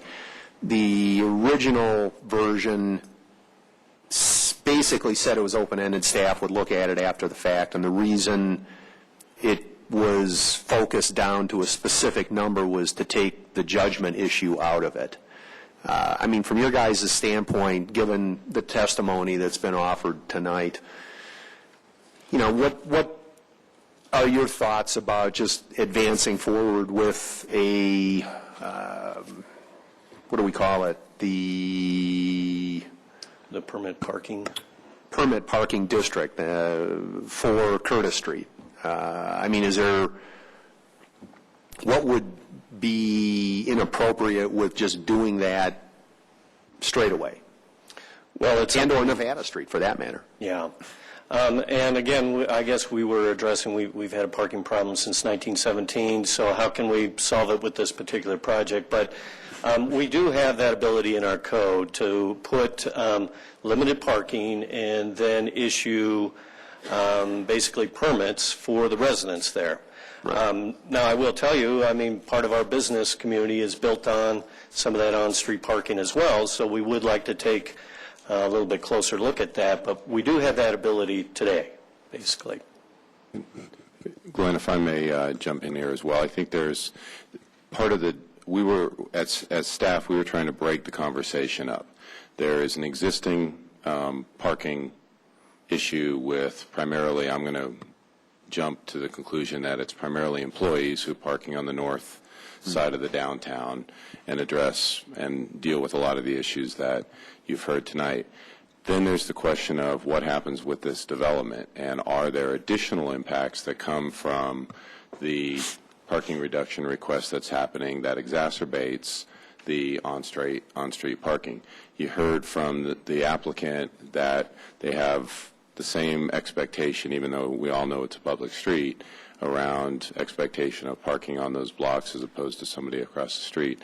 And the reason we were proposing it to be tied with a pre and a post is who we're talking about restricting it from would be actually to exclude this proposed development from the neighborhood parking permit, whereas in a normal environment, they would be part of that neighborhood parking program, and they would actually get those hang tags along with the neighbors that were here. So there's a component of this that is saying if there's a desire by the council to address part of the employee on-street long-term parking, then you put up those signs and we can determine exactly where they go, and then those property owners that are directly adjacent get those permits. Again, just to clarify, this is a additional restriction that we would be placing on otherwise a development that would be allowed to participate in that neighborhood parking permit, and those residents at this proposed development would also get those. So separation, I hope I'm making sense, that there's two different discussions around the neighborhood parking permit. So, and we can do it in either fashion, but what we're proposing, or what we proposed in the condition that council asked us to modify, was precluding this development from what would be included in the neighborhood permit parking under normal conditions. All right, thank you. Jim. Somewhere it seems like I read that the existing single-family houses in this R5 area was required to have two off-site, on-site parking spaces themselves. For the existing homes in the R5 neighborhood? I don't know if we actually require that. I mean, they were built some time ago. So I don't know if our standards require two-car garages with those units. It didn't talk about garages, just talk about having to have two on-site parking spaces per residential unit. I'm not sure if we have that requirement, Councilmember. We could certainly find out. Okay. Anybody else have a question for staff? Thank you, Glenn. Okay, council, I need a motion. I will move to approve the ordinance rezoning the property known as 5591 South Nevada Street from R5 multiple family residential to PDR planned development residential, and the residences at Nevada Place Phase 2 planned development plan. Need a second? Second. Okay, we have a motion and a second. Discussion? Oops, I'll wait. Peggy? No, I'll wait. Oh, okay. Bruce? Since I'm first, I want to say thank you to everybody who has taken time to come in and talk about this. These discussions have been very significant and meaningful. 2 weeks ago, I had said that I hoped that we would continue the conversation. Clearly, this has met that goal. It's been discussed every which way, and that certainly is valuable. I have just a couple comments. You know, doing the right thing is not always doing things right. And I think the right thing in this is to find a mix of density that supports the existing neighborhood and infrastructure, and offers housing alternatives. But I think they found that balance in 2007. I think in 2007, when on that side of the street, we said 37 units were going to go into a space which was, if there were standard homes there would have been, I think, 7 spaces there, that density was appropriate, and it would place on 1 acre of land 37 units. It's 0.9 something of an acre. I'm sure there was a lot of discussion. I wasn't there for that, but I'm sure that was arrived at trying to do the best they could with a difficult situation. The official zoning map should not be amended, and this was in several of the documents presented to council by folks, should not be amended unless, and there's some other wording, promotes the general welfare of the community. And, you know, I'm trying to interpret what that is, but I think we've done some writing on that in the downtown neighborhood plan, and I put little blue stickers every place where I thought there might be an issue that relates to what we're talking today on that. And I don't want to take the time to do that, but I want to mention that aside from the testimony, there's a document that we have to guide us. I think finally, this is really one of those trust in government issues. Private property rights go both ways in this issue, and I think the rights of the project owner were protected and enhanced in 2007 when the opportunity was given on that side of the street, 12 feet away from R5, to put those 37 locations. Part of the rights of the folks in the neighborhood was the expectation that those would be owners and not renters, and it seemed to matter to the neighborhood, and that's what matters. It's not our opinion of renters and owners and the merits thereof. It's what matters to the neighborhood. And I think finally then the issue of courage and vision has come up. It's really important to the City of Littleton to move ahead and find ways to be successful as we get out of this recession. We need to have businesses come to town. We need to have families come to town. We have 28% of the school district is folks coming from outside of Littleton. We don't have enough kids. We have some tremendous challenges. But this is a very unique area. It's 12 feet. And I think one of the important aspects of intelligent zoning decisions when you have this kind of issue of the line dividing two areas is that there be a transition. And a decision was made that 37 units was an appropriate transition in 2007. I think there's a very good debate that 72 is not an appropriate transition in the current recommendation. Jerry. Thank you. Again, I'd like to also give my appreciation to everybody who came down here to speak. It's tough coming down here when you're feeling emotional about this, whether you're for or against the particular plan. I do also, and almost especially, appreciate all the letters and emails that we've received. It really gives you a chance to read and comprehend what folks are saying, and that's a good thing. I also appreciate the proposal that the developer has brought to us. They have built a good product already. I think it's a great product for the city of Littleton. It's first class, without doubt. And that was the phase one I was talking about, of course. Again, notes all over the place. We got to bounce everywhere here. Let's see. The occupancy rates were mentioned at one point. The occupancy rates in Littleton, as well as throughout the Denver area, are right around 95 to 96% for one bedrooms and two bedrooms. So, and that's typically those are mixed buildings. It's not just one, all one bedrooms or all two bedrooms. The limited availability of housing stock throughout Littleton, and especially District 2, tells me that this is a desirable place for people to live, raise their families, and retire. It continues to be that way. It's been that way and continues to be that way.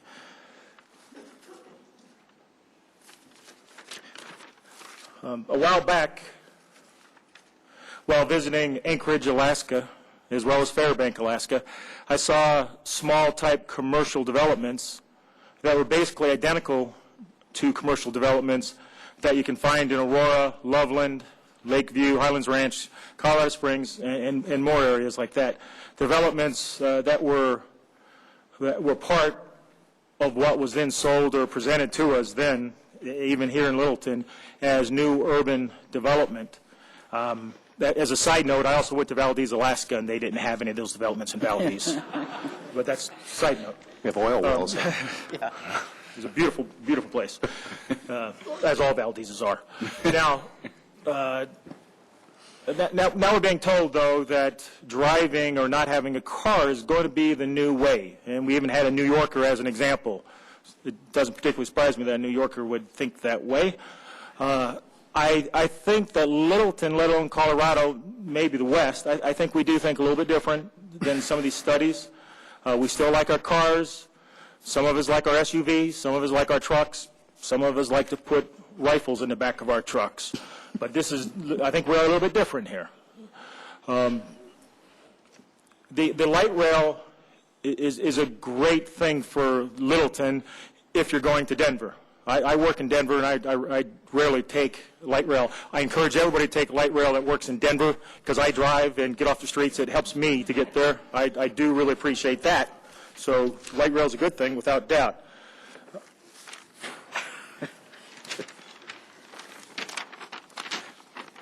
In 2007, the Planning Commission approved the plan for 37 units with a 1.95 parking spaces per unit. That essentially equates to 74 bedrooms with 72 parking spaces. Put another way, that's 0.97 parking spaces per bedroom, so just under one spot per bedroom. Now the same developer is asking for more units, 72, and less parking ratio. It's a than the 1.95. Now I believe it's a 1.07. Comparing to the already approved plan, the 37 units, the proposed plan is actually about, I think it's 2 bedrooms fewer and slightly more parking. The street parking issue, as I've mentioned before, exists because of the nearby, I believe, because of the nearby businesses and the lack of on or off-site parking for residents that are in that area. It's a bit of a conundrum, I think. Now, whether this plan is approved or not approved, we're still going to have traffic in that area, increasing traffic. We're still going to have parking issues.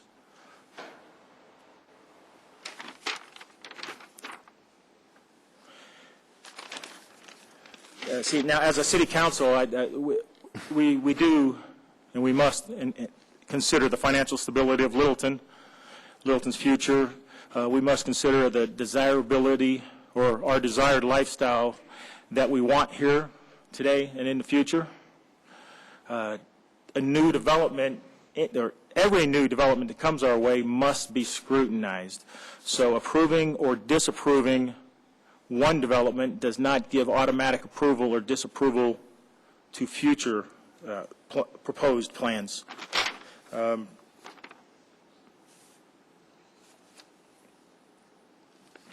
Today, it is my opinion that our planning board consists of some of the most qualified men and women that have ever served on one of Littleton's planning commissions, or now planning board, except for that one planning commission back in 2007, which I thought was a pretty good-looking group of people myself. But that's, again, another side note that I'm going off to. Did I say I was on that planning commission? I think I was. So, but I do think the planning commission or planning board today did put a lot of good work into this. Like a few weeks ago when there was a presentation or a proposal that came to us that involved a historic presentation. I know that they worked hard, and we as a planning commission had to really consider what they had to say. We didn't necessarily agree with them on that plan. But again, I think this planning board has put a lot of work into this plan, and for those of you that went and did watch the meeting itself, it's a lot better than just reading the minutes, because the minutes aren't meant to be a word-for-word argument of what everybody was talking about there.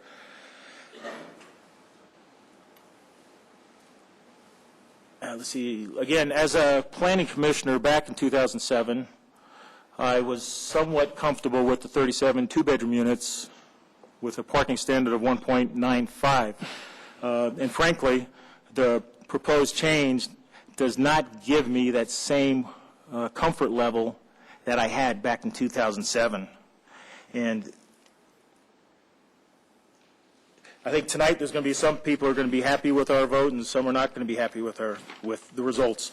It has been mentioned tonight that voting to approve this plan is being a visionary, and voting against it is saying a no to it is being a chicken. Well, I am a visionary, but I'm also kind of like Foghorn Leghorn. I am one big badass chicken too. So let's see how this vote goes. All right, Phil. Thank you, Mr. Valdez. Welcome, Phil. Listened pretty hard tonight, and some of the things that I heard, I understand some of the frustrations that people have. I had a neighbor at when my two youngest sons were living with us, and they have a lot of people living in their house, and they live across the street, and we have a big picture window in the front of our house, and lo and behold, he parked his truck right in front of our picture window. And he did that every day, and it really pissed my sons off because they thought it was their space, and it really bothered them. And I just went over and knocked on Rich's door, and he parks on the other side of my driveway now, so it's not in front of the picture window. And it was one of those things we kind of found a way to work out. But I understand the frustration when you think somebody's certainly in your space, and the difficulty that can have. I heard a lot about parking, and unfortunately, the parking issues that may be there. And, you know, Levi, I love Curtis, and, you know, I've actually, the only times I've ever driven around the block in downtown Littleton more than once to find a parking spot was going to your place. So, and it was worth it. There is 77 parking spaces that are currently planned in the project. Those are 77 spaces that aren't there now. And it's a little bit more than a per bedroom level that we started with, and I think it may work. Last time I talked about some anecdotal information on the renters that we've had, and it's no closer to any grocery store. And I understand about TOD. The question is, what comes first, the grocery store or the residence? Not sure. The question on the types of folks that are going to occupy a rental unit is just one that I very much understand the defects liability that is there, the building defects liability, and until that works through the courts, that's part of the reason why, if anyone's, not that I'm saying downtown Littleton is like Union Station, but there's some 15 to 20,000 units that are being built near Union Station, and they all are rental units. They're not expected to be rental units forever, but they're all being built because Colorado currently has this anomaly on building defects and how some of that liability gets created. Maybe our current legislature will take care of that. One of the things we didn't hear is the comments about the look and the feel and the mass of the building, because that's not something that's changed. So from the outside to the neighborhood, that really looks to be the same. And I heard Jessica speak for Jonathan, so I'm assuming, since he didn't kick her, that there is a continued commitment to Stein's Wall. So you know, those were some of the things that I heard, as well as a commitment and an insistence on the standards and the quality, that it's going to be a different product. So those are things that I've heard. I will mention that Littleton is kind of blessed. When Levi was talking about blessings and that, other than Denver, Littleton has the highest ratio of parks, open space, and trails to total property in the city. And the reason why Denver gets there is because they get to include Winter Park. So you know, we have a lot of that's out there, and so you know, this is one where I've heard a lot, and a lot of things to certainly think about. And thank you, Jonathan, for possibly being in a position to risk some of your capital and your energy on a project, and we'll see which direction you get to go. Bruce. I'm going to, I guess, make some context comments and then some specific comments. A number of years ago, I got a copy of a book called Colorado Land Planning and Development Law from one of the prior city attorneys. And on page 78 of that book, which in the 8th edition, it says, in evaluating a rezoning application, local government asks whether the proposal complies with the comprehensive plan, in this case, the downtown neighborhood plan. If so, the proposed rezoning need only bear a reasonable relationship to the general welfare of the community. If the rezoning would be in conflict with the plan, however, the applicant generally needs to show that either an error was made in establishing the current zoning, which I don't believe in this case exists, or there has been a change in the conditions of the neighborhood that supports the requested zoning change. And I think the change in this case is the longer term. It's not the financial situation, as everyone's pointed out, of the developer. It's the longer term trends in housing in neighborhoods similar to near, if you don't want to call it transit-oriented development, at least near transit, that is dense. And this may or may not be an urban neighborhood, yet it clearly is R5, which is the densest residential zoning area we have in our zoning maps. Our own code section 10-1-7B in terms of zoning administration says that regarding interpretation, in the interpretation and the application of this title zoning, the provisions contained herein shall be held to be the minimum requirements necessary and shall be liberally construed for the promotion of the public health, safety, and general welfare, which can be the neighborhood, can be the broader area, in this case the football, can be inclusive of Littleton Heights and Stern Park, and it can be inclusive of the entire community. I think that calls us to take a relatively light-handed approach in using health, safety, and welfare too conservatively, too narrowly to thwart what Councilmember Beckman talked about in terms of property rights.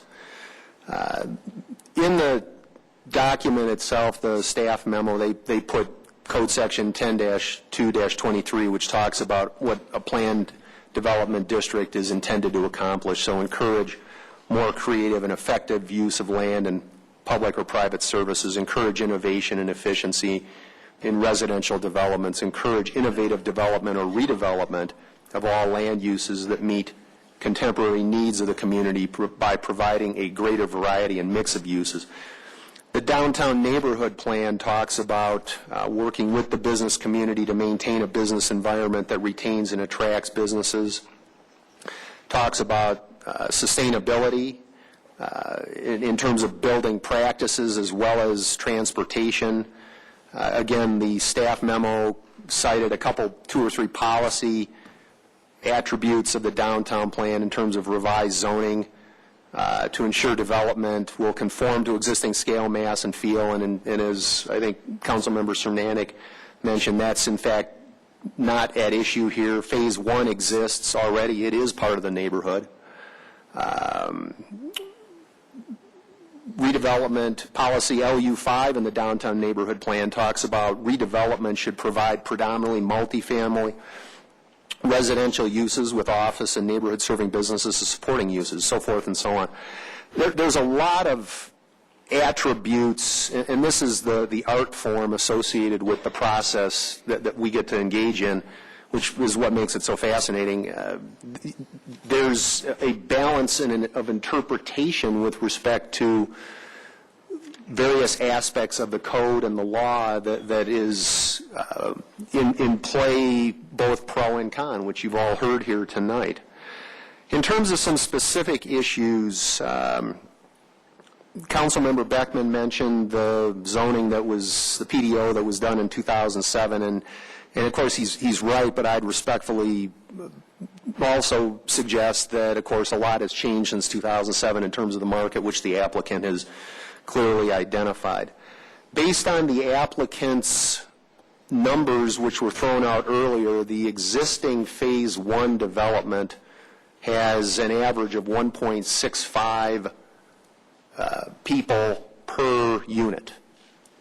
The proposed Phase 2, if it were zoned at 71 units, 72 units, would ballpark maybe be 1.2.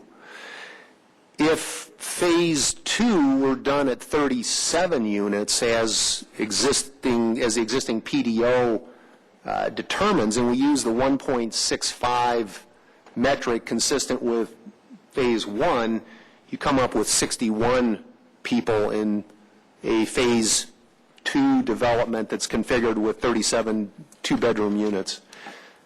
So at some level, the metric from a density perspective isn't 71 units. It's 84 people using an average estimate for Phase 2 versus 61 people or an incremental 24 people. I'm struggling mentally with trying to suggest that we've reached a tipping point in the Old Town neighborhood with an incremental 24 people going into the Nevada Place site, if that's, if those are not unreasonable numbers to utilize. Another way to potentially look at it would be that, let me find my note here. There we go. Code Section 10-2-12 stipulates that the R5 residential multifamily district has a maximum of 43.56 units per acre. As the developer indicated, and as we understand from the original PDO, the two phases of this thing were always intended to be built simultaneously. If in fact you consider them to be a single development for purposes of our conversation here, 31 on the phase 1 plus theoretically 72 on the phase 2 is 103 units. Phase 2 is 0.956 acres, which is more or less consistent with phase 1. So divide by 1.9 acres and you get 53.87 units per acre. Again, the existing R5 density is 43.5, and this would take the combination of the two sides of the street, the single conglomerate project, if you will, to about 54. Again, yes, it's over the R5, but is it so dense as to cause us to be able to tell the developer that the impacts on the neighborhood surrounding, let alone up the street, are so severe that we don't want to grant your request to modify the zoning for changed and changing conditions? Lastly, I just want to say on the record, I love Bemis Street, okay? Just to say that. Stern Park, Littleton Heights, I think when we did our Meet Your Council Member videos, they asked us a year or two ago, what's your favorite neighborhood? And I think I basically said Littleton Heights because of Louthan Street and Crocker and all those areas. Stern Park is a gem. I have to respectfully, and again, very much do appreciate the passion and the enthusiasm for the folks in that neighborhood concerning issues that may ultimately come to the fore in that neighborhood. I would agree with, I don't remember who said it, if it was Jerry or Phil, but our charge in terms of our fiduciary responsibility to the community is to look at these projects in a discrete fashion. To me, I cannot and I do not ascribe to the concept of a domino effect. I don't mean that disrespectfully. I just want to say that if and when another project comes up that would impact a different neighborhood, it will be weighed on its specific merits. But this developer also has property rights and is not responsible for things, in Stern Park or Aberdeen Village or South Park or other neighborhoods in the community. It's this part of the community that we're looking at. I do think, and I think Donovan, if you're still here, we did obviously learn some significant lessons from the post-Walmart era. And one of the things that we did learn from that was that the things that we do in the city of Littleton have to fit with the culture of the community. It was clear post-Walmart in 07 that big box was demonstrably inconsistent with the culture of the community. The fact that we've got phase 1 here, the fact that as the gentleman from Terracotta mentioned, is we've got a piece of dirt. In theory, we're talking about 10 units per acre or 24 incremental people in that location. The parking issues are, in fact, the issues of the city and the downtown merchants, and again, aren't necessarily the responsibility of directly the developer, beyond the fact that he is in fact providing, as Phil mentioned, 77 spaces. Again, on the whole, I greatly appreciate the comments and the wide variety of feedback and input that has been provided here. I think our job is to balance all of that out, and in my opinion, I think the scales still tend to tip towards the developer. Thank you. Jim? I read this someplace recently that what seems unthinkable in one generation becomes almost indispensable to the next. And I immediately thought of cell phones. Even when I was younger, and particularly when my parents were around, it was science fiction to think you could be walking down the street talking on a cell phone, talking on a telephone. It was unthinkable. Change is going to happen. According to the new news on Channel 4 today, Denver has a traffic congestion problem costing almost $1,000 per person, per driver per year. And as we grow in the metropolitan area, that should be driving people more to public transit.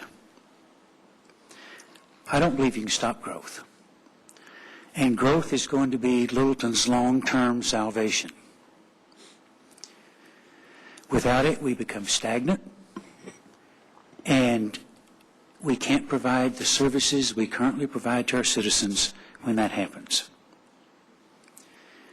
Having customers close to businesses is somewhat going to be a tipping point as to whether they're going to be able to stay there or move away.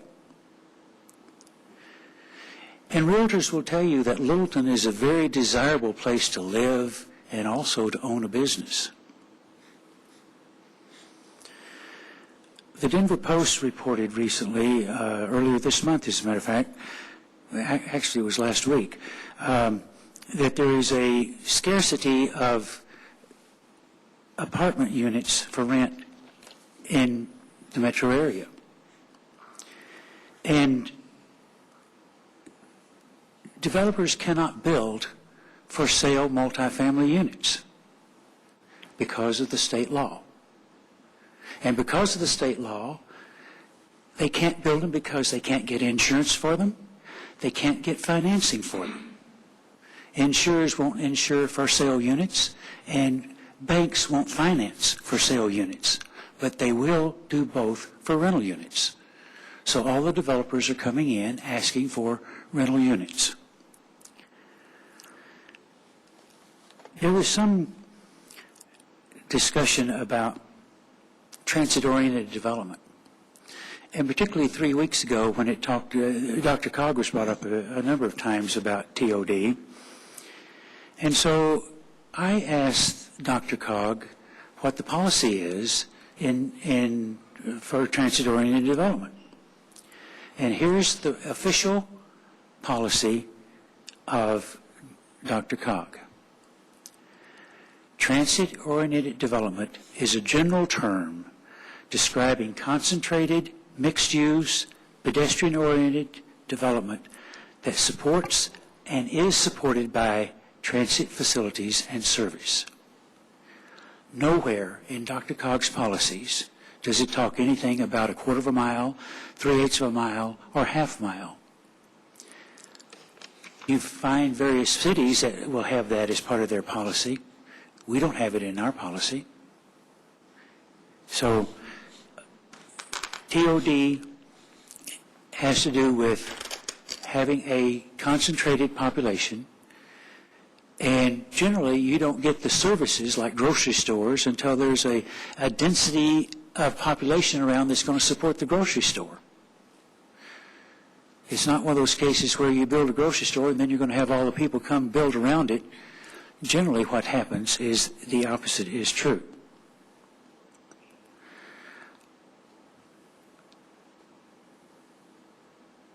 I could say a lot more, but I think I'll quit. Peggy? Well, I'm going to not say anything too coherent in terms of the order of things, so I'll try to cover what I can. Boy, I mean, lots of comments made, and I will try to make it somewhat fast. First, I want to thank the incredible number of people who have taken time to express views pro, con, and somewhere in between even. It's just really super. So Bruce Beckman and Mr. Valdez, Jerry Valdez, both have expressed, I think, some very, very good points. But before I forget, I want to address what Mr. Taylor just said about transit-oriented development and density in the area of transit, not necessarily having everything right there. I believe I said something along this line at the first public hearing. Having RTD, which goes north and south, is wonderful.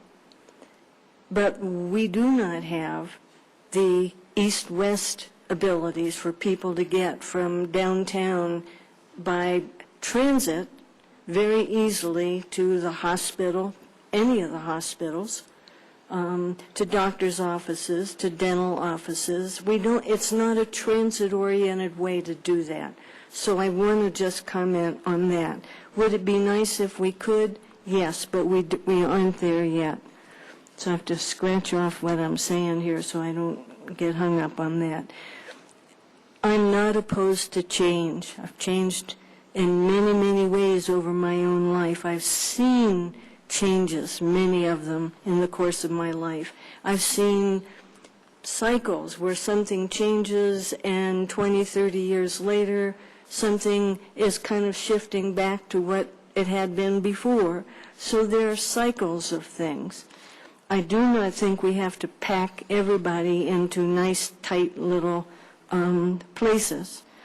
I question whether or not a person with the kind of income that is projected for these for this new version of the project is someone who is going to walk to light rail, particularly in a lot of weather conditions, when it's hot as the devil, when it's cold as the devil, or worse, when it's icy underfoot, because if you get up early in the morning and you're going to walk to light rail, things have not necessarily been shoveled yet or whatever. I often get up in the morning and walk my husband to the light rail. That's to make sure he gets there safe, of course. But I walk him to the light rail. That's about a mile. And we often go one route and then I swing and go back another route. But I get to see a lot of the people who are arriving at light rail downtown, and most of them are not coming on foot, at least the various times. And we go there at different times depending on when he has to be downtown teaching, but always early. I'm not seeing a horde of people walking, so I'm not persuaded they're going to walk to the light rail. Scratching off here. I think it's important that we listen to the issues that the Planning Commission, Planning Board has raised. And I will point out one thing that's in the downtown neighborhood plan on page 4. Together, these elements recommend, as a whole set of elements, principles that reflect downtown's complex and sometimes competing desires and needs. And so together these elements recommend, and one of those on page 4, retaining the existing character of the area referred to as the old downtown neighborhood, which is generally the area currently zoned R5. Do I think things are going to change over the years? Sure, just as they've changed in my own neighborhood in the past 30-some years. But character is something important to try to preserve in terms of what we are approving or encouraging. Okay, so that's one batch of comments. So let me try to move quickly through some others.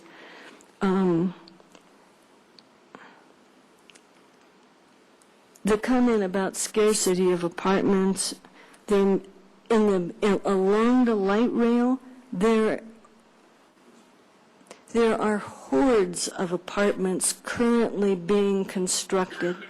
And it reminds me of what happened shortly before the kind of semi-crash in the late 80s. Everybody thought if you build a strip mall, not a person strip mall, a shopping strip mall, if you build it, they will come. and we will make lots of money. So about that time, a couple of different malls appeared in Littleton. One of them up now, we're on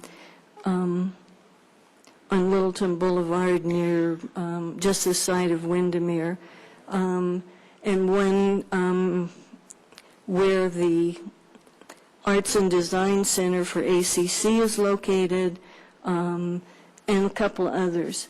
There are only so many places that you can buy certain kinds of things, and places got overbuilt with these things.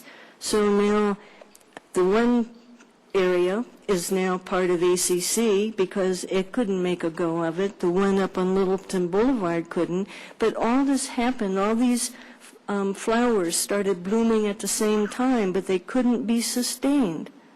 So I know about all the construction that's going on along the light rail because I go downtown several times a month during this time of year to watch basketball games at Metro.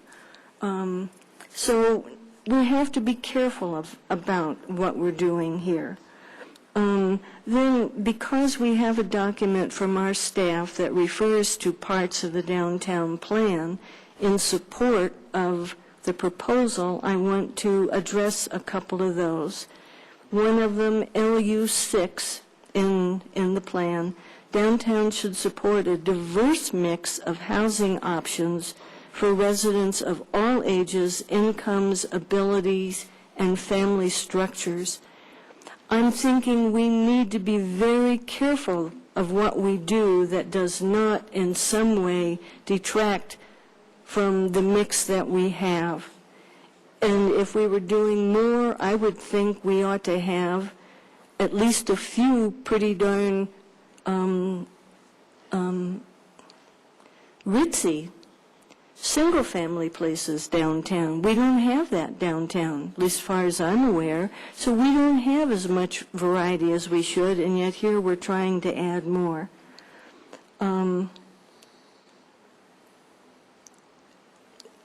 I have my concerns that I expressed last time because the current project what already exists was a wonderful idea, and yet it didn't materialize the way that was thought.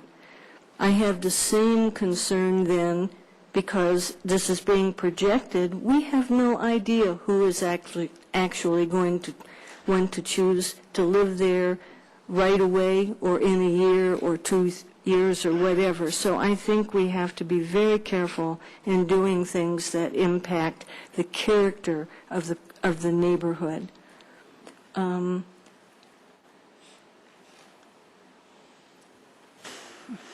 skipping over a couple of these. There are several items in here, again, this is in the staff comments, section 10-2-23, capital B, application and intent. Statement in here, encourage more creative and effective use of land and public or private services and to accommodate changes in land development technology so that the resulting economies benefit the community. The previously approved plan does that, and at least in my head. So I'm not seeing that as an argument to support this. Second item under that same general heading, encourage innovation and efficiency in residential development to meet the growing demand for housing of all types and designs for persons of any social or economic status.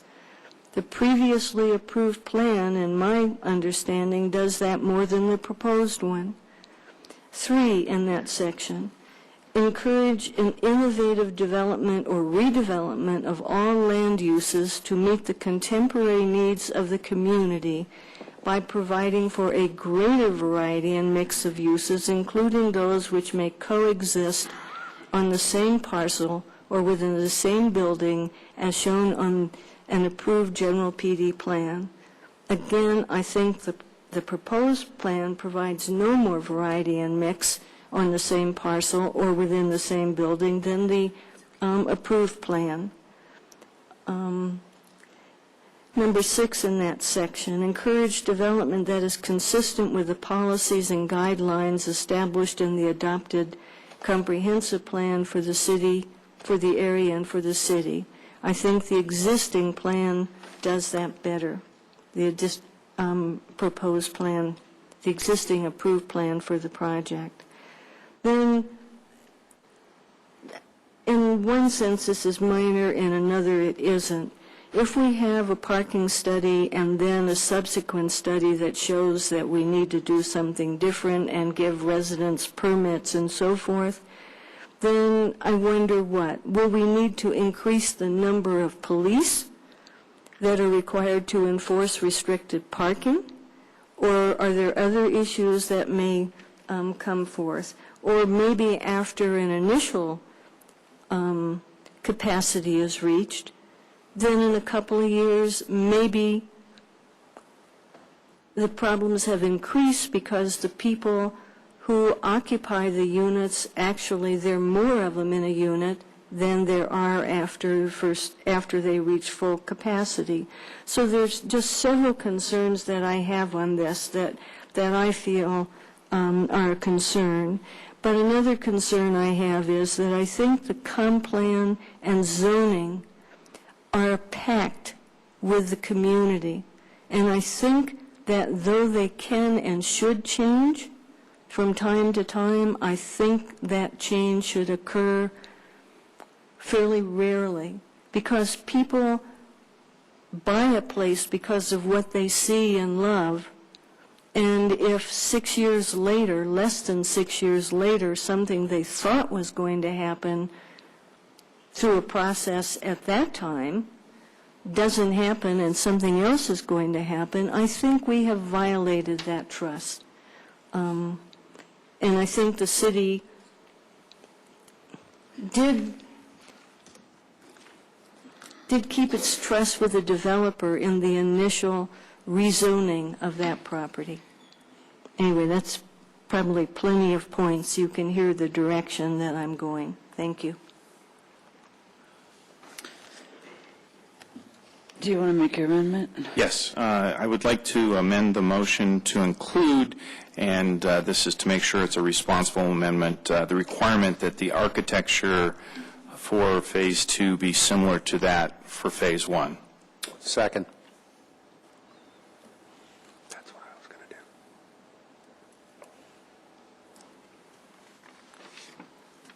to do. Okay. So we have a motion on the amendment. Jim? I guess I would just want to ask, did you hear anything in the testimony that said it was going to be different? No, but it was mentioned by staff that it was something that wasn't included in their report, but is kind of presumed to be there, but to make sure that it's a sustaining value that if in some instance the property might be sold, that indeed that's our expectation with the rezoning. Okay, we have a motion and a second for an amendment to the main motion. Any other discussion on the amendment? Okay, the amendment is to add, the architecture of Phase 2 shall be similar in terms of design and quality to that of Phase 1. Ready to vote?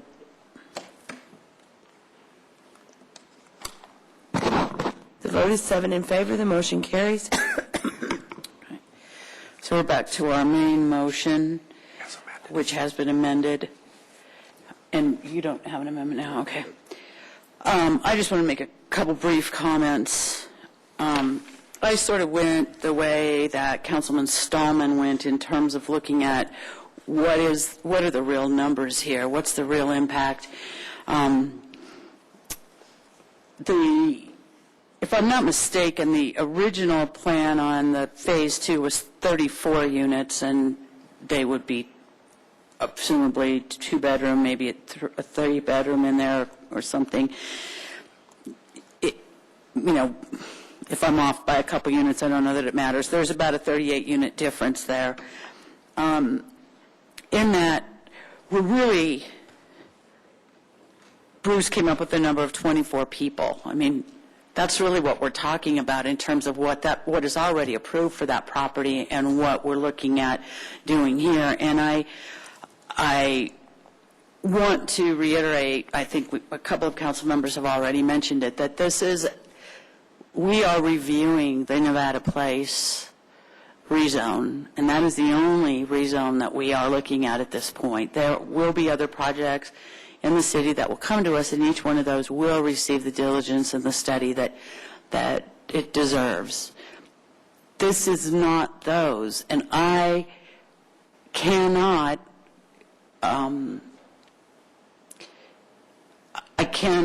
confuse those. I cannot make my decision based on anything other than the Nevada Place project and the density that we're looking at and what that impact really is. We had a couple of citizens who made comments about stress on the city's services. The city's services are in good condition, and this type of thing is not a stressor for that. What this does, in my opinion, is this takes, as Levi said, a parcel of dirt and provides a living environment that has already, the height and the design has already been approved. It's going to be built. What it does is it adds numbers for units. 24, I don't have a angst about adding that type of density. Density is a word, if you're living next to an apartment building that has 400 units, then you've got density. If you are living next to a townhome that has 4 units, but you have a sensitivity to not having a single family home next to you, that could be an issue of density for yourself. I don't see the increase in this density being anything that is going to upset the apple cart downtown. I think that we cannot judge and speculate as to what the socioeconomic patterns and habits of the people that are going to move in there are. We know that there's going to be a specific amount of square footage. We know there's a specific price, and there's a demographic that falls into that, and they will buy it, and they will live there. And I hope they walk downtown, and I hope they take light rail, and I hope they park in their garage. But that's all we can do. We can't tell them what they have to do. We provide a great community for them to come to. We provided a community where the developer saw an opportunity and felt that this was a place that he had a plan and an idea, and that's what provides the future for the growth and the success of Littleton. I don't want to see Littleton change. We all are here because we love what it is. But if we don't allow for certain things to happen and we don't allow for a patch of dirt to be developed into something that's appropriate for the design of the neighborhood, a little greater density than what some people obviously have argued against. But the merchants that are down there are supported by people who are spending money. The community, the schools are supported by people who are paying property taxes. People are what keeps the city functioning, and we have to create a community where all of that works together in a harmonious effort. And this is a project that I don't feel goes against that grain, particularly for a R5 zone at this in which the neighborhood currently is. So there's my comments. Anybody else have anything else? Okay, are we ready to vote on the main motion? The main motion would approve the rezone to on 5591 South Nevada from R5 multifamily residential to PDR planned development residential and the residents of Nevada Place Phase 2 planned development plan. The vote is 4 in favor, with Councilmember Cole, Councilmember Valdez, and Councilmember Beckman voting no. The motion carries 4-3. Okay, I want to thank everybody for coming, and we still have some business to conduct, so if you don't mind, just quietly. Could we have a 5-minute? All right, we'll take a 5-minute break.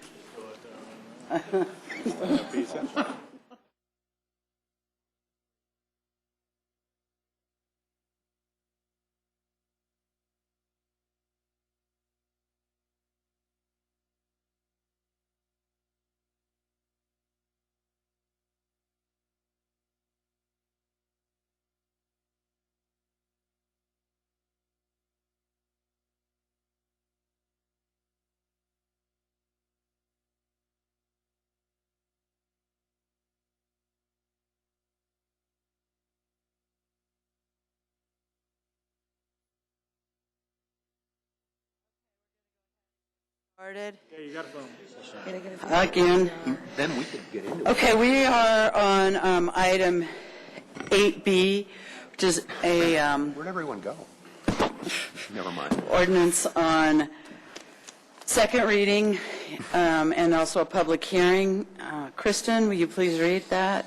Yes, an ordinance of the City Council of the City of Littleton, Colorado, authorizing an intergovernmental agreement between the City of Littleton and the West Metro Fire Protection District. Due to budgetary concerns, West Metro Fire Protection District canceled all automatic aid agreements, and in order to ensure the closest possible emergency response, this intergovernmental agreement is recommended. John, did you want to say anything? Only if it's something new. Only if it's something new. That's right. Are you looking to Yeah, change don't my vote repeat right now, yourself, I'll tell you. John. I'm up for a motion. Good morning, good council. Thanks for inviting us here. That was gratuitous. Did you bring breakfast? There is perfect donuts. Yeah, where's the coffee and bagels? It'll be like college dorm. Yeah. Somebody needs to make a Lamar's run. We can do that. Just that if this passes, if you sign the ordinance, we will start the response tomorrow morning at 8 o'clock. That we've already, this morning, yes, this morning at 8 o'clock. 8 hours from now. 7.5. We've worked it out with dispatch, we've worked it out with West Metro, and we're ready to rock. We've already started training with West Metro. Participated in their officer development program. They put out a class about 2 weeks ago, and it was well received. And we will continue in that cooperative venture. So, any questions for me? One real quick, will you mention your outreach to Trailmark? I'm sorry? Your outreach to Trailmark? Oh, thank you. So we have set up a meeting with the board of directors there in Trailmark, the homeowners association board, and that's with both Chief Lombardi and myself. And then we continue with a follow-up with the community association the next month when they have their general meeting, and we'll be passing this out. I've been in touch with several of my neighbors who happen to be on the board, and let them know that this is a strong possibility, and we hope for better response time, better service. So. Thank you. Bruce? Is there going to be a joint press release that goes like to the Denver media, or bigger than just out to Trailmark? There will be a press release. I don't know how far that Kelly's going to be sending that out, but it's already prepared, and it was a joint press release between Littleton and West Metro. They put it together, ready to launch. Jennifer will pick it up. And I'm sure Jennifer will pick it up. And I noticed that you're wearing a blue shirt after the Senate voted for 025. Actually, it's a black shirt. But no, it does not reflect my mood. No, it doesn't. That is cold. Any other questions? Jim? Who's paying for the portion that's in the Littleton Fire Protection District? Are we paying for that, or is the Littleton Fire Protection District paying for that? Thank you. It's still under negotiation right now. I believe I painted the picture that all three entities are sharing in the cost of the training, and we are still negotiating the portion that the district will pay for their part of that. That's for Lockmore. Okay. Any other questions? Okay. Thank you, John. I would just comment that congratulations. This is a long process to get from a huge no that was coming from West Metro to the point where we have you created a great collaboration and a win-win situation for a number, like 5 win-wins. I think this is a great agreement, and I think it's fair, and it provides, it allows us to provide a level of service that our citizens deserve, and I think that the training aspect is fantastic too. So thank you for all your hard work on it. Glad we're about done with it. Well, thank you, Mayor. Thank you for the support of this council, and it was a lot of work by a lot of people and staff, and West Metro has proven to be a great partner in this. So. I think it shows our commitment to the community, and that has been impressive. Thank you. You still have to open and close. And if you hadn't put us in the burn houses, we wouldn't have done it. What's that? If you hadn't made us do Fire Ops 101, we probably would have agreed with you. Right? Yeah. Okay, this is a public hearing, so I'll open the hearing, and if anybody wants to come down and speak to council regarding this, you can do so now. Paul.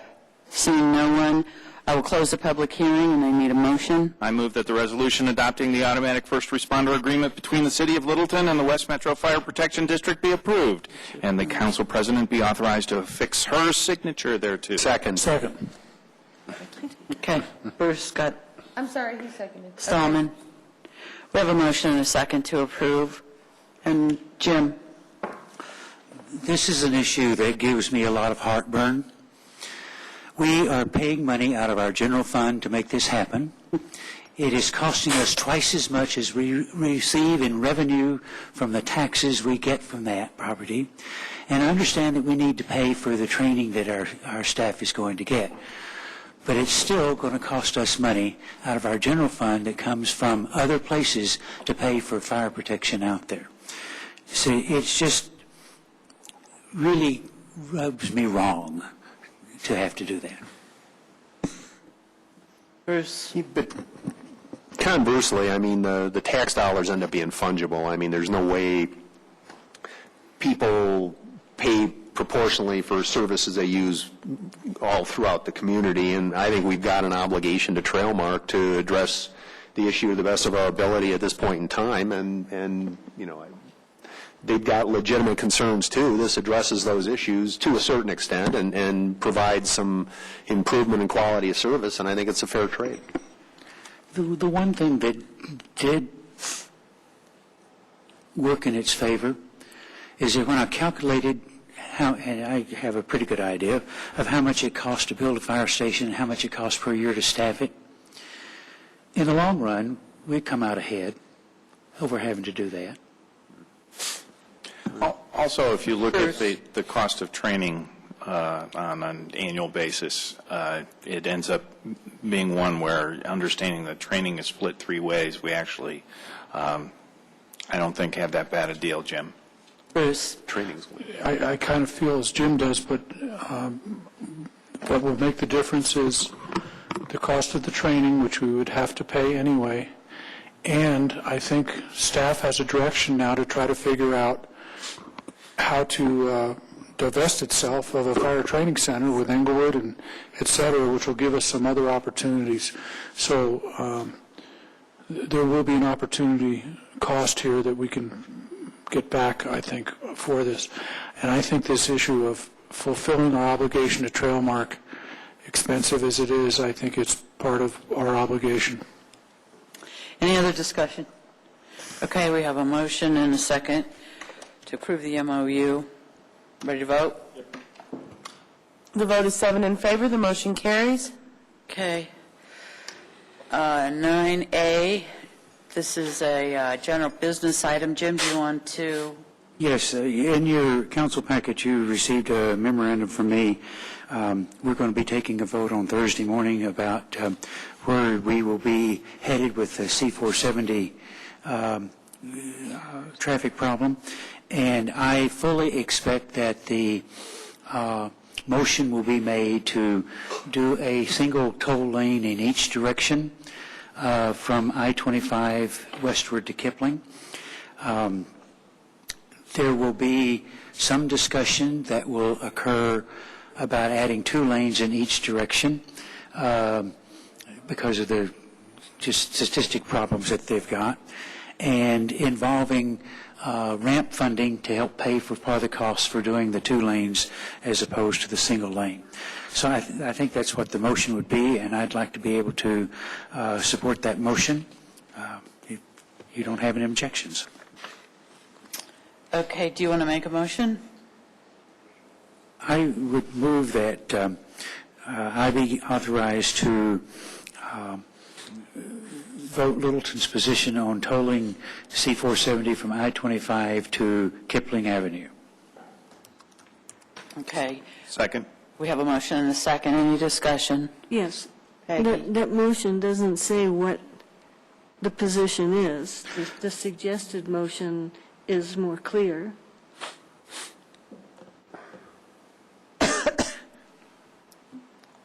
I don't know, is that what my motion was very different from what the suggestion motion was.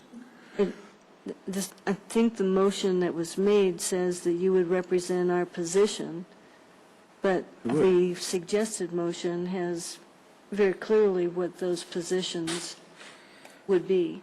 Well, the suggestion motion down here says a toll lane or lanes. Right. And I don't think that what I made the motion was any different from that, but... Could you reread the motion? No, because I didn't type it. I think... Okay, Jim, why don't we, your motion, we'll just use the suggested motion that you have in your memorandum. We do have a second on that still. Okay, any other discussion? Ready to vote? All right. The vote is 7 in favor. The motion carries. Thank you. Charlie thanks you, too. More work for him, too. 9B is a City Council legislative rule amendment.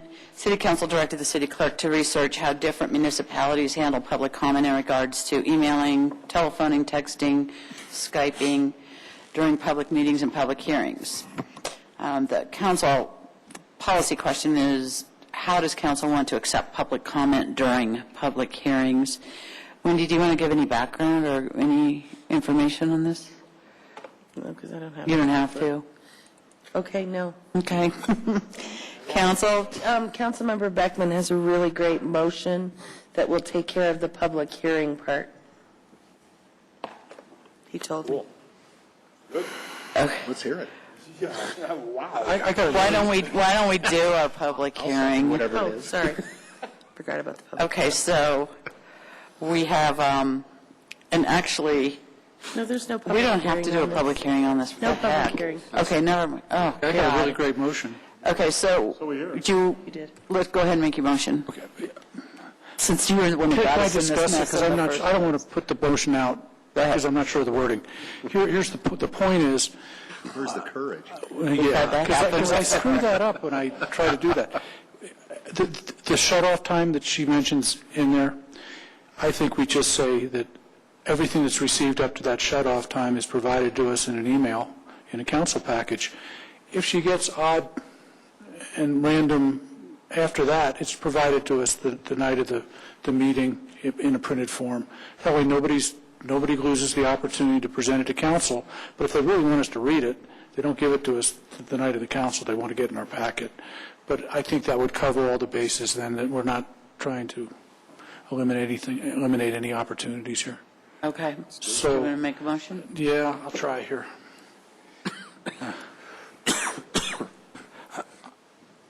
I move somebody order a pizza. I want to add to the written comments will be accepted, but must include the name and address of the sender and be received by the city clerk no later than 10 a.m. on the day of the public hearing. And the addition is, and will be collated and distributed via email as part of the council package. Comments received after the time will be printed and distributed to council members at the start of the council session. In written form. That last part. In written form. Second. What? Okay, that, I know he's not. It's okay. Wendy, did you get all that? I did. You're not working off the proposed motion that I have in the packet? I'm going on the background, actually, on the background motion there. Okay, that's what was approved that was the motion at the meeting on the 15th. Mm-hmm. But the proposed motion that I put forth, I just want to clarify, is that no later than 1 p.m. on the Thursday before the Tuesday meeting, if there are issues that need to be addressed after packets are distributed, the correspondence will be received by the city clerk no later than 12 p.m. on the Monday before the public meeting and disseminated to the city council via email. And any documents, emails that I receive after that will be given to the city council the night of the meeting. Thank you for correctly stating that. That's exactly what I was trying to do. So the good thing is you didn't have a second on that one, but we need a second on this one. Second. Bill seconds. Any discussion? Third, fourth, whatever it takes. Okay, let's vote. The vote is 7 in favor. The motion carries. Thank you. Okay, 11A is Littleton Center irrigation system modifications. Kristen?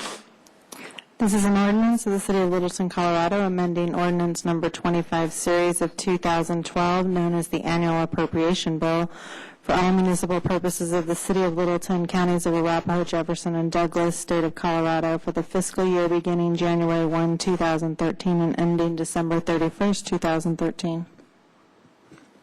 Okay, this, Charlie, brief. Very briefly, this is a budget amendment to allow us to use unappropriated funds to assist in the rebuild of the irrigation system at the Littleton Center. That would eventually save us almost 6 million gallons a year. We would pay off the money from this budget amendment in less than 6 years. Any questions, council? Phil? Did the cost go up since the estimate was provided when we were negotiating with Denver Water? Is that what happened? The estimate was done in 2010. You bid it out now, there was quite a difference. It was a guess. In 2010, that's all it was a preliminary guess. Okay, Jim? I just wish at the time we'd been smart enough to say, Denver, you're going to pay for it, whatever the cost may be. They would have said no. They said $400,000, period. Well, we sold that for a song anyway. Yeah. Won't go into that. Bruce? What, you don't get what you don't ask for. What would be the possibility of basically saying what you just said to Denver Water, say we guessed at it, it turned out to be a little bit higher, would you sweeten the pot? We did. We asked them, and they said no. $400,000 is the maximum they will put in. Then you don't get what you did ask for. Any other questions? Okay, no other questions. Well, this is a comment. So after we recoup our cost in approximately how many years? Less than 6. Then how much a year would we save? You're saving almost 6 million gallons per year. 34,000 a year. So your savings, as indicated, is about $34,000 to $35,000 So per year. yes, but I mean, so we've got the environmental benefit immediately. That's Water one, savings. That's one issue. Right. And then we start having a good turn after we recoup our costs. We pay nothing for the water. That's right. Okay. Instead of paying $34,000 a year for 6 million gallons, we take the water out of the city ditch at a nominal fee and run it through Slaughterhouse Gulch to water the grounds here at this campus. But the way Denver Water has behaved, it's going to, in 6 years, that water is going to cost more than $34,000. Yeah, we did not figure an inflation rate, but it would be obviously higher and would pay off in less. Yeah. Okay. Any other questions, council? This is a public hearing. If anybody would like to come down and speak on this issue, seeing no one, I'll close the public hearing and I need a motion. I move the budget amendment ordinance amending the 2013 annual appropriation bill, increasing total expenditures by $175,000 be approved. Need a second? Second. Okay, we have a motion and a second. Ready to vote? The vote is Beckman. Ooh, it did work. There you go. Looking to see what everyone else. The vote is 6 in favor with Councilmember Beckman voting no. The motion carries. It was a no. Okay. We are adjourned. We are.